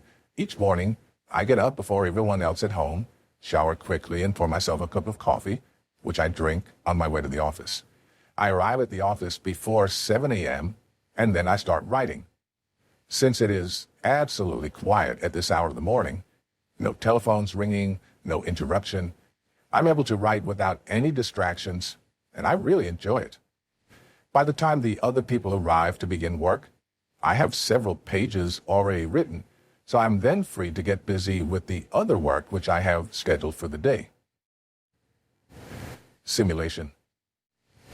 Now try to relate this story to your own situation for just a moment. For example, if you're employed in a sales capacity, consider the dynamic sales presentation which you could be delivering in a month or two if you did a similar thing each morning. In other words, if instead of writing as I do, try to simulate a sales presentation with an imaginary prospect or possibly with one of your associates. I use the word simulate rather than role play because the latter usually turns out to be exactly what the word suggests, play, and the exercise often turns into a game. The word simulate, on the other hand, came into popular parlance when we learned how astronauts prepared for their space missions. When they were simulating, they were actually pre-living the in-space experience, as if it were already happening. Therefore, I would suggest that if you practice your sales presentation in a similar manner every morning for 1 or 2 hours, you would witness an incredible improvement in your performance in a relatively short span of time. With a year or two of diligent effort under your belt, you would become so proficient you'd barely miss a sale. So remember, if the need is there and the means are there and you still haven't made the sale, it's probably because you're not good enough yet. A guaranteed way to become good enough is to do what Dr. DeVries prescribed, namely, rehearse, rehearse, and then rehearse some more. For in this manner, you'll attain the stature of a true professional. And, of course, you'll receive the compensation a true professional deserves. And although I'm always suggesting you set aside 1 hour per day for preparation, like the actors in Zanuck's movie, you'll probably be rewarded many times over. Consider the following account. Several years ago, I was traveling through the southeastern United States with Rudy Michaud, the senior vice president of one of the world's largest insurance companies. Rudy had some papers out that he was working on as we were flying from one city to the next, and I was also busy working on a project. Suddenly, Rudy turned to me and showed me some figures he'd written on a sheet of paper. He then pointed out to me there were actually individual salespeople in his company who were earning more money themselves than the combined incomes of the 30 or 40 people who constitute a district sales operation. Do you think these individuals were really 30 or 40 times better than their colleagues? Of course not. For, like the racehorse armed, they were probably only 3 or 4% more effective. But in terms of annual income, there's actually no comparison. What made the difference for them? Perhaps they planned their day while others didn't. Or maybe they practiced for that 1 hour while the others did not. Nevertheless, whatever it was that they did, you can be sure the difference was as fine as a razor's edge. Now, stop reading. Sit back, relax, and think. Really think. What is it in your life that will make the razor's edge difference for you? You know what it is? Good. Then do it now.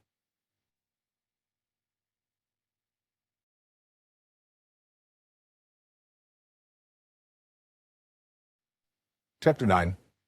Don't think in reverse. Forgive. That slight misdeed of yesterday, why should it mar today? The thing he said, the thing you did, have long since passed away. For yesterday was but a trial. Today you will succeed, and from mistakes of yesterday will come some noble deed. Forgive yourself for thoughtlessness. Do not condemn the past, for it's gone with its mistakes. Their memory cannot last. Forget the failures and misdeed from such experience rise. Why should you let your head be bowed? Lift up your heart and eyes. Selected. Don't think in reverse. Let us not look back in anger, nor forward in fear, but around us in awareness. Leland Volvandual. You will never obtain any substantial measure of material wealth if you insist upon living your life as if you are looking back through the rear-view mirror of your automobile. Nevertheless, this seems to be a very common error which many people have turned into a pernicious habit. That is to say, many of us spend most of our present moments floundering mentally in the time zone of the dead and should-be-forgotten past. Let the dead bury the dead. Remember the old adage which says, let the dead bury the dead. In other words, what you want to do is stop looking back in your life and worrying about things which have already occurred and which you can no longer alter. For pursuing that kind of mental activity will never lead to any worthwhile accomplishments in your life. You should understand, moreover, that all of the great achievers of the past have been visionary figures. They were men and women who projected into the future and did not belabor over things which had already passed. They thought of what could be rather than what already was, and then they moved themselves into action to bring these things into fruition. Think of the magnificent legacy which these forward-thinking individuals have left for us living today. Due to their formidable efforts, we're now able to enjoy breakfast in Paris, lunch in New York, and dinner in Toronto. We're now able to live our lives in brightness and light 24 hours a day if we so desire. We can hear the voice of a loved one on the other side of the ocean merely by pressing some buttons on a telephone. All of these miraculous possibilities and so much more are available to us simply because ordinary human beings like you and me have built extraordinary images on the screen of their minds of things which had never been before. The pioneering spirit of men and women of all faiths, creeds, and color has been put to great use. Those praiseworthy individuals were able to look into the future to see what could be rather than what already was, and then they ignored those who scoffed and said it couldn't be done. Also understand that all great achievers always expect to do great things, and then they turn around and do them. Don't be misled by your sensory factors. We're endowed with the same basic mental tools which the Wrights, the Edisons, and the Bells possessed, and we all have the God-given ability to employ those tools just as they did. All of us have been blessed with the mental capacity to gaze into the future and to see our lives in a richer and much more satisfying state. Therefore, regardless of the present circumstances in which you find yourself, clearly understand that if you can build the image of something new in your mind, something that far surpasses anything that's occurred up until now, you have the ability to realize that result in the physical world. It could not be more clear that all of us have been born rich, in the sense of having a magnificent God-given potential which we owe ourselves to nurture. Just how great is this human potential? Let's check with the experts. Dr. Alexander Rich, professor of biophysics at MIT, has estimated our central nervous system contains from 10 to 100 million cells, each one of which has a storage capacity equal to that of a large computer. If his estimates are even close to being correct, it would imply that the human mind has the capacity to store all of the known information in the world with room to spare.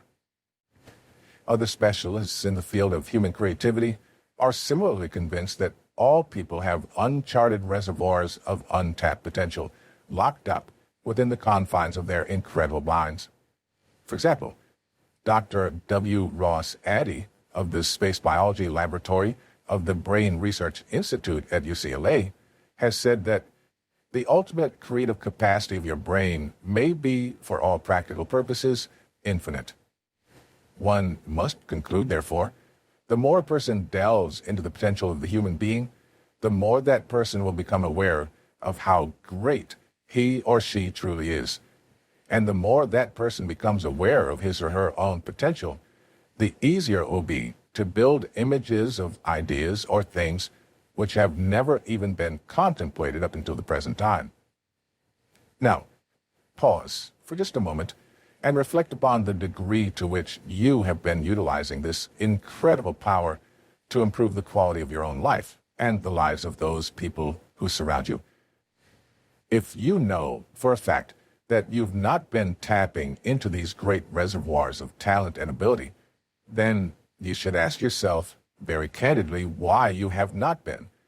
For if you do this, you might just discover that you've been telling yourself for such a long period of time that you can't do certain things that you've actually manufactured a genuine mental block in your own conscious mind.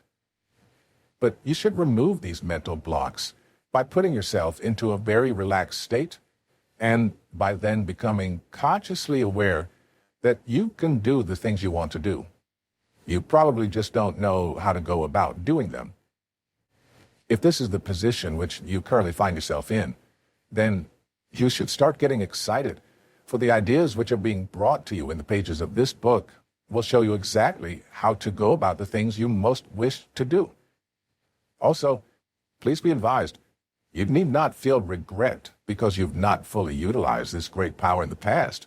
For the truth is, there are few people anywhere who understand the real truth concerning their own hidden resources.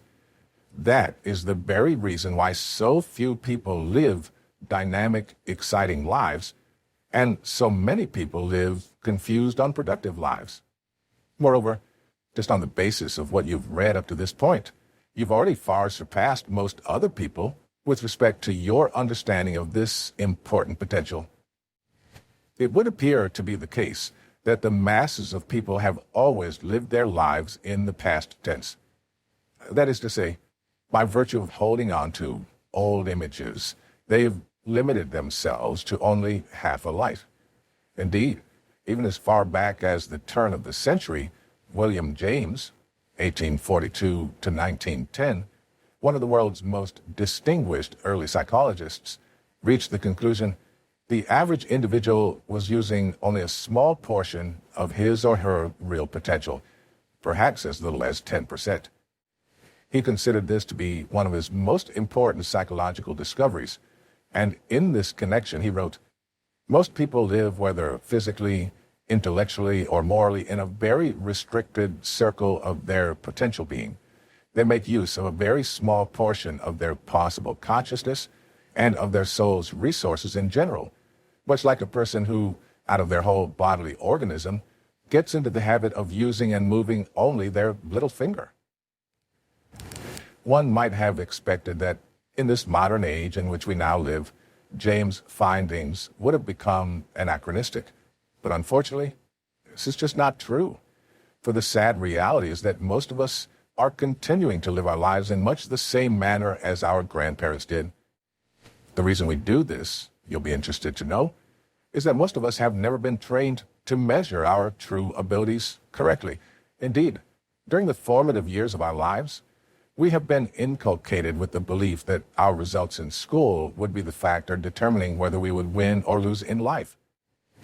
This notion has been fired at us from virtually every conceivable angle, until eventually most of us have not only come to accept it intellectually, but we've actually become emotionally involved with the idea as well. The result is the lives of untold numbers of individuals have been needlessly sacrificed on the altar of failure. I feel time has come for us to free ourselves from these mental shackles of the past. Let us therefore begin this healing process by getting in touch with the wide variety of beautiful images which we have the ability to form on the screen of our own minds. Then, let us begin to actually expect to receive the physical manifestation of each one of these images in our own lives. Remember, if we're able to see ourselves doing, being, or having something on the screen of our conscious minds, then we are able to do, be, or have it on the physical plane of life as well.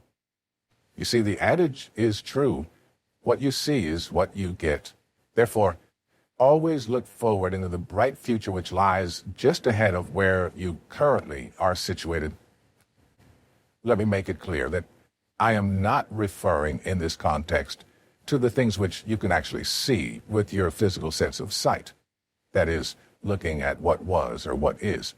Rather, I'm referring to your creative inner eye, which enables you to see what can be. The creative inner eye is that magnificent part of your personality which permits you to see into the vast reaches of the creative, non-physical world. This is the area where all life begins or originates.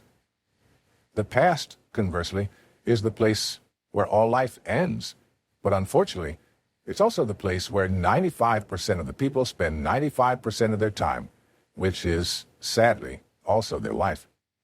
For example, it's an accepted ritual in our culture for old friends to spend hours upon hours reminiscing or harping back on the good old days of yesteryear. Hours upon wasted hours of precious, present living time is squandered discussing people who are dead and gone, or reflecting upon things which used to be but are no more. In fact, there are actually numerous individuals who spend their days collecting things from the past, or antiques, as they're sometimes called.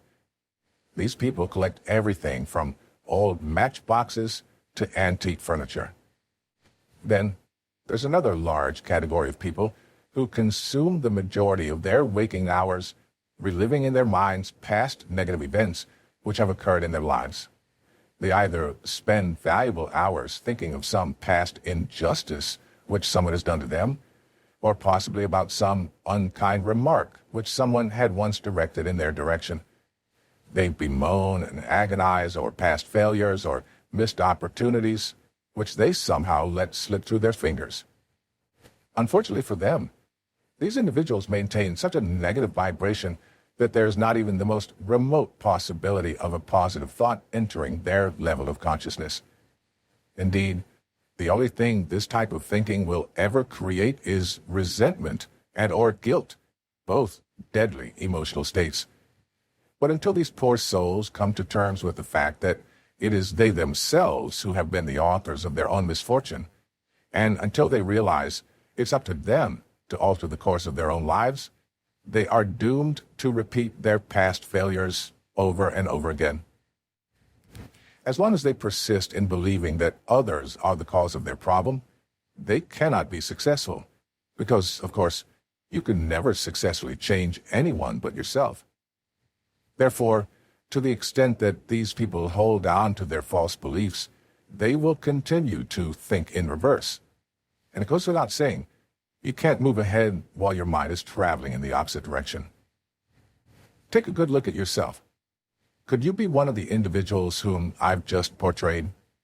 If you are, I would strongly suggest that you bring your mind to a screeching halt. Then reevaluate your present position and re-examine your future goal. Look straight ahead and fill your consciousness with great and grand thoughts of what you ultimately could do and what you eventually can be. Become acutely aware of the direction your mind is traveling, because ultimately, that is the way your life is going to unfold. Polaroid camera analogy. I've often likened the human mind and the material world to a Polaroid camera and a photograph. For once you've snapped a picture, the course for that photograph has been incontrovertibly set. There is a short gestation period which must elapse, but then the photograph must begin to appear, and it will do so exactly as it had originally been shot. To carry our analogy one step further, I would suggest that the shutter of the camera is quite like the conscious mind in that it is responsible for snapping the picture. Similarly, the camera itself may be likened to the subconscious mind because it's responsible for doing the work. Finally, the photograph is analogous to your results, as it merely shows the world the physical replica of the picture which you've already taken with your mind. Clearly, if you were to take a picture of the same object over and over again, you would do nothing more than reproduce the same photograph over and over again. Yet this is precisely the course which many people set for their own lives. Therefore, you must constantly be reminding yourself that if you persist in thinking in reverse, you'll only reproduce the same results in your life over and over again. If you wish to change this pattern, on the other hand, you must look bravely into the bright future which lies ahead and see yourself already doing what you now only dream about doing someday. Patty's Cruise. Patty Moore first came to my seminar with her parents when she was only 11 years old. By the age of 15, she was already speaking in the seminars and sharing with the audience the manner in which a concept in the seminar had moved her from failing miserably in French at school to honors grades, and in a relatively short period of time to boot. 5 years later, she was working with me in the seminar business. One day I noticed her attitude seemed to be slipping badly, and it appeared to me that she was not enjoying herself one iota. Note that these are the first telltale symptoms of an individual who is without a goal. So I asked her what it was she really wanted, and her immediate response was, "What do you mean by that?" I explained to her that since she wasn't working toward anything, she didn't have anything to look forward to, and this made life extremely difficult, to say the least. Then she said, "But I don't have any money, so I can't do anything." I reminded her, however, that it doesn't cost even 1 penny to want or to dream. A radiant smile suddenly came across Patty's face, and she told me that what she wanted more than anything else was to go on a South Sea cruise. I said to her, that would probably be a lot of fun. I told her I'd done it a number of times myself, and I described to her how beautiful it was. I also expressed my expectation that she would have a truly marvelous time.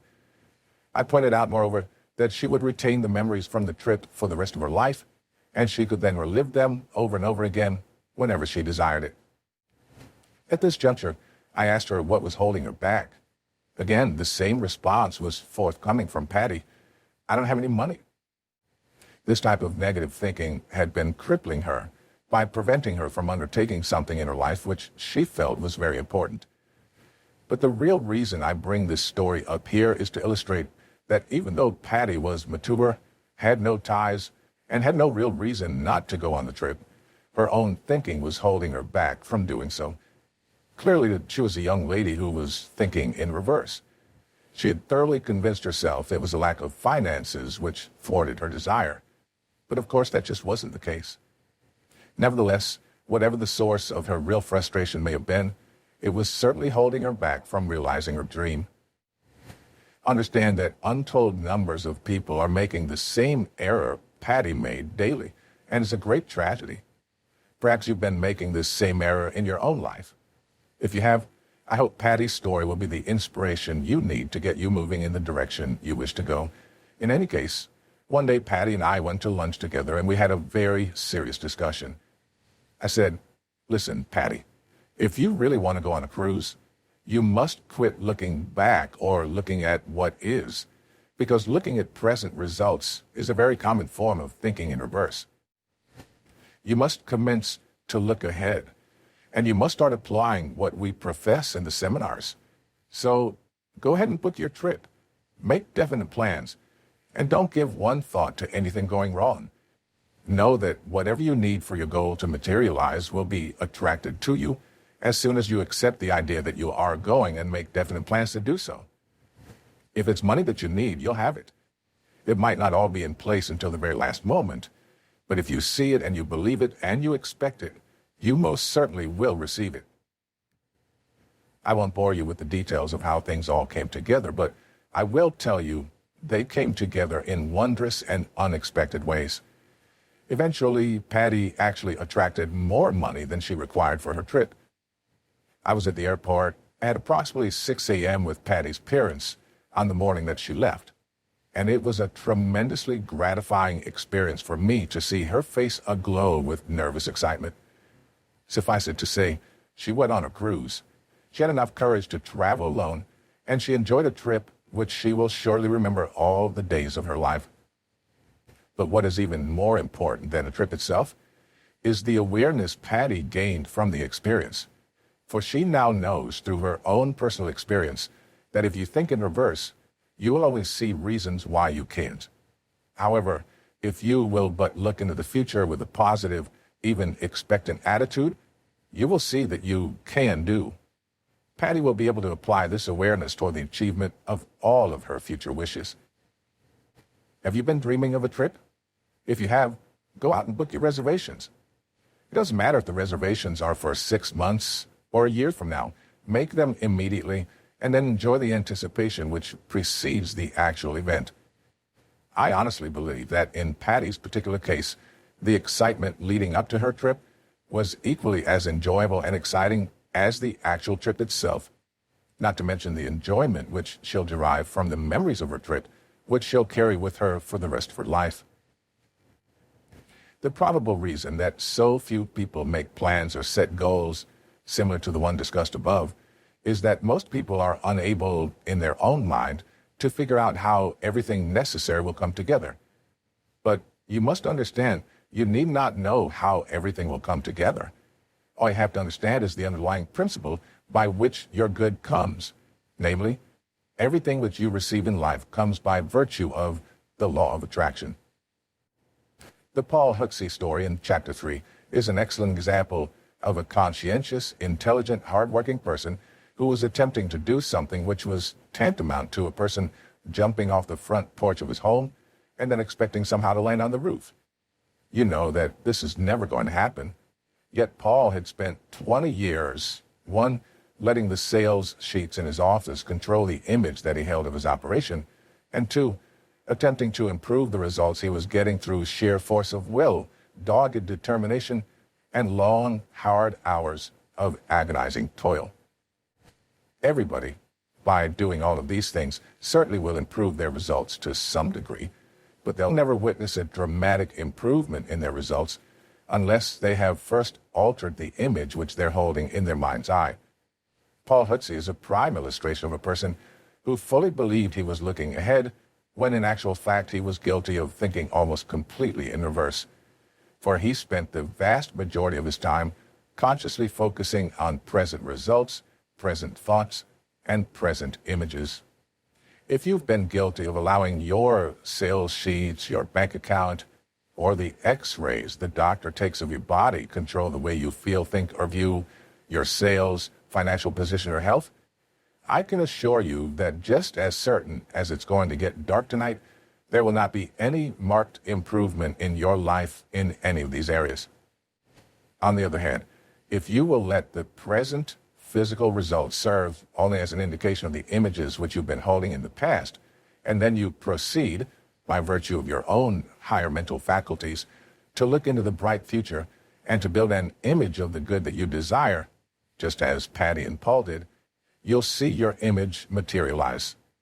But again, as long as you continue to let your present or past results control your thinking process, you'll never live to see your dreams come true. Therefore, Look up, look ahead, and form the image of the life you choose to live.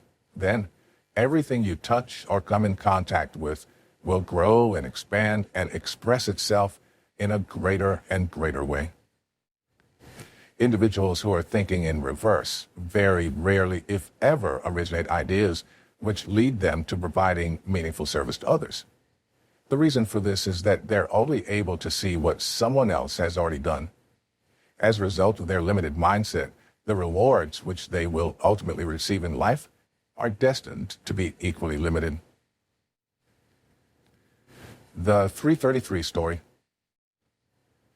I was doing a seminar which ran from Thursday night to Sunday at the Deerhurst Lodge, which is a resort approximately 100 miles north of Toronto. On the Friday night, a tornado swept through Barrie, Ontario, a town about 40 miles south of Deerhurst. The tornado killed 12 people and did millions of dollars worth of damage. On the Sunday night, as I was coming home, I stopped the car when I got to Barrie. I got out on the side of the highway and looked around. It was a mess. Everywhere I looked, there were smashed houses and cars turned upside down. That same night, another gentleman, Bob Templeton, was driving down the same highway. He and I had never met. However, an idea for my seminar was about to bring us together in a lasting friendship. He stopped to look at the disaster just as I had, only his thoughts were different than my own. Bob was the vice president of Telemedia Communications, a company which owns a string of radio stations in Ontario and Quebec. As he stood there viewing the disaster, he thought there must be something he could do for these people with the radio stations he had. That thought kept returning to his mind that night and all the next day. The following night, I was doing another seminar in Toronto. Bob Templeton and Bob Johnson, another vice president from Telemedia, came in and stood at the back of the room. They were evaluating my seminar, trying to decide if I could help their company reach its goals, which I ultimately did. Because of Bob Templeton's influence, I subsequently worked for the entire Canadian broadcasting industry. He loved what I was doing in my seminars because it was in harmony with his way of thinking. Bob Templeton became fascinated with the laws of the universe, particularly the law of polarity, or as it's often referred to, the law of opposites. This law clearly states everything has an opposite. You cannot have an up without a down, hot without cold, or in without out. By the same token, if you can figure out why something you want to do cannot be done, by law you must be able to figure out how it can be done. People who accomplish great things are aware of the negative. However, they give all of their mental energy to the positive. After the seminar, Bob Templeton went back to his office. He told me it was late, but this one idea he picked up had him excited. It also had him committed to the idea of raising millions of dollars and giving it to the people who had been caught in the tornado, and he was going to raise the money immediately. Furthermore, he was not remotely interested in why he couldn't. The following Friday, he called all of his executives at Telemedia into his office. At the top of a flick chart, in bold letters, he wrote 3 threes. He said to his executives, "How would you like to raise $3 billion 3 days from now in just 3 hours and give the money to the people in Barrie?" There was nothing but silence in the room. Finally, someone said, "Templeton, you're crazy. There's absolutely no way we could raise $3 million in 3 hours 3 days from now." Bob said, "Wait a minute. I didn't ask you if we could, or even if we should. I just asked you if you would like to." Bob Templeton was wise. He was appealing to the charitable side of their nature. It was important for those present to openly admit that this was something they wanted to do. Bob Templeton knew that his new idea could show anyone how to accomplish anything they wanted by working with the law. They all said, "Sure, we'd like to." He then drew a large T underneath the 333. On one side he wrote, "Why we can't." On the other side he wrote, "How we can." Under the words, "Why we can't," Bob Templeton drew a large X. As he placed the X on the flip chart, he said, Now, there's no place to record the ideas we think of which explain why we can't raise $3 million in 3 hours, 3 days from now, regardless of how valid they might be. He continued by explaining, when anyone calls out an idea which suggests why we can't, everyone else must yell out as loud as they can, next. That will be our command to go on to the next idea. Ideas are like the cars on a train. One always follows the other. We'll keep saying next until a positive idea arrives. Bob smiled and continued to explain that opposite the X on the other side of the flip chart, directly under the words how we can, I will write down every idea that we can come up with on how we can raise $3 million in 3 hours, 3 days from now. He also suggested, in a very serious tone of voice, that everyone will remain in the room until we figure it out. We're not only going to think of how we can raise $3 million immediately. After we originate the ideas, we're going to execute them. There was silence again. Finally, someone said, well, we could do a radio show across Canada. Bob said, that's a great idea, and wrote it down under how we can. Before he'd written it on the right side of the flip chart, someone said, you can't do a radio show across Canada. We don't have radio stations across Canada. Since telemedia only had stations in Ontario and Quebec, you must admit that was a pretty valid objection. However, someone in the back of the room in a rather soft tone said, next. Bob Templeton replied, doing a radio show is how we can. That idea stays. But this truly did sound like a ridiculous idea, because radio stations are very competitive. They usually don't work together, and to get them to do so would be virtually impossible, according to the standard way of thinking. All of a sudden, someone suggested, you could get Harvey Kirk and Lloyd Robertson, the biggest names in Canadian broadcasting, to anchor the show. These gentlemen are anchors of national stature in the Canadian television industry. Someone clearly spoke out, saying, they're not going to go on radio. But at that point, the group yelled, next. Bob said that was when the energy shifted. Everyone got involved, and it was absolutely amazing how fast and furious the creative ideas began to flow. That was on a Friday. The following Tuesday, they had a radiothon where 50 radio stations from all across the country agreed to work in harmony for such a good cause. They felt it didn't matter who got the credit, as long as the people in Barrie got the money. Harvey Kirk and Lloyd Robertson anchored the show, and they succeeded in raising $3 million in 3 hours within 3 business days. You see, you can have whatever you want. All things are possible when you put your focus on how you can, and next every idea telling you why you can't. This may be a difficult exercise in the beginning. However, when you persist nexting any and all negative concepts, the flow of positive ideas will roar into your marvelous mind. Alfred Adler, the renowned psychologist, coined the extraordinary phrase, I'm grateful to the idea that has used me. There can be no doubt that creative, forward-thinking ideas literally breathe new life into every fiber of your being. They awaken a part of you that you never even knew was sleeping. Bob Templeton never received 5 cents for the leadership role he played in marshaling 50 radio stations from right across Canada to raise $3 million for the people of Barrie, Ontario, in Canada.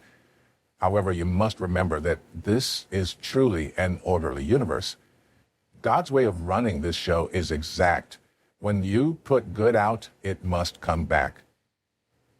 I shared this story, when it happened, with 2 good friends of mine, Jack Canfield and Mark Victor Hansen. They were so intrigued by the story, they published it in their book, Chicken Soup for the Soul. I was recently doing a satellite television broadcast for Remax Real Estate with Mark Victor Hansen, and he was telling me that, at last count, they had sold 6 million copies of their book. He also told me they're constantly receiving letters from people who read the 333 story and used it to perform similar mental magic in their lives. Think of it. Millions upon millions of people are making positive things happen in their lives because Bob Templeton would not listen to the reasons why he and his staff could not raise $3 million in 3 hours, just 3 days after they began to brainstorm the idea. And by the way, Bob Templeton has told me he and his staff have formed the habit of 333ing their wants, and as a result, he's gone on to become the president of New Cap Broadcasting Company, a highly profitable corporation with stations right across Canada. It's my opinion that Bob Templeton has set up a force for good that will follow him wherever he goes. Profit has become his second name. Begin at once to 333 all of your wants, and profit will follow you as well.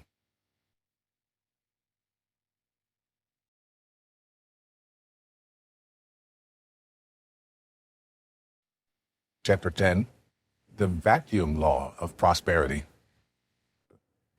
Giving. To get he had tried, yet his store was still meager. To a wise man he cried in a voice keen and eager, "Pray tell me how I may successfully live." And the wise man replied, "To get, you must give." As to giving, he said, "What have I to give? I've scarce enough bread, and of course one must live. But I would partake of life's bountiful store." Came the wise man's response, "Then you must give more." The lesson he learned? To get was forgotten. Toward mankind he turned with a love new begotten. As he gave of himself in useful living, then joy crowned his days, for he grew rich in giving. Arthur William Beer. The Vacuum Law of Prosperity, dedicated to Aunt Marge. Nature absolutely abhors a vacuum. Marge made it happen. I must dedicate this chapter to my Aunt Marge in appreciation for her childlike faith in and her profound understanding of this most magnificent law which governs one's prosperity. Even today, it's very seldom that I visit her without her expressing her heartfelt gratitude to me for having taught her this great truth about the vacuum law of prosperity. As a consequence of her acquiring that knowledge, Marge and her entire family enjoy many of the comforts of life which they had previously been unable to experience. Moreover, the simple truth is they would still not be enjoying these finer things in life if it were not for the fact that she gained her new awareness. Although Marge happens to be my aunt, she's only a few years older than I am, and we've been very good friends since our childhood days. I love Marge and her entire family very deeply. Therefore, it should come as no surprise that I've derived a great degree of satisfaction from sharing the ideas contained in this chapter with Marge and her family over many years. It's been a particular joy for me to have had the opportunity of witnessing them apply this new knowledge in such a way that today they're living their lives in an entirely new way. Marge's first introduction to this dynamic law dates back approximately 10 years to a time when she and her family were attending a series of seminars, which I was then conducting on the subject of prosperity. Soon after the seminars had been completed, I visited Marge at her home. She, her husband Don, and I were discussing many ideas, all of which had to do with the subject of prosperity. At some point during the course of our discussion, the issue of their home was raised. Marge looked at her living room, became visibly upset, and angrily proclaimed that she was sick and tired of living the way they'd been living. She then pointed to the curtains in her living room and said, "You know something? I absolutely detest those old drapes." I smiled at her and replied, "No, you don't, Marge. You love them. Otherwise, you would have kept them so close to you." I continued, "For the only things we have in our life are those things that we love or are in harmony with." Marge told me that she had a difficult time accepting the idea that she could actually be in love with something she found so utterly displeasing. By this point, Don was thoroughly convinced that we'd both gone off our rockers. Marge for even attempting to understand what I'd been explaining, and me for actually believing it. Nevertheless, I continued with my explanation, and I informed them that If a person remains continually in close proximity with something, be it another person or an object, it can only be because the person is in harmonious vibration with them or it. The reason I could say this, I explained, was that love is just another word for resonance or harmonious vibration. I told them finally that what I just stated was a law of the universe. Whether or not they fully understood it or even believed it made absolutely no difference whatsoever. I explained to Marge that if it was true she really did detest the drapes, as she claimed she did, she would already have taken them down, had them cleaned, and given them away to the crippled civilians, the Salvation Army, St. Vincent de Paul, or some charity that would have been able to put them to good use. Don looked at me in a state of bewilderment. Then he firmly asserted that she's not taking those drapes down because we have nothing to replace them with, nor can we afford to purchase a replacement. I can remember saying to him in reply, "Don, please understand, you'll never hang new drapes or new curtains until you've first made a space for them.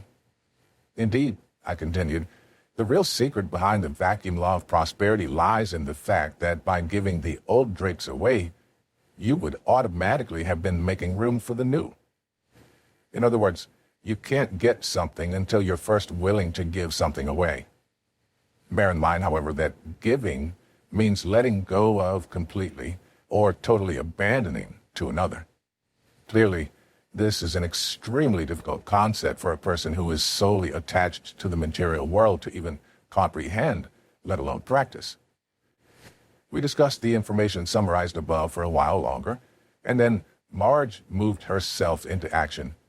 She began by taking down the living room drapes, which she had looked at in anger for so many years. By doing this, she was immediately ridding herself of the source of so many years of frustration.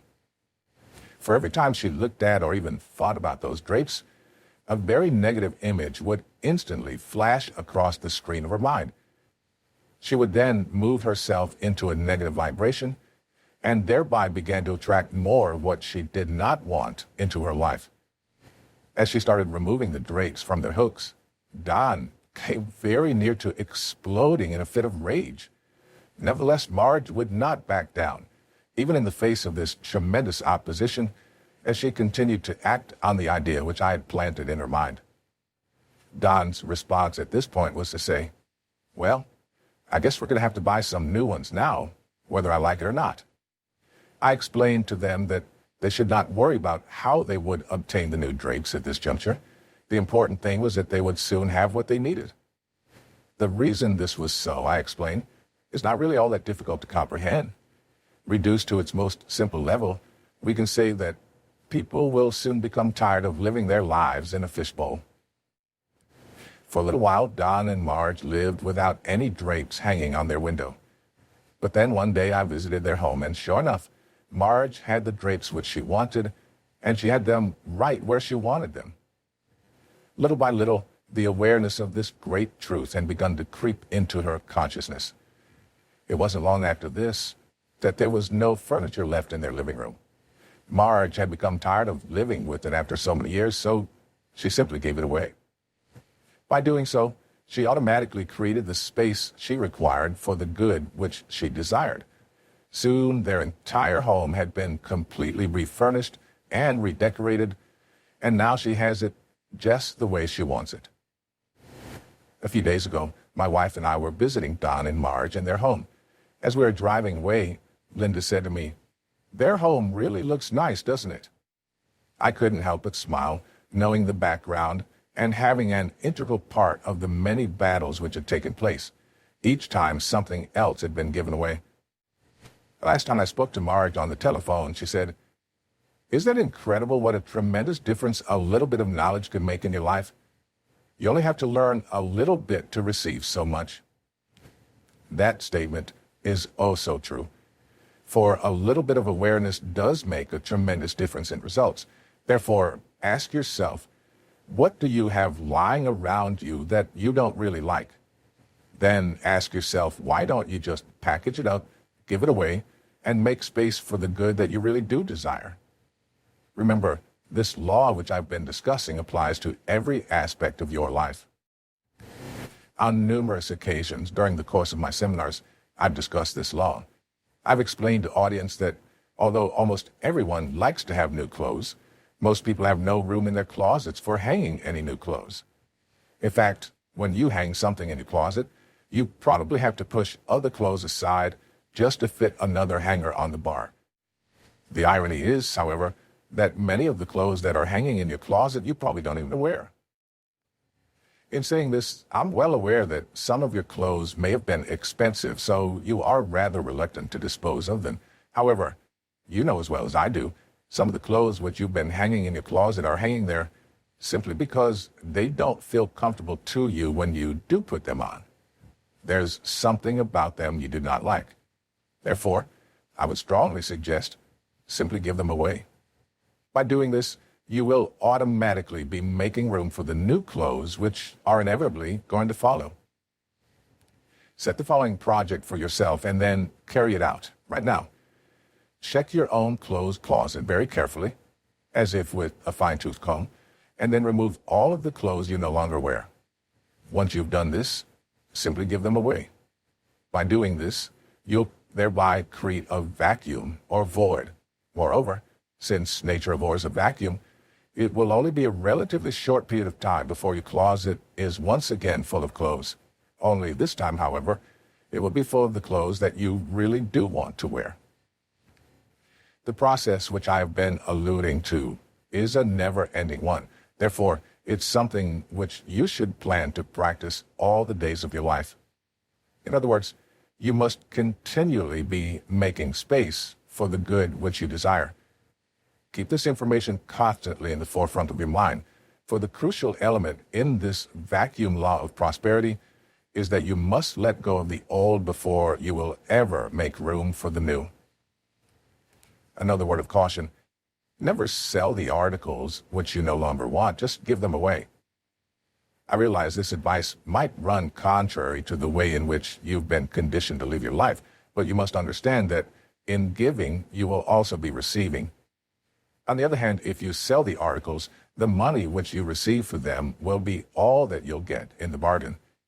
This may sound like a rather peculiar approach to take, but it is nonetheless the proper one. Please understand, you can never give too much of anything. Nevertheless, when you do give, fully expect to receive something in return. Very rarely will you receive from that source to which you gave, but receive you must, just as surely as rain must fall when two clouds collide. Therefore, gaining a good grounding in this universal law will be of great personal benefit to you. Remember also that you're not working with specific individuals or with specific things. Rather, you are dealing with an infinite power which operates in a very exact way. As a consequence, whenever we wish to receive anything new into our life, we must trigger the process by making room for it. This law applies not only to our physical world, but also to our mental domain. So understand that whenever we wish to entertain new ideas, we must first be willing to let go of or to challenge some of our old ones. Unfortunately, there's a very large segment of the population which has an exceedingly difficult time achieving this end. Because of this, these troubled individuals often entertain opposing and contradictory ideas at one and the same time.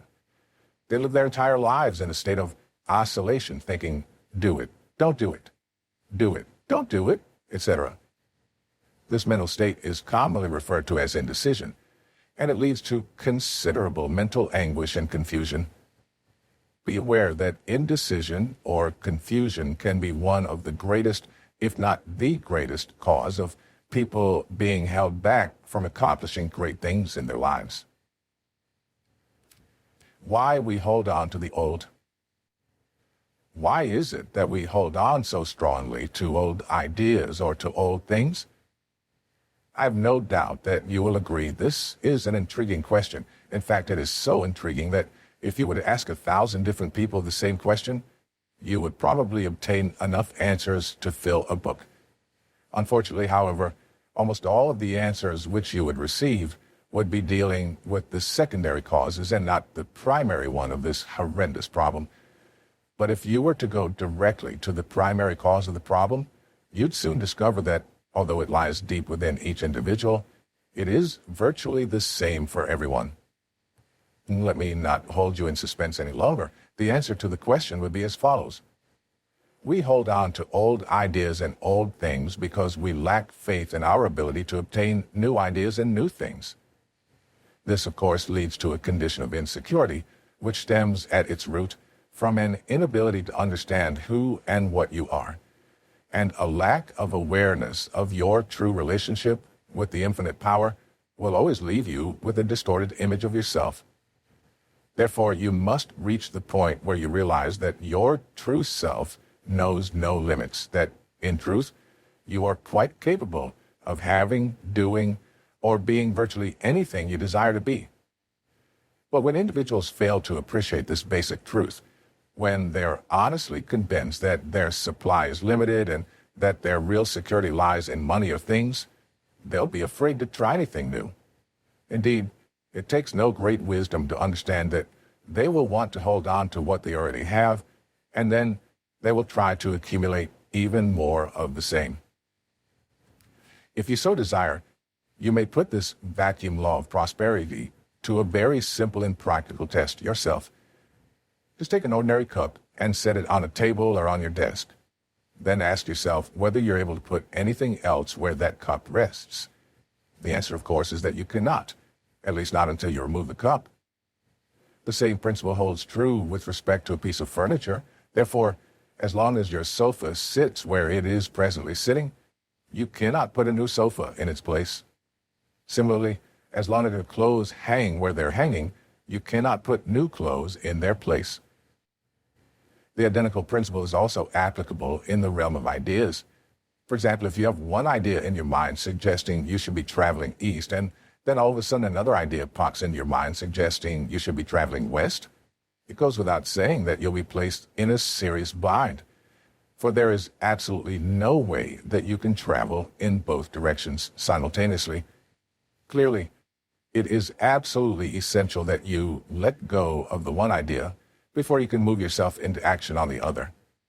The reason for this, as we've already stated, is that nature truly abhors a vacuum. Therefore, if you sincerely desire to receive something which is new, you must first make room for it by ridding yourself of that which is old. This is an ironclad law of life, and yet you might encounter one person in 1,000 who truly understands it. Nevertheless, when you do encounter that one person in 1,000, you will see before you someone who not only lives in extreme comfort today, but someone who is also moving ahead in life each day and at a fairly rapid rate of speed. So put the law to the test in your own life.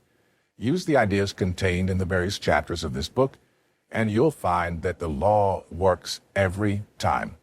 It never fails. Remove the kinks from your mind. God never expresses himself other than perfectly. Therefore, whatever imperfection does exist, is always the result of our individual or collective modes of thinking. Since this is true, it's not necessary that you'll hold on to anything for fear of losing it.